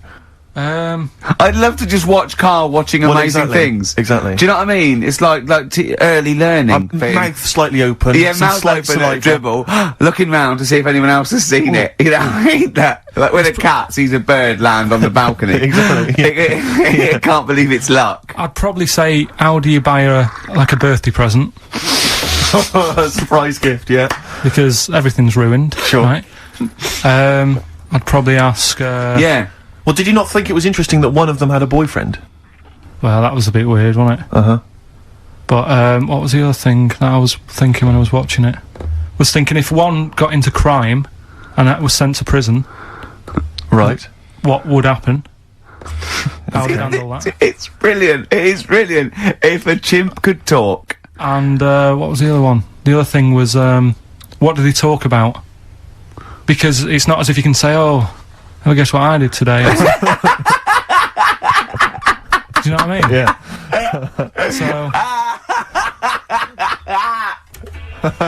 It's XFM 104.9. You've got that bit right. Ricky Gervais show with me, Stephen Merchant. Hello there. Carl is actually in a little booth.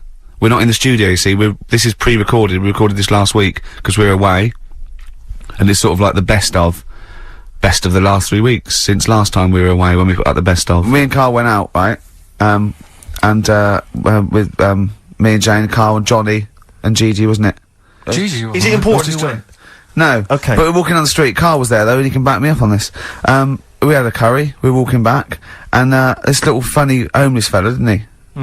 He oh, I got to tell it before I go, didn't he? Yes. He came up to me, right, and he recognised it. And he came up to me and he went, oh, he said, I've just nicked 5 of your DVDs from HMV. And he shook my hand. He was so happy with it, and I went, right, excellent. He went, all I do is I just swing the bag over the top. Like that, when I'm going out, and he had a bag full of DVDs, didn't he?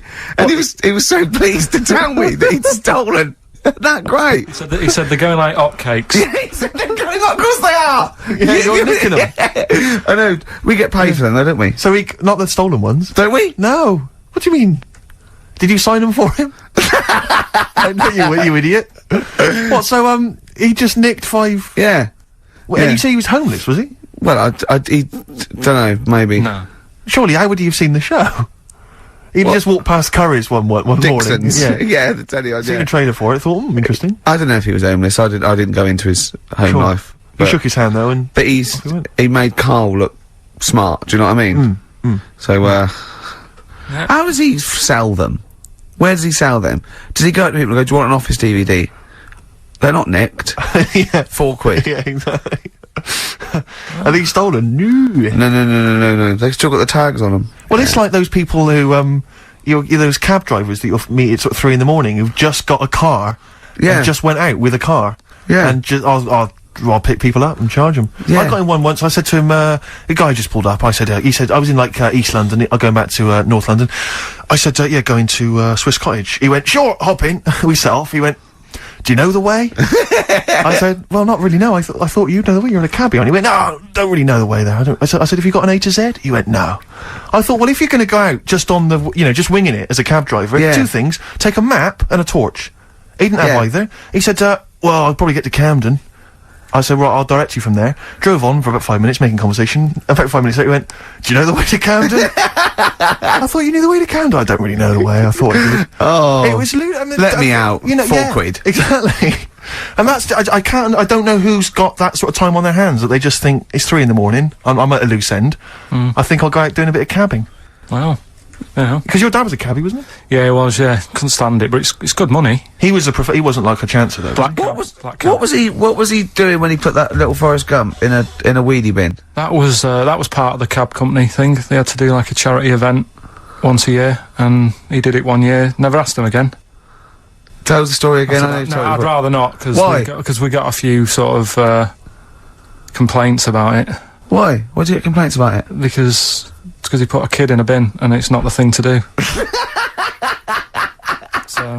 But we could use it as a sort of sobering lesson for people. Yeah, tell it like a, you know, you shouldn't do it. Nah, yeah, but that's how I did it last time, but people still didn't like it. All the stuff I tell you, we don't take the mickey out of people on purpose. No. It's real life, innit? And that goes on in life. Yeah. My dad was saying that in hospital, though. Do you know how he was in hospital? Yeah. You know, he did some jokes about old people and that, and he said at the end of the day, if something makes you laugh, it's funny. And if it makes you laugh, you can't help laughing, can you? Do you know what I mean? So, what you meant to do? And laughing's good for you. Yeah. So, but being laughed at isn't as good for you, is it? No, but there's probably more people laughing at one person, so if you balance it out, there's only one person who's upset and there's a bunch of people laughing. So, it's genius. Give me an example of that. Give me an example. Well, for instance, Karl Pilkington as he talks and the people listening. Yeah, no, give me a little example of like, so, you know. I can't, because again, that's what I'm saying, I can't tell you the story, because there might be someone out there who, this person might even be listening and think, I forgot about that and you brought it all back to me now. Yeah. So I'd prefer to leave it, but I think people know. Why did he put him in the bin in the first place? Because he was getting out of hand. What was he doing though? You see, I can't explain. You can't. That'd be silly. I prefer to leave it, honestly. What was he doing? Was he annoying him? He was annoying my dad and the other people in the cab. Right. And he thought, how can I deal with this before it gets too out of hand? Yeah. He pulled over and put the lad in a wheelie bin.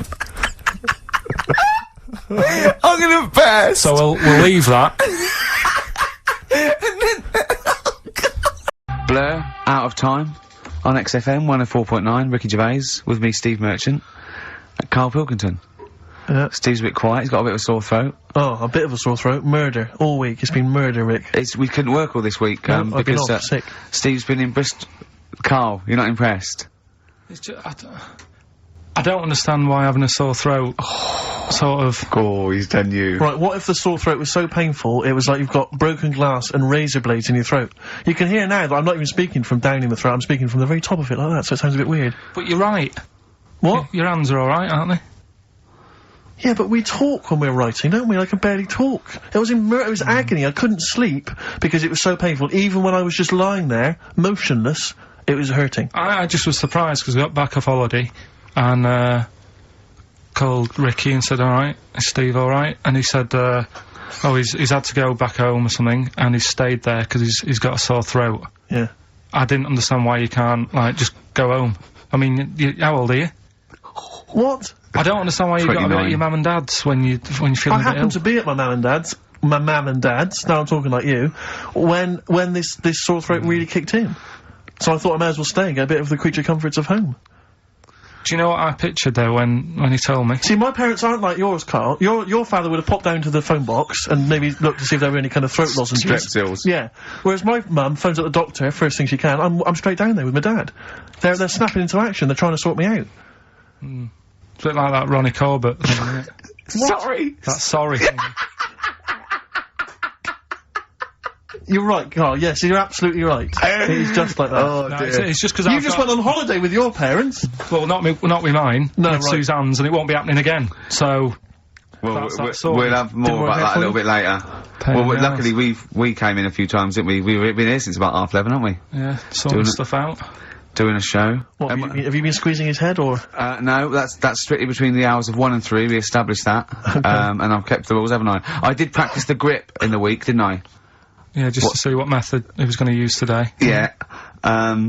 I came in, I did my back on Tuesday. I was sparring, and I pulled my back, and I was in agony, and I had to get an emergency, chiropractor out, and sort it out. And I was on painkillers, and I couldn't walk the next day, but I still came in and did a voiceover that was booked at 4:30, didn't I? I got Johnny to walk me in, because I couldn't sit down, so I couldn't take a cab, but I could be upright, and I had to got him to walk me in, because I was scared someone was going to bump into me. And I did the voiceover. That's dedication, isn't it?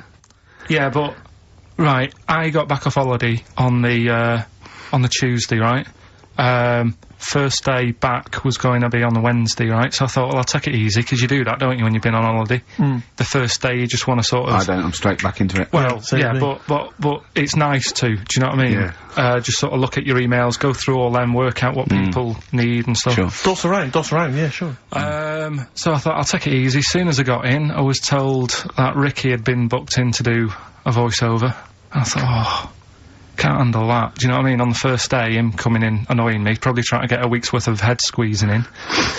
So so I called him up and he said, I might not come in because I've got a bad back. I thought, well, that's alright, right? Then you just turned up, didn't you? He said, I managed to get in a cab. Yeah, Johnny walked me in, and that's what, yeah. And he did the stuff, which I haven't got it here at the moment, but I'll find it on the system, and I'll play you what he did. That he's been paid to do as well. It's alright, yeah, Well, it's not alright. I had to pretend it was alright when I played it to all my bosses to try and well, look, let's play that a little bit later, but now, as we're all back together, Steve, would you say the boys are back in town? Yeah. Boys are back in town on XFM 104.9. Right, we are back in town. Me, Steve, and Carl. Carl's been on holiday. Steve's been living with his mother, because he had a sore throat, and I've been hobbling around still trying to keep things going. Do you know why I think I was ill? Stress. I genuinely think it was stress. I think, I'm beginning, no, I'm analysing it. What do you think of that, Carl? But I'll tell you what it is. Look, think about it though. We live in London, we got the war, the threat of terrorist activity. That's where I live, I'm alright. Next one. We got SARS. One. Yeah, but you can walk to work, I got to travel on the tube. I came in this morning, I saw a Chinaman sneeze, I was terrified.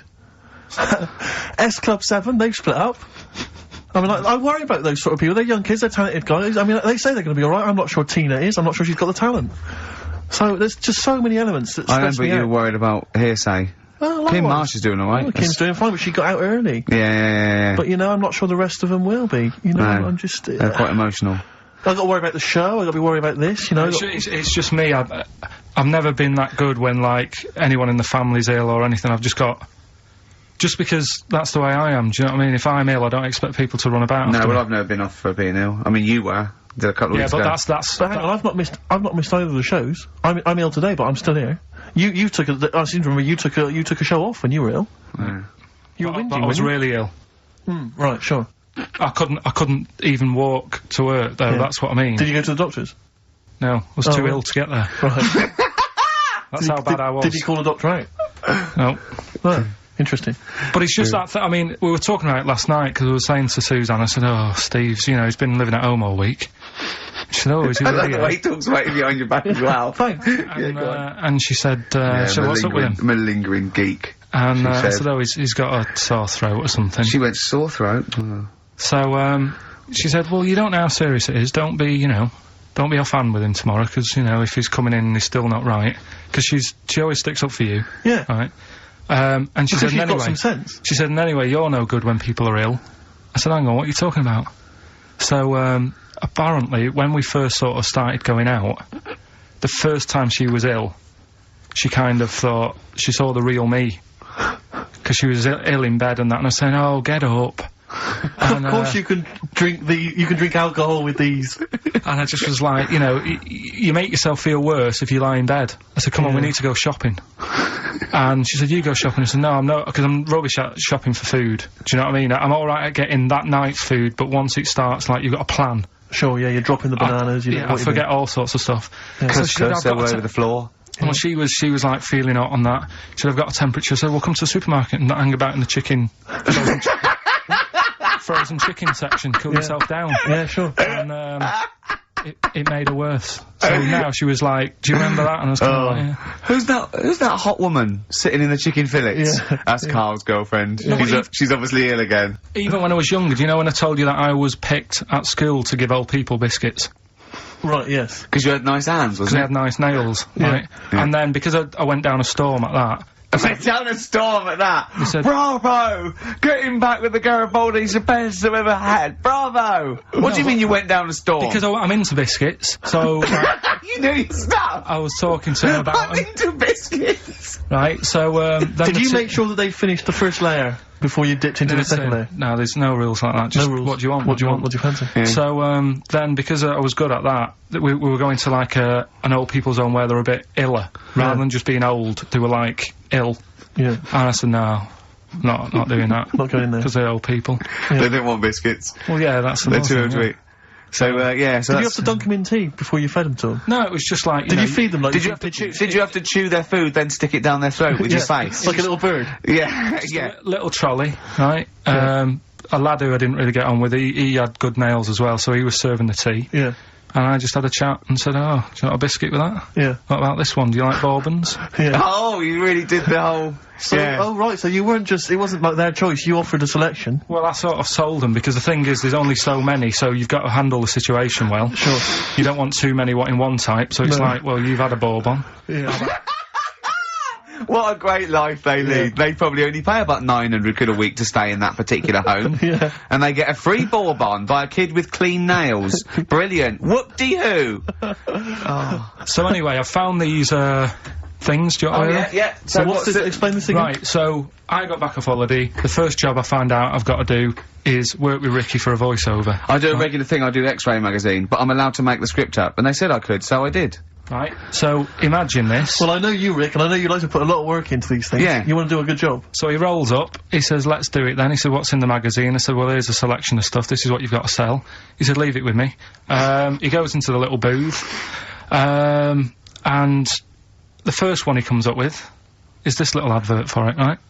X-Ray magazine, it's out now, it's £3.50 May edition, music of tomorrow, Dandy Warhol's picture, and there's a free CD with all the Placebo and the Donners, and Smog, and Nightmares on Wax, and Alpine All-Stars. Only £3.50, it's out now, buy it. Have you got a sore throat there? Well, that's alright, isn't it? And he was going, you can't, I said, we are doing that, I've done one, that is it, that's it. So I persuaded him, he went, right, okay, we can possibly put that on XFM, right? I'll have to see, right?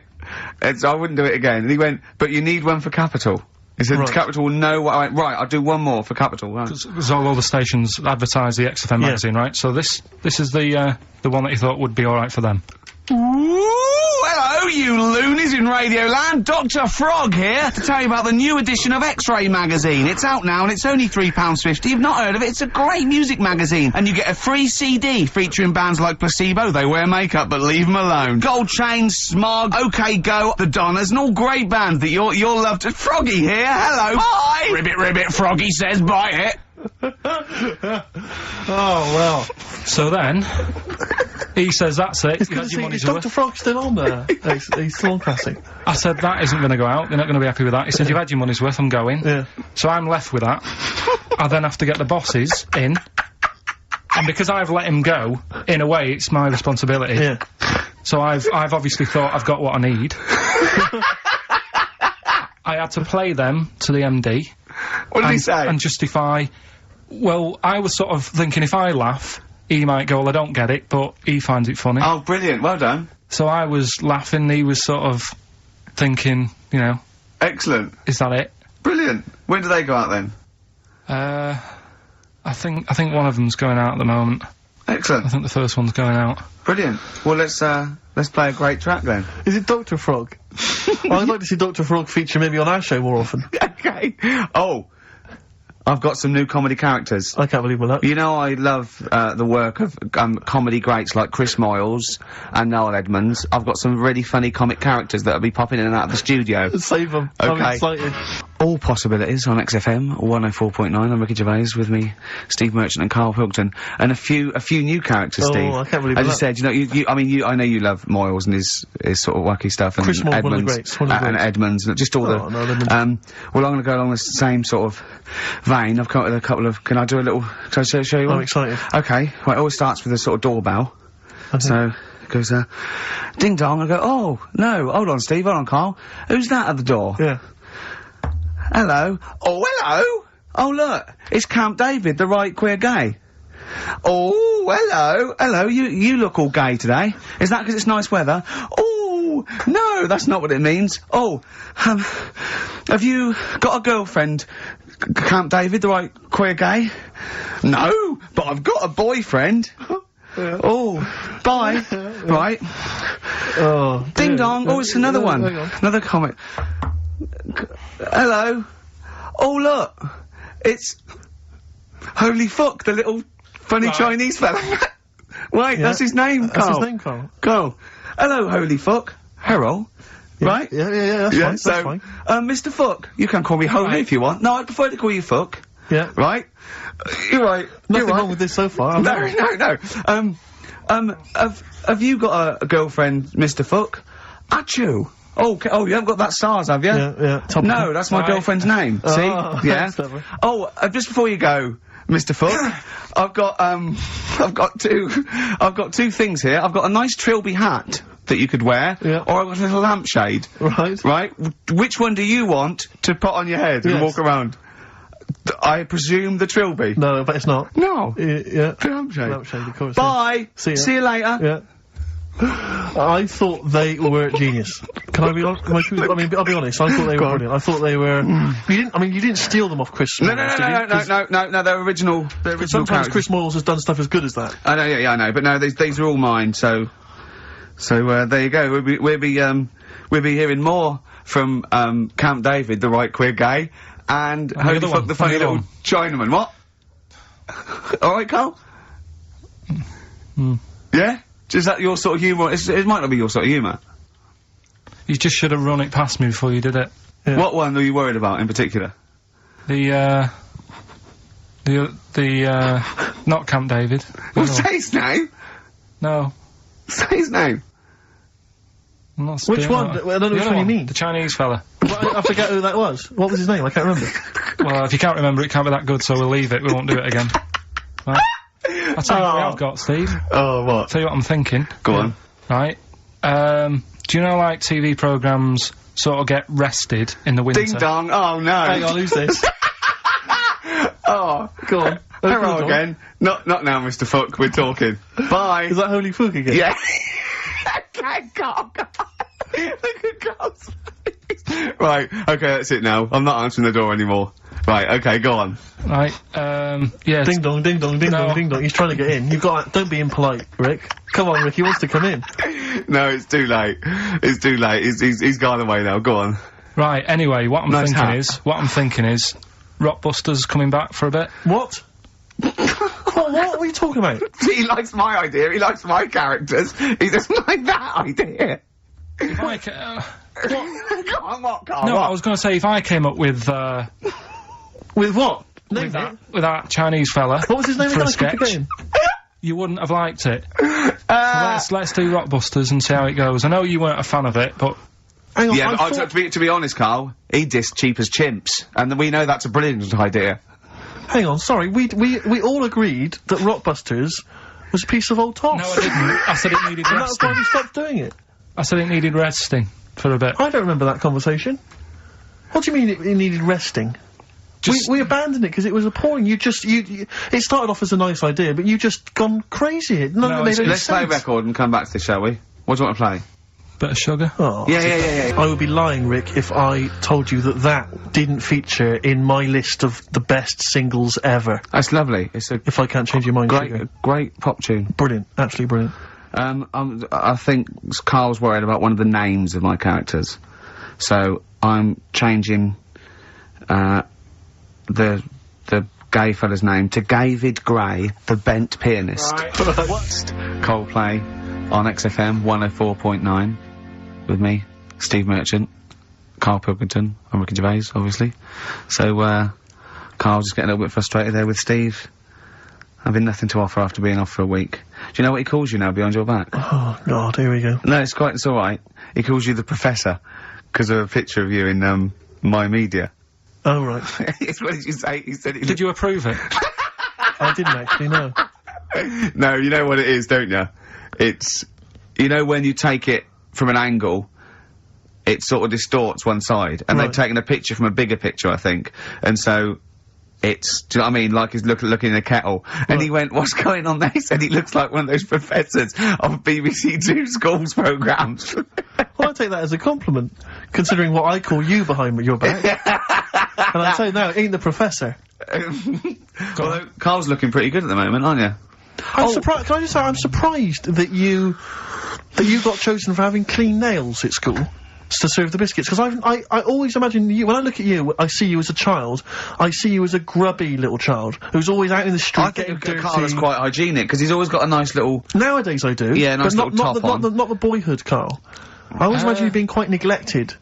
No, me clothes weren't always the best, and they were a bit warm, but they were always clean. Yeah. Is this a country song coming on? Are you Dolly Parton? I always imagine your house as having, and actually, to be fair, I imagine your house has been very much the same. Always stinking of chip fat.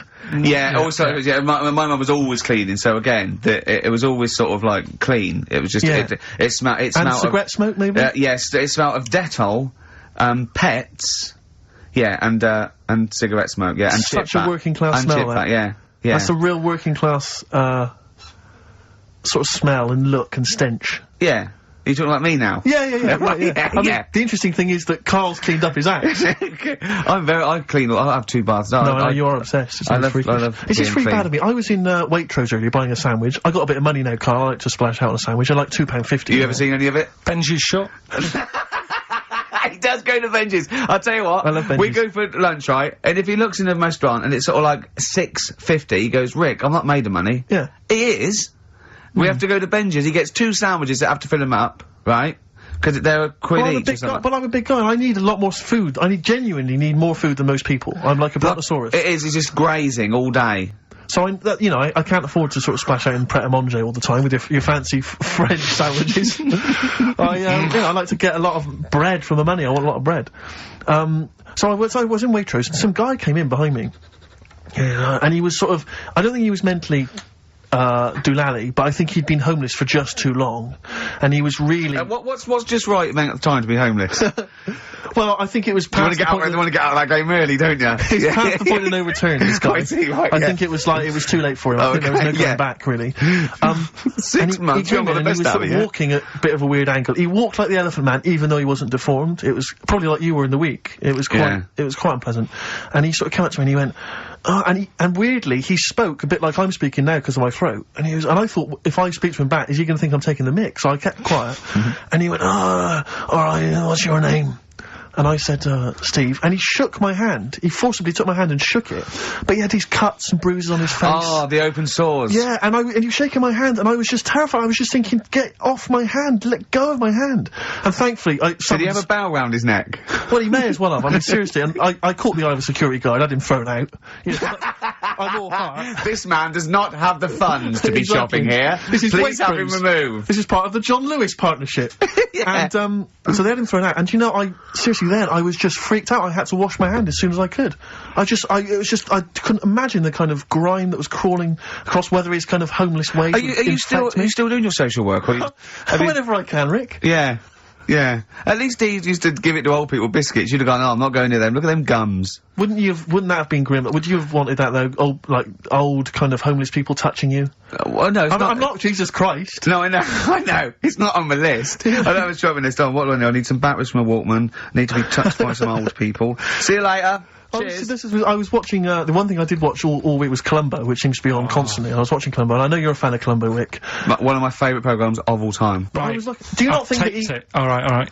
I just thought you were going to talk about it. Well, which one? They made about 90, and they're showing on about 4 channels in rotation. But it doesn't matter if I tell you who did it, because you'll find out in the first 5 minutes. Yeah, exactly. You find out in the first 2 minutes anyway. Let's be honest, if Robert Vaughan's the star, it's probably going to be him. Or Culp. Often Robert Culp. Yeah. Yeah, sometimes Patrick McGowan. But do you not think that Columbo looks like he smells? Would you imagine he smells a bit? He's a brilliant detective. Well, he's got that dog, and he smokes cigars, so I imagine he smells... I reckon he stinks. I reckon he doesn't clean his clothes enough. Oh, I think he has. I think he gets up and washes, but I think he puts on a he's too absent-minded. I think he's too busy thinking on solving crimes and stuff. What do you think? Do you think his wife makes him clean his pants now and again? I think they're quite a bohemian couple. I'm not sure she's really interested in that. I think she's got her own mind. Maybe she's a painter or something. No, maybe she's she's losing it a bit and he's a bit embarrassed by Yeah, her. that could be true. And she's probably incontinent, so while she's ironing his trousers, she just all over them, and he goes, Oh, my God, she's shatting my pants again. I gotta wear them out. Yeah. yeah, so that's what. Oh, ding dong! Who's that? Who's this? Oh, hello! Oh, look, it's David Gray, the bent piano player. Oh! Alright? I thought it was going to be Columbo. That would have been a joy. Ding dong! My wife loves you. Yeah. Hello? Oh, I don't believe it. Look who's turned up, Carl. Do you want to do Rockbusters, Steve, now? Can we Okay, do listen, with the whole Rockbusters thing, I don't want to be responsible for bringing it back. So, I think we should put it to the vote. You should email in. We'll give people 5 minutes to email in. I'll take a straw poll. Do you want to see the return of Rockbusters or not? We're leaving it to you, Right, the audience, to decide. okay, Steve. I guarantee it's going to be a landslide. They are all going to want it. But why have we ever trusted our listener? We know what they're like. You've just described some of them with a bloke in Waitrose and Columbo's wife shitting herself. So that's the sort of people that, you know what I mean? Yeah. It was weird, because the Waitrose guy did ask for my autograph before he was hauled away. So maybe he is a listener. But all I'm saying is maybe the posters have drawn in some fresh blood. There's some people who've maybe not heard Rockbusters before. They're the ones who probably vote for it. Anyone else who's heard it before, surely they're not going to see the return of that. No one wants to see the return of that. What's the number? No, that's email only. We don't want to speak to these freaks. Ricky.Gervais at XFM. I know the fact we don't want to speak to these freaks. We work with one of them. Yeah. God. Yeah. If you want to see the return of Rockbusters, vote yes. If not, no. Tone it down a bit. Let's not do 3. No, it's got to be 3, otherwise it's too easy. Oh. Ricky.Gervais at xfm.co.uk. Alright. Just choose the best one. Right. On The Who. Brilliant. Classic rock. On XFM 104.9, I'm Ricky Gervais, with me Steve Merchant, Karl Pilkington. Alright, well, unsurprisingly, the overwhelming consensus is that people would like to hear the return of Rockbusters. I should, however, point out just some of the no responses. Let me see what we've got here. Is Dickie Anderson called in yet? Sadly, nothing from Dickers. I think I might make him one of my, hilarious sort of comedy characters. What do you think he would sound like? What would he sound like? Sort of probably like that, I think. Ding dong. Hello. Hey, it's Dickie Anderson. I can't believe it. Your show's rubbish. Something like that? I mean, I think you should work on them perhaps before You're saying there's not a lot of substance to these I'm just saying that, you know, once the novelty of the doorbell has worn off. I don't think you understand comedy on radio, I'm Steve. not sure I do, to be honest. Listen to Noel Evans, listen to Moyles. You'll see you don't need to riff with it. It's just, you just do the doorbell and just say they're here. Right. That's all you need to do. Sure. So, that's the main thing. Well, so we've had a couple I'm of thinking of some responses. more characters as well. We'll keep working on those. Yeah. Marcus has emailed, he says no to Rockbusters. He hasn't heard it, but it sounds rubbish. Believe me, you couldn't be more right. Well, does The Office sound good as a title? Right. This is someone else. Don't bring back Rockbusters. Please, can we have more Holy Fook? You're not pronouncing it right, Steve. I know, I was just a bit edgy there. Holy fuck, the little Chinese fella. Holy fuck, the little funny Chinese fella. No, okay, alright. Well, otherwise, Carl, other than those few negative ones, most people want to see the return of Rockbusters. So, do I go on then. tell people what the prizes Let's are? go. Let's do it. Yeah. Are these the prizes? Yeah, they're the prizes. Alright, let me have a look. We got the new album from Goldfrapp. What's this one here? Oh, I have no idea. The Yardbirds. A new album from the Yardbirds.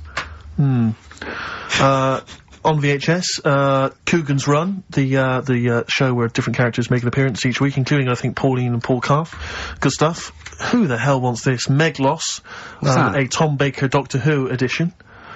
And the only decent thing really in the collection, other than Coogan's Run, is the X-List, the double CD featuring lots of current indie favourites. So, not bad little selection there, Carl. Yeah, well, if you are new, you haven't heard it before, I sort of give a cryptic clue, and then some initials. I'd say it isn't cryptic. It's like, what am I thinking? That might or might not be the initials that I'm gonna say. That's how you gotta think, really. Yeah. But go on. Do you want to remind them of any that spring to mind? Just as a... Exploding Pet was Atomic Kitten, doesn't really work. What else? I fell down in a puddle in Texas. I got my legs wet. Knelt down in the puddle, got my legs wet. Wet Knee Houston doesn't work either. Wet Knee Houston, Whitney Houston. Jamaican, swinging a fish round.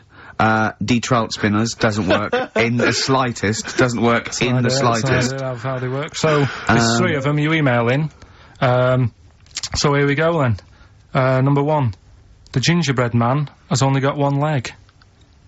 Right? The gingerbread man has only got one leg. Got the it. initials there. LB. LB, right? Okay. Second one. These people from the East Midlands swear a lot. Alright? These people from the East Midlands swear a lot. These people from the... East Midlands swear a lot. The Okay. initials TTD. Right? And, the third one. Have a holiday in Italy. Right? So you've done 3 then? TB is the initials on that one. So quickly again, the first one, gingerbread man's only Yeah, got I've got one that leg. one as well. I've got that LB. one. I got 2. These people from the East Midlands swear a lot. TTD. And the third one, have a holiday in Italy. TB. Email in with what the songs are and you win that stuff. ricky.gervais@xfm.co.uk. Hang on, it's not the songs, it's the artists, isn't it? Yeah. Yeah, just... Oh, yeah, like he said that. Yeah. Yeah. Okay, fine. Email only, please, ricky.gervais@xfm.co.uk. we got that going. Yeah, looking forward to the Brilliant. answers on that. Bit of feeder would be good, wouldn't it? Alright. I love this. I don't want to contradict you, lads, but it's not. We've got a full hour to go on the Ricky Gervais show on XFM 104.9. I am Ricky Gervais, the aforementioned Ricky Gervais, with me, Steve Merchant and Karl Pilkington. Blockbusters. Oh, ding dong. Oh, who's that? Oh, it's a posh bloke who doesn't care about poor people. Hello, posh bloke, what are you doing? I'm in my Rolls Royce and I don't like the homeless. Oh, posh bloke, don't be a... You want to do that? Satire. That is satire. Yeah. There's nothing like So it's it. political as well. I'm getting in Oh, well, there's so political many. Don't things. even begin to show off. I mean, I was showing that some foreigners are funny. I got in the fact that, like, if you noticed that Chinese people wear different hats to us. Yes. So that's political in a sense. Yeah. So, The thing is, Steve, right, that is like what I imagine Ricky's house being like when people are ringing the bell. Because they're all so different, it's got a little... he's obsessed with all my friends being slightly different to each other. I've never understood it. He goes, there's no thread. There's no thread to them. All my mates have got a thread running through them. I was in literally after they walk out of the home. Yeah. But what do you mean my friends are all different? Well, that could be... it wouldn't surprise me if I was round there and the bell went, and I said, do you want me to get it? And he said, yeah, and I opened it, and it's, you know... what, holy fuck? Holy... yeah, he's at the door, right? And then I'd say he's busy. Close the door, bell would go again, then you got the little gay fella. David Gray. Yeah. And then, do you know what I mean? Yeah. Not really, no. Cause he's met some of my friends and he looks at them in a weird way. I mean, some of them are weird, but, he's just... Oh, the other night, right, he's got a thing about Robin, my mate Robin, right, who's a lovely bloke, right, he's going, I can't be handling him, he talks too much, you know, Robin sort of goes, and he talks really fast, and he's sort of riffing all the time and that, and because it does me head in. Why is he talking like that? And, I said, Carl going out for a drink. I went, he went, Robin's not gonna be there, is he? I went, no. And I was there with, Johnny, and, I'd set him up. I knew Robin was gonna be there. Robin comes in, sits down and goes, hi. I go, alright. Carl goes, I'm going. And Robin sort of looks at him. I went, oh, don't be stupid. He went, no. And this is in front of Robin, who's confused. Carl goes, points at him, he goes, I said, was he gonna be here?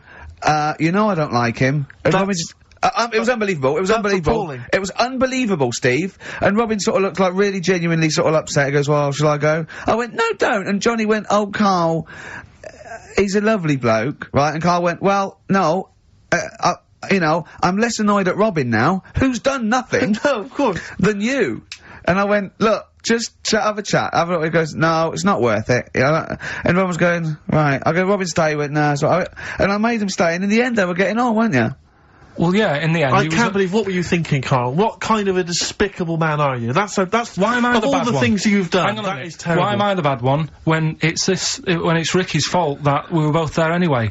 We all understand But that it's the a public rule place. is you don't say to someone in front of them, I don't like this person, I'm shooting off. I don't think I said it like that. You I wouldn't be said surprised, exactly like that. Yeah, and he was like genuinely confused, and he was sort of like sitting there thinking, oh, do I have to take this, what have I done? And he was upset anyway, he just done a show that didn't, you know. are one of those typical mancs who are arrogant and they swagger around the place like, I don't need anyone, and I'll tell you this, if you ever lose Suzanne, you are going to be one lonely man, I'll tell you, because you make no effort to maintain your friendships. You say these sort of things that he's saying to you about Liverpudlians, and I'll tell you what, I've never met a Liverpudlian as rude as you. You're like the Oasis brothers, you know? Larry, loud, rude. No, but I said no, uncivil. Robin's alright. I had a chat with him. He was a bit quieter the other night. He was fed up. I said if he's fed up all the time, I'd be happy. I said. He's fed up because you've just insulted him. And he said he was alright, he didn't talk much. I said when he was upset because he'd been in the show and he said, well, tell me next time when his family dies, we'll have another drink. I don't know what you're like, Carl. I don't know what you're like, mate. You are I just think you're... The more I get to know you, you're the more not a good mate with him. You would, like, taking the fun out of his little thumbs that he's got. Yeah, but that's my squeezing his head to you, isn't it? I've got different mates with different parts of the body. Yeah. I like to squeeze your head. I like to look at his thumbs and that. It's weird, you know, because, right, I was thinking of doing a bit of educating Ricky, right? I'm always looking for stuff, learning stuff, as well as doing the other job and that. Yeah. And when we went out with Robin, and, what does this mean to anyone? Yeah. I'm just having a conversation about people they don't know. Go on. Well, it's enough, innit? His name's Robin, he's got really small thumbs, right? He looks a bit like, Millhouse, doesn't he? That sums it up. He's like Elephant Man, you know what you get in there, right? Robin, he's got little thumbs, right? So I wonder if he's listening. I wanted to do some, research, and I thought, I wonder if there's anything on small thumbs, right? I found something. Do you know the saying, rule of thumb? Oh, is it an inch? Well, do you know what the saying means? Oh, is it hitting your wife with a stick? Yeah, Okay, apparently. go on, explain. Well, rule of thumb, you know what that saying means if someone says... Kind of, yeah. Well, it just means... a rule of thumb, it's a general rule. Yeah, exactly, yeah. Right. Well, where it actually came from is, years ago, husbands weren't allowed to sort of clout the wife with anything. What was it like in the past? I know, You yeah. couldn't clout your missus. With anything wider than your thumb. The stick had to be the same, no bigger than your thumb.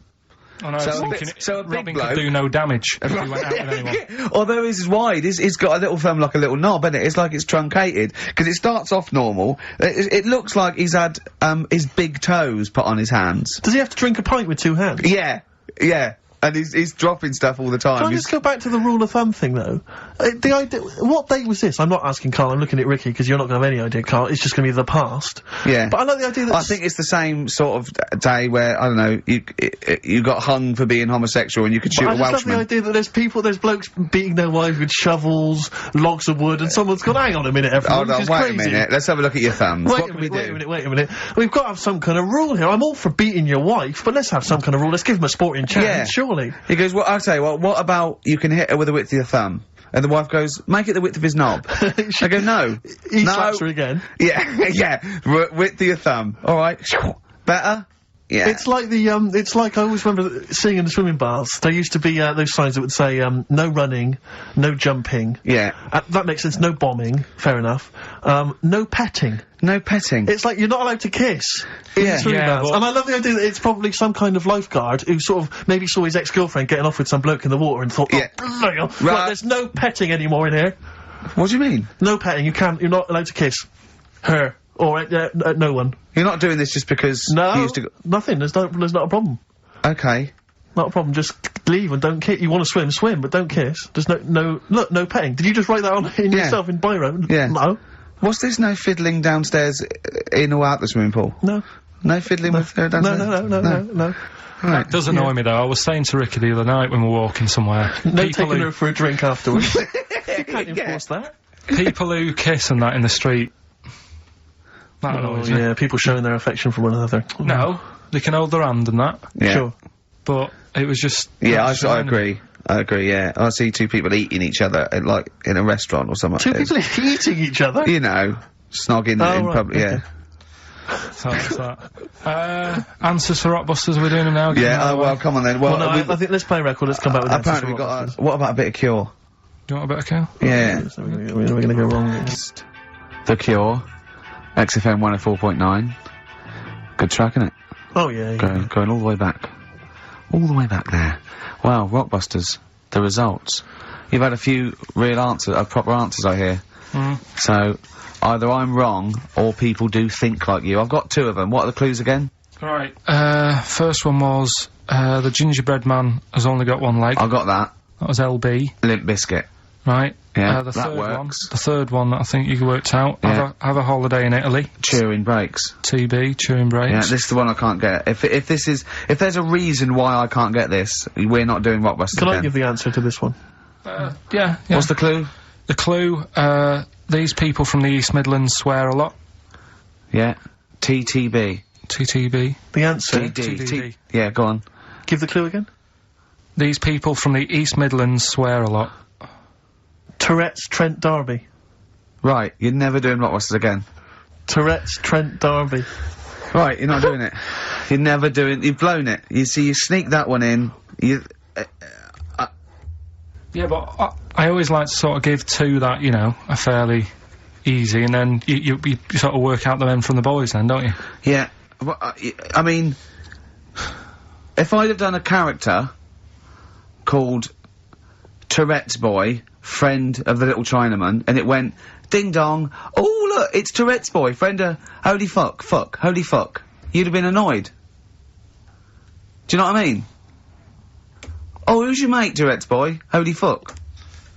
You'd have been annoyed, wouldn't you? Is that a character from Lenny Henry's show? I can't remember whether it's Chris Moores or Lenny Henry. Yeah, one of them. Anyway, the winner, lucky old Richard Perks from Birmingham. He's listening presumably on Sky, and so nice to have him listening. And that's Richard Perks. He's got those answers, all of them right. In fact, most people seem to get Terence Trent D'Arby or Tourette's Trent D'Arby. Well, I think that's offensive. If you want to complain, what's the number? What did they write to complain about that? Using the same person you told people to write to and tell them I was a knobhead and shouldn't be on the radio.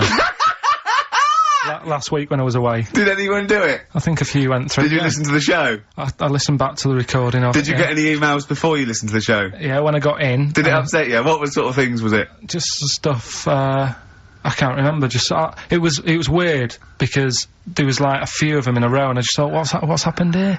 Yeah. And because we said that, yeah, because you weren't here, so what did you say? I just said, phone in, we had a couple of genuine emails that liked the show, didn't they? Yeah. And I said, phone in, and leave messages, or email Andrew Phillips and Karl Pilkington and just say the show was great, the show was brilliant without him. But they went a bit too far, did they? What did they say then? Oh, I can't remember. I mean, it doesn't bother me, because I'm not bothered what people say, am I? No. Do you know what I mean? No, you don't care what you say to people either. Poor little Robin, he looked crushed. Oh, whatever. Whatever. Well, it doesn't matter, because he's doing well at what he does. He couldn't even hitchhike home because they wouldn't stop because his thumbs didn't show up. He couldn't. He was waiting there for ages by the side of the road. Do you know the difficulty he has buying gloves? It's murder for him. He wears little oven gloves. Yeah. From like Wendy houses. He has to wear Barbie oven gloves. Yeah. Oh. Right, so, so the winner there, Richard Perks in Birmingham, if you could just email in with your address. There was another winner, wasn't there? What was his name? Actually, there was one person who got all the right answers, and there was almost a winner, but his name was Peter Kay. And I like Peter Kay just coming second.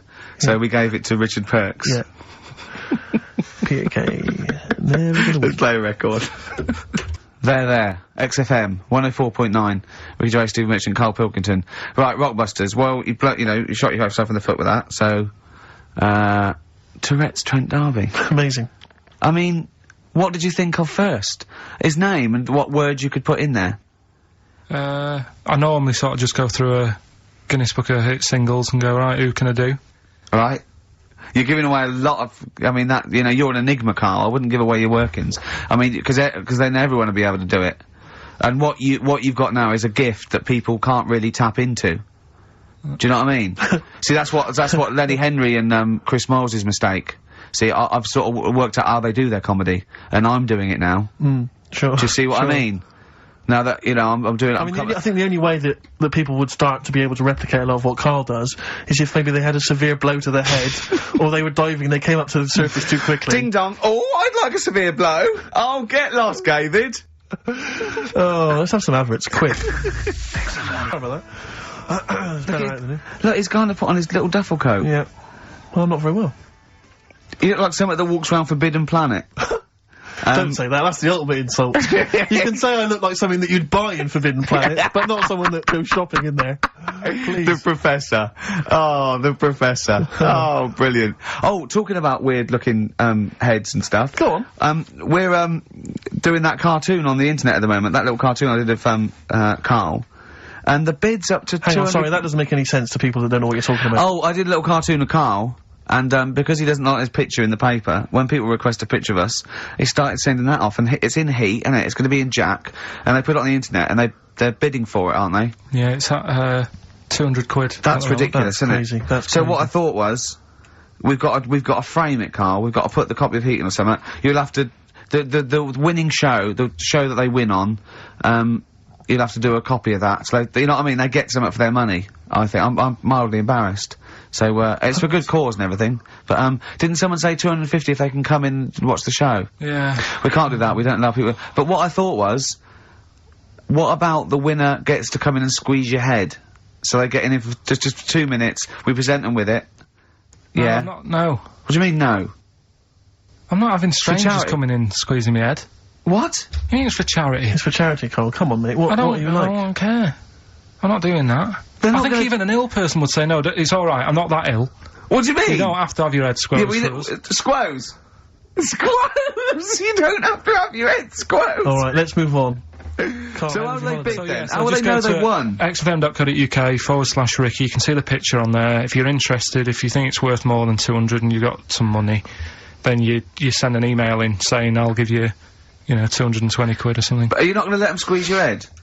So No. we get someone here, the art department here, we'll frame it up. I'll put a little note of, like, authenticity, yeah. Brilliant. A picture of us. Can I have a real picture of you?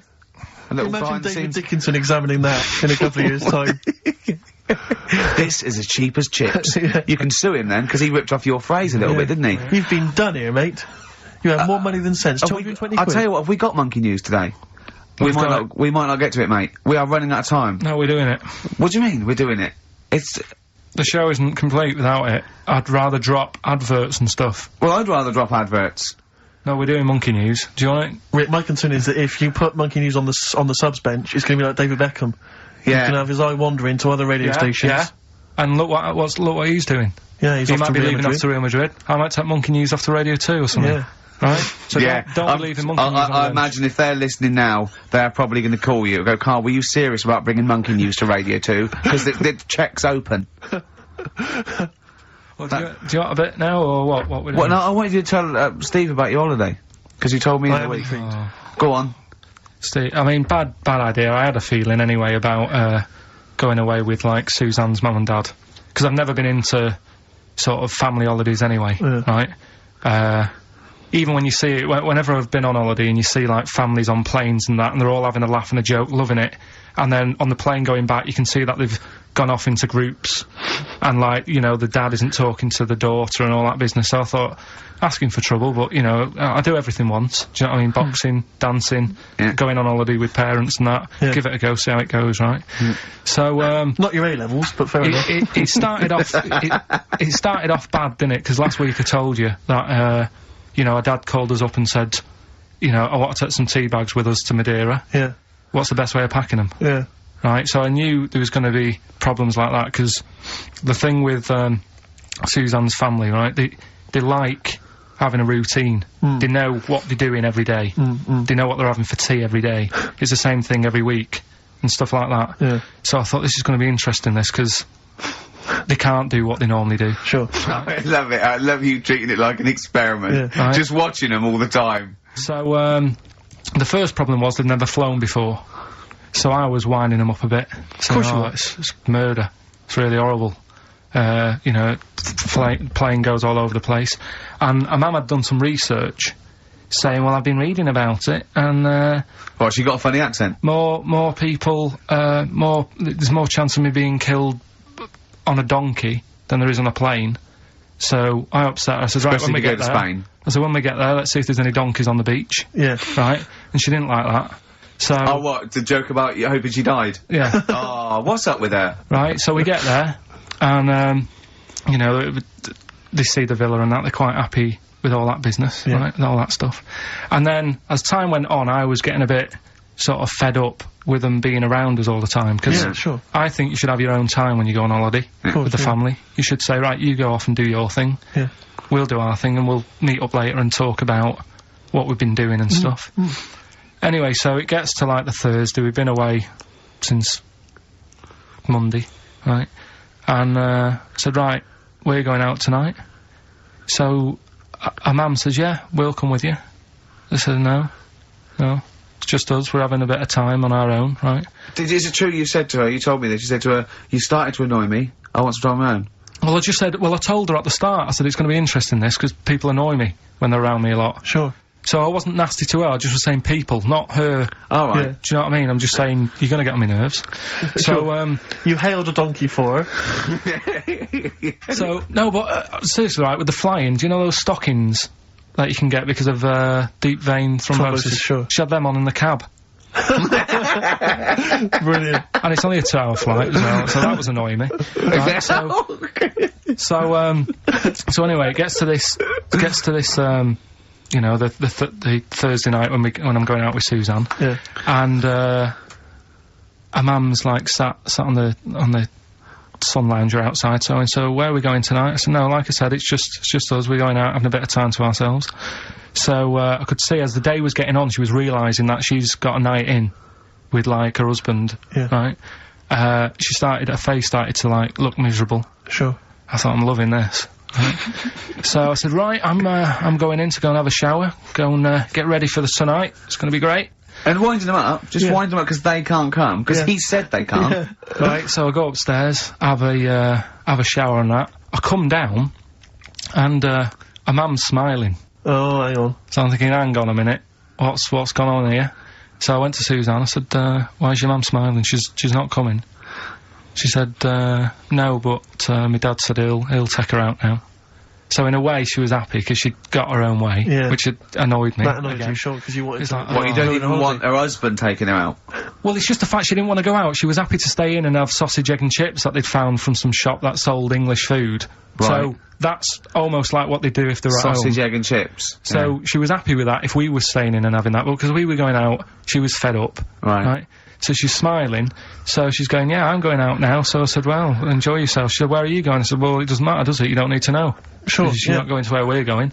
Oh, you just don't want us to be in the same restaurant. I said, yeah, that's right. I said, I want a night out on my own with Suzanne. It's our holiday as well. Yeah. I don't know, I can talk to you about this. This is not even his own parents. This is someone else's parents. These are the parents of the woman he loves.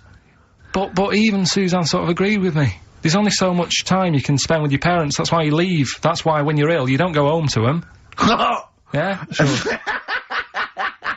Yeah. Of course, the slight difference between me and you, Carl, is that not everyone in the world annoys me. Well, not everyone does, just... I can see what... I felt a bit guilty that week when he said I was annoying him, but I realise it's not my fault now. No, everyone annoys him. Yeah.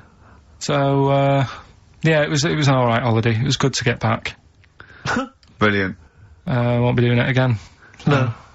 And what now would you say is your relationship with Suzanne's parents? Is it a frosty one? No, I just think they know that I don't like to put up with them for a long time. Yeah. I mean, when we were packing, her mum was upset because, like, she really liked the place where we were staying, right? Because it was quite a big villa, because there was a few of us. There was a brother as well with us, right? Yeah. So, our mum said, oh, I love it here. She said, I'm definitely going to book this place again. I said, it's a bit big for two of you, isn't it? Just being sarky, like, we're definitely... I said, because, I won't be coming again. You're like, I don't know what you're like, Carl. You're a monster. You're an absolute monster. You're one of those people that goes, I says, speakers are fine, I says, and gibbered what the wibble. Yeah. And never the werewolf slept. You're like a middle-aged man. You're like an old man. You're like an old man, and you're what, 30? And just imagine you scraping along in clogs and a flat cap going, oh, that tree's got to come down. Yeah. Puncturing a kid's ball if he kicks it into your garden by mistake. Yeah. Refusing to give it back. Yeah, gather round. Yeah, there were once Chinese kid as hairy as that cow, which is weird, because there's not many Chinese people that are hairy, but this one, I tell you, it were back in 1990. Grandad, are you eating a Twix? With or without you, but we've got to cut it a little bit short because we're actually running out of time. It's so jam-packed, this show. We've got monkey news on the bench. Carl just remembered, we've got Cheeky Freak of the Week to fit in. I don't know what to do. What's your Cheeky Freak of the Week, quickly? Just throw that away. Right, well, it's just like, we look at Cheeky Freaks. Is this show offensive in any way to some people, do you think? Ding dong. Got any buns? Oh, it's the Elephant Man. Go on. Right, well, it's a bit of a problem for you, this one, Steve, right? I'm chucking it forward to you. Remember the Cheeky Freak of the Week that we were talking about? That illness where people age quicker? The 5-year-old girl that was older than her mum, and he said to you, what, if you ran off like you wouldn't serve her fags and beer? And you went, no. He went, why not? And you went, because it's a 5-year-old. Yeah. Right? He went, oh, she's got enough problems. Give her some fags. You remember that, don't you? Sure. Yeah, right. So, another dilemma for you, right? Picture this. You're running a restaurant, right? Door goes, right? Few people. Most of them look normal. You notice the woman at the back, crawling on all fours. Top half is woman, right? This is real. Yes. This isn't like a comic or anything. This is on, Yeah, on the internet. I've seen it. They're called dog people, and her legs just come straight down. They're like little twin legs at the back, and so they walk on all fours because it's easier. Dog people, right? Yeah, not dog people. They're human beings with deformed back legs, so they walk. It's easier for them to get around like that because they can't stand up because they can't stabilise, and also it comes straight out of their hips. Right. So you're running a restaurant. It's a busy night. You haven't really got time for any hassle. She comes in. Would you serve her? The premise being what? That he doesn't serve dogs? Because the restaurants don't allow animals in. Right! Right. So it's a dilemma. It's not a dilemma. She's not a dog. She's a human being. Yeah, with I put, you know, a plate of meatballs on the floor, and she tucks in. And a little glass of, you know, a little bowl of wine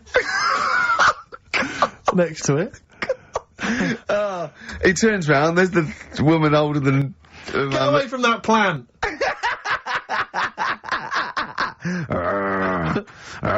Is service included? Oh, dear. Okay, so monkey news, please. Alright then. Let's hear the jingle. Oh, chimpanzee that! Monkey news. Right. Now, before and again. Go on. Oh, chimpanzee that! Monkey news. Brilliant. Right? Right. Before I went away, I told you about Alfred. He was the monkey where there was a robbery going on in a bank. And then he nicked the robber's loot and backed out with a gun. Yeah, he sort of stole, he robbed the robber, didn't he? Yeah. Did he take his gun as well? He took the weapons, he took all the weapons. There was like a couple of robbers. He managed, because they were so amazed that a monkey was coming in, it was like... Don't talk shite twice. Right. Anyway, got a follow-up to that. Okay, now what was that monkey's name? Alfred. That was Alfred. So anyway, because a lot of people wanted to know, well, you know, what did he do? Did he go off and have a holiday? Did he... No. Right, so the follow-up is, what happened is, the monkey had the guns, had the cash, which was $250,000. Sure. Right? It went back to the zoo. Right? Right, Carl, you're talking shit. Ricky, I get angry with you when you won't let him finish his monkey news. Right. Can't we just get out the official Imagine thing? if people were interrupting Trevor McDonald. It wouldn't happen. I want to make sure I don't get anything wrong. No, of course not. So check the internet. So, the monkey goes back to the zoo, right, where all the zookeepers come out and go, get him, he's got the guns. Yeah. He hands out a couple of guns to his mates. What? Right. His monkey mates? His monkey mates, so they've all got a couple of guns each. Oh, Carl, Steve, I can't, mate. I cannot Just stand it. Honestly, I want to scream. Please, I really get annoyed with you. They tried to do him a deal. They said, how about if... I'm going. Tell him that. I'm not going. No, I can't. Step out for a moment. Okay, we'll just do it. Look, don't listen, step out and I'll paraphrase what I hear for you when you come back in. Step out. Now, please, I need to hear the end of this. This is monkey news. This is important stuff. Right. Right, Ricky now has left the room. He cannot bear to hear, which is surprising to me. Right, so anyway, so yeah, they've got the money, and they say to the zookeepers, how about, we give you some cash? Yes. And they go... Sorry, hang on, sorry, the zookeeper said that to the monkeys? Yeah. Right. No, the monkeys who have got the £250,000... Right. ...say to the zookeepers, we'll sort you some money out if you let us go. Sorry, the monkeys say to the zookeepers, we'll give you some money? Yeah. You don't see any problem with that? Right, listen. Okay. It's nearly finished. Right, I'm listening out there. This is ridiculous. Go! What do you mean the monkeys say? What do you mean the monkeys say to the zookeeper? They were probably holding the money out, like, kind of going, look, you know, we'll do your deal. Right, okay, come on. And what happened is, I think, I think they were happy with that. I think they left and that was that. They wanted to get out of the zoo because they didn't like it in there. There's the thing. Right, I don't... Just have a look. Right, Carl, think. Right, how did they get out in the first place, this one? Just let Steve have a... So why did he go... So he went and robbed... He thought... what, he knew there was going to be a robbery that day, did he? He might have been getting some money before they went to escape, and then that happened and they had more money. They might have been withdrawing some stuff out. What do you mean? No. If he was planning on leaving the zoo, he's going to get his savings. What are you talking about? What have you read there, Steve? I've got a feeling this is a review of one of the Planet of the Apes films. I think it's Escape from the Planet of the Apes. I'm not certain. It could be Beneath the Planet of the Apes. Right, what, I mean, Carl, think, please think, right? So this monkey, right, he leaves the zoo, right? So he leaves the zoo, which he can do, presumably what, they leave him the keys or what? They're chatting to him, they might as well. He goes to a bank, what's he thinking of doing? Sees a robbery, probably by chance. He probably wasn't tipped off, was he? Or has he got one of those police scanners? Probably got one of those police scanners. Well, I think he was going to the bank to get a mortgage to build a slightly. I think he wanted an extension, didn't he, on his cage? Think of that. And so I love the fact that he hands out the guns and they do a deal. It's honestly, you've got the best mind working on radio today. It's incredible. The only person who makes less sense is Terry Wogan. He goes up and down, doesn't he? I can't understand his sentences, because I don't know... No, it's like freeform poetry. Yes, I don't know whether it's the end of a sentence, in the middle, sure. A new one. Yeah. Yeah. Yeah. But let's have the jingle again, a record, and then we'll probably have to wrap up the show, I imagine.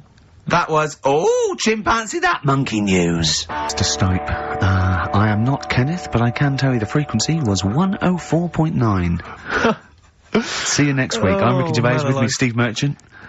And Karl Pilkington. Do you think that when Marconi invented radio, this was what he had in mind for it? Yeah, 2 hours of absolute... See you later.